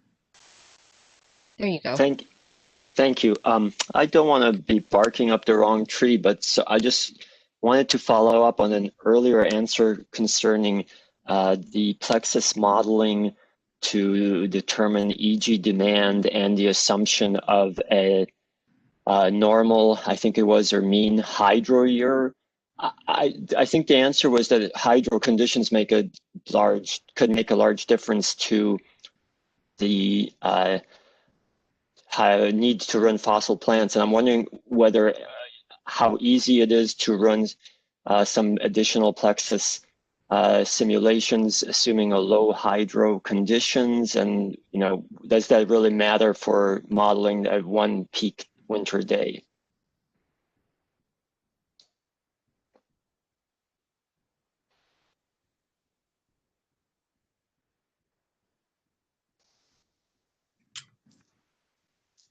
The question of does it matter if you're only modeling one peak winter day is an interesting one that I can't necessarily answer without running the scenario.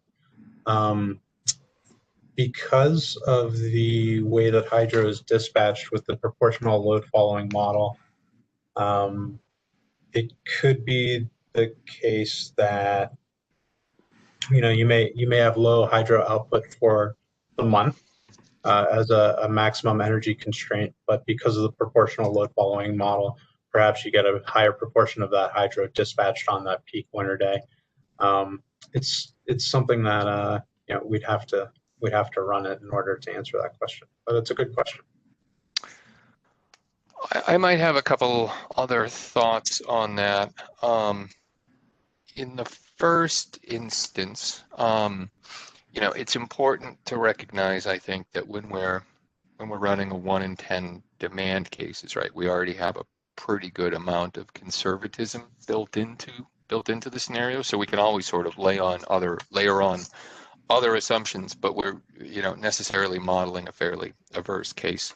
The other issue is, when we think about hydro availability during certain times of year, we want to make sure we don't tangle up economic pressures versus operational pressures. And so, we are not trying to calculate sort of what the price impacts of things are or may be.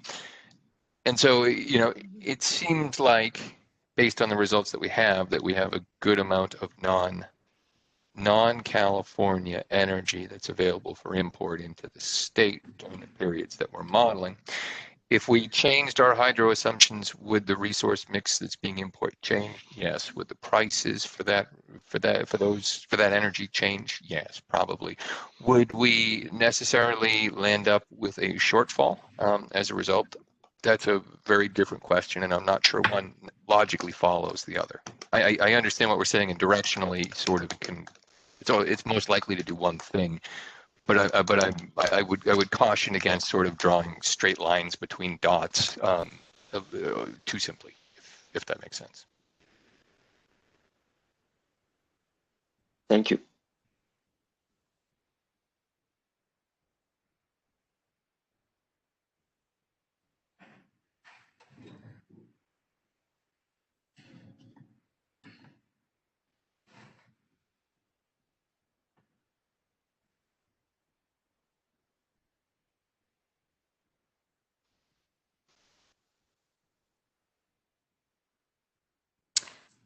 We have a comment that this is a great session. Well, thank you to whoever made that comment. That was not me, Matt. I was gonna say, I admitted it's me. It was me. I agree though.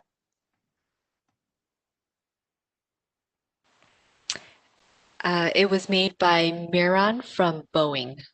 Well, thank you very much. We appreciate it.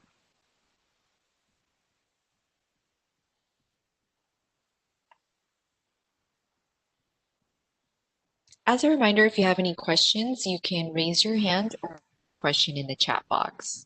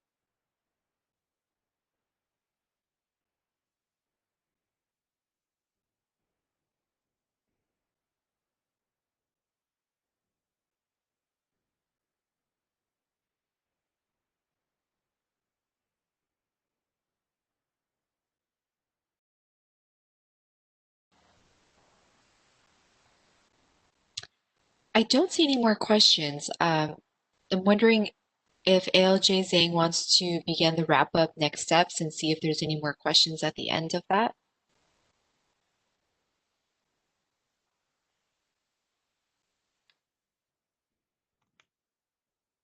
Sure.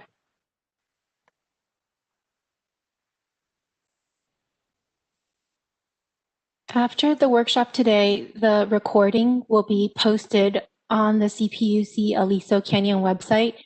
Christina shared the address earlier today in the chat box. It's www.cpuc.ca.gov/Aliso OII. We will accept informal comments on the results and selection of scenarios presented today. The informal comments are due on December 1st. The informal comments can respond to the 14 questions that were discussed during the presentation. Those 14 questions are also posted on our website.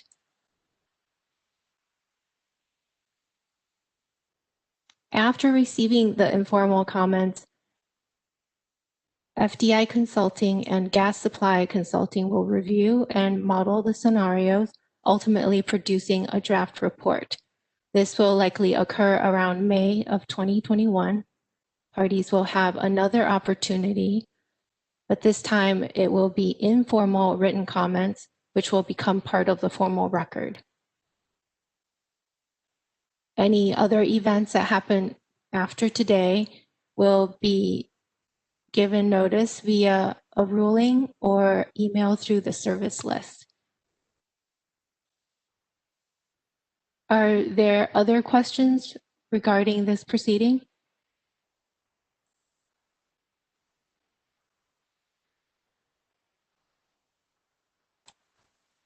I do have a comment asking that we please post the recording of the workshop at least a few days before the informal comments are due. I think that's possible. Usually after the workshop is over, WebEx produces the file and then we post it on YouTube. So we will do that before December 1st.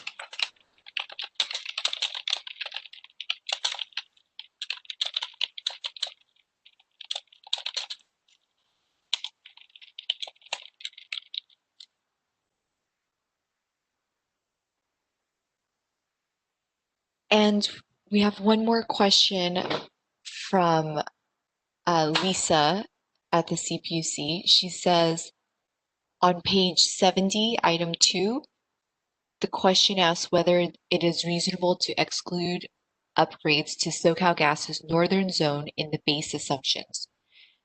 Just to clarify, please confirm whether upgrades to the northern zone will be included in year 2027 and 2035 cases. To clarify, we will consider and analyze them. They are certainly, well, I shouldn't say that. So we have we have the 5 alternatives that we're going to look at. One of those alternatives is gas infrastructure. Our consideration of gas infrastructure will certainly include improvements to the SoCal gas system. And what we're going to do is we're going to conduct some preliminary research, do some analysis, make some conclusions, and specify the case from there. So for sure, that improvement, along with maybe others on the SCG system, will be part of that process. I could not say whether they will emerge on the other side as part of the actual case because we haven't done that yet.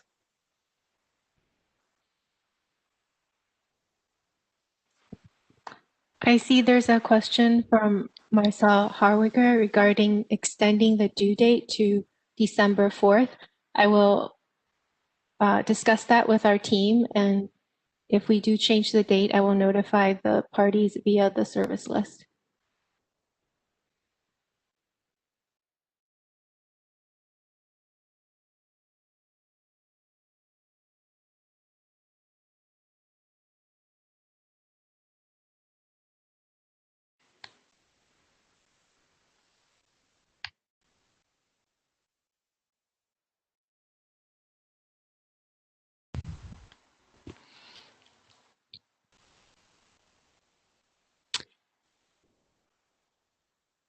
This is a final opportunity for any questions related to today's presentations. So if you have any questions, please raise your hand or enter them into the chat box. We're a little more than 15 minutes ahead of schedule. We were scheduled to end at 3:30, but we will be ending early if there are no more questions.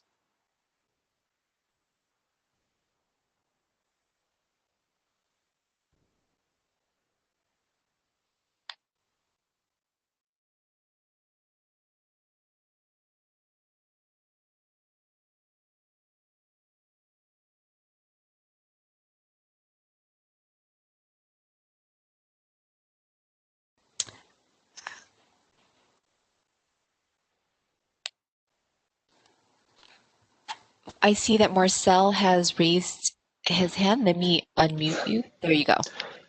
Thank you. Sorry about that.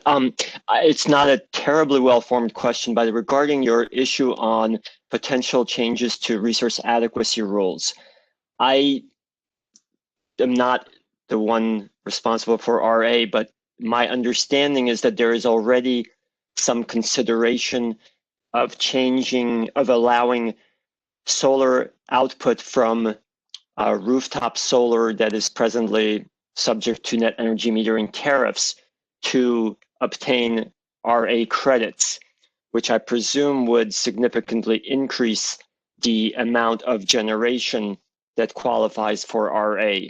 Is that a kind of change that, have you considered that? Would you be able to consider it? And do you have any sense of whether such a change might significantly impact your results? Thank you.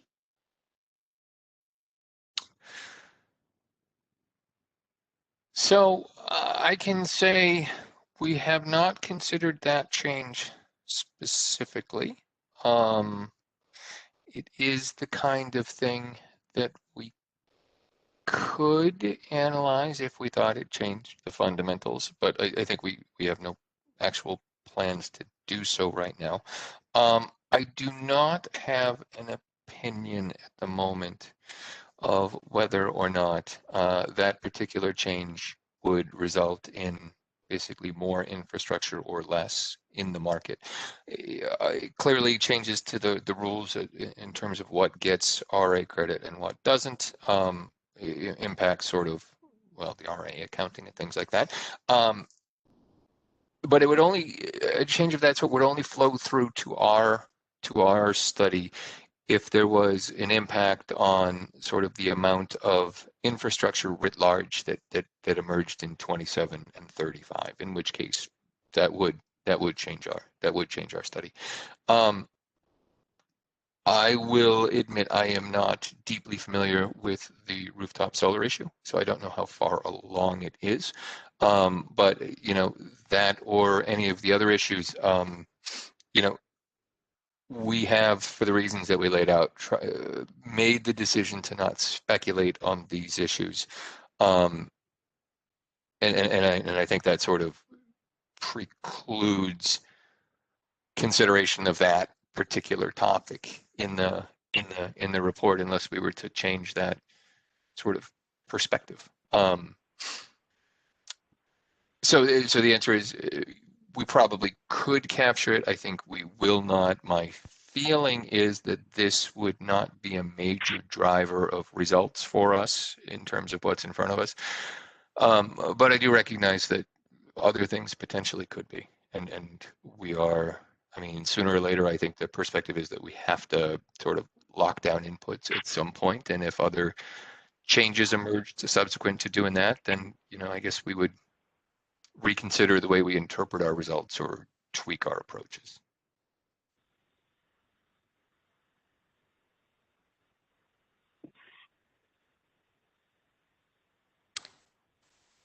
Venki, did you want to add something? Yeah, I just wanted to, you can hear me, right? Yes. Okay, I just wanted to add one comment on the RA issue. With regard to rooftop solar, in the base case that we presented, as Mitch identified, there are demand modifiers that account for rooftop solar. So rooftop solar, the current levels of it, as projected in the reference system plan, are built into our power forecast as of now. So it's whether they get RA credit or not, it's included in the analysis to that extent. I think the question about the RA changes really speak to, let's say, for instance, the RA rules are adapted to say you can get only some fractional credit for imports because we're no longer sure about the availability or the ability for it to come in. Or let's say it says that the planning criteria for load should not be 1 in 2, but should be made 1 in 5 or something like that. The result of such a change in the RA calculations will mean that more solar, more storage, more infrastructure on the electric side might be added. And if that's added, then it would make a material difference to our work stream 2 effort. And that's sort of the question on the table, that should we anticipate or somehow try to factor that in the work stream 2 analysis.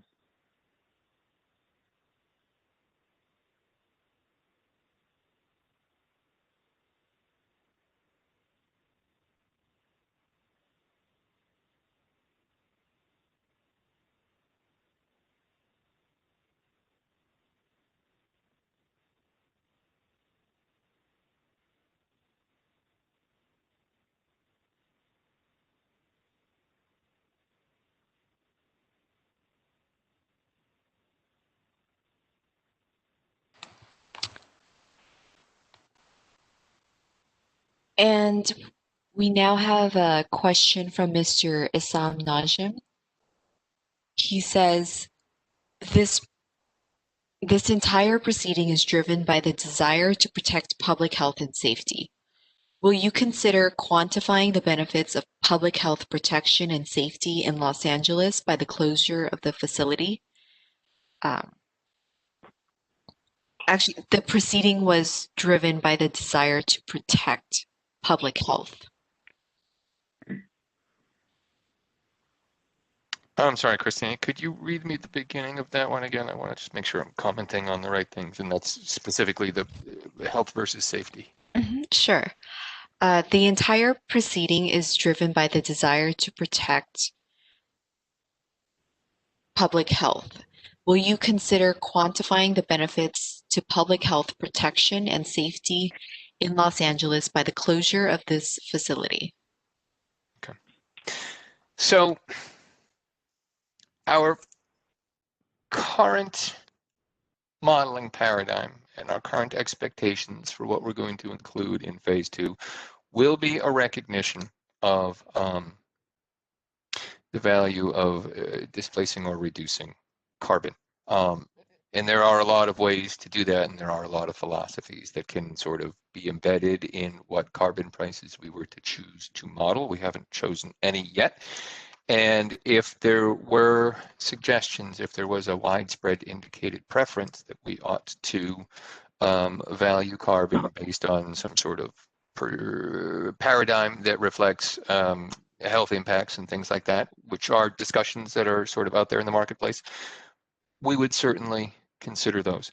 Likewise, if there is any specific insight or input that any of the stakeholders might have to this question number 11 regarding how we would quantify and capture benefits, we would likewise be eager to hear it.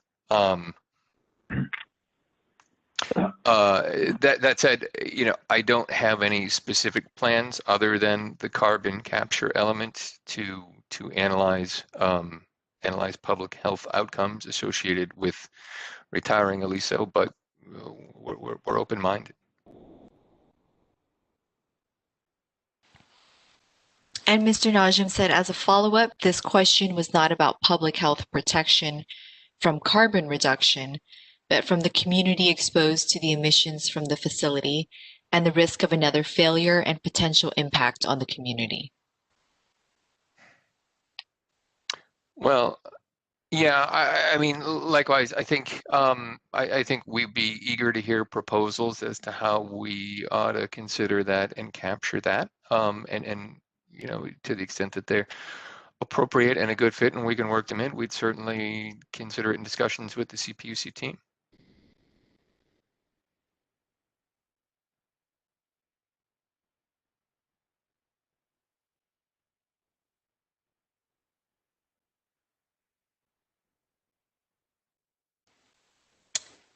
There's a question from Jason Egan.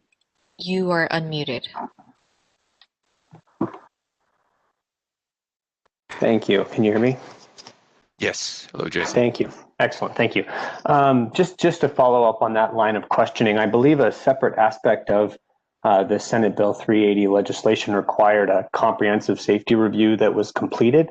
Are you then envisioning some sort of different review of safety? I'm a little confused by your response to the questions about public health and risk, since that was scoped into a different aspect of the legislation that's already been closed and completed. Yeah, that's fair enough. So I don't think, and I certainly hadn't meant to, comment on any elements regarding safety. Just because I was clarifying that at the top to make sure that I didn't.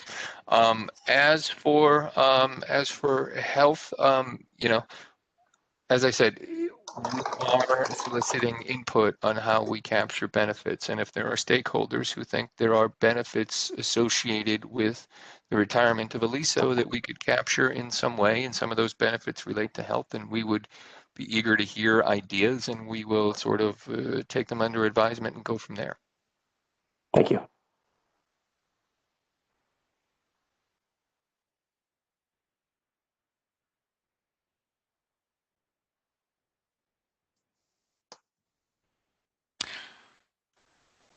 I will also point everyone to the ruling that opened, or the decision that opened this proceeding. Page 9 of that decision actually lists several things that are outside of the scope of this proceeding.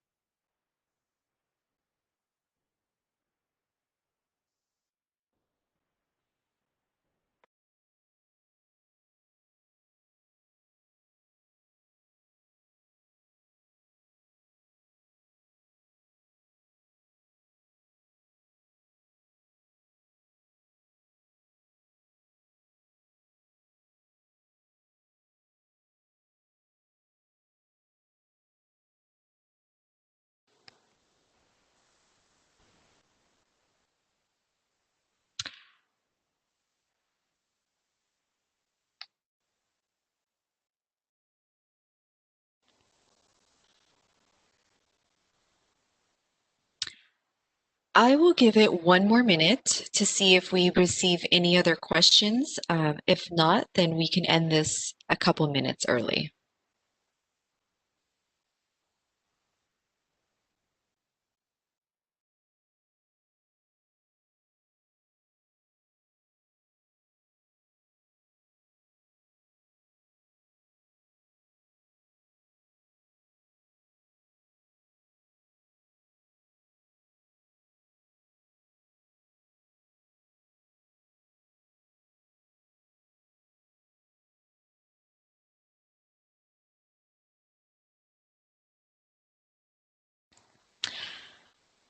Okay, I do not see any other questions or any other hands raised. There are a couple of things that the CPUC has committed to following up on, and I would just encourage everyone to please get on the services and subscribe if you have not. We also have a website where we post all of the slides, and we will be posting the recording from today. Again, that was cpuc.ca.gov/Aliso, Aliso OII. And we do have an email inbox, so you can email any questions for the CPUC or any questions for FTI, and that's Aliso Canyon OII at cpuc.ca.gov. So with that, thank you very much, everyone, for your participation. Thank you, AOG Zhang. Thank you to GSE and the FTI team. And please monitor your inboxes for additional materials and the recording. Take care. Bye.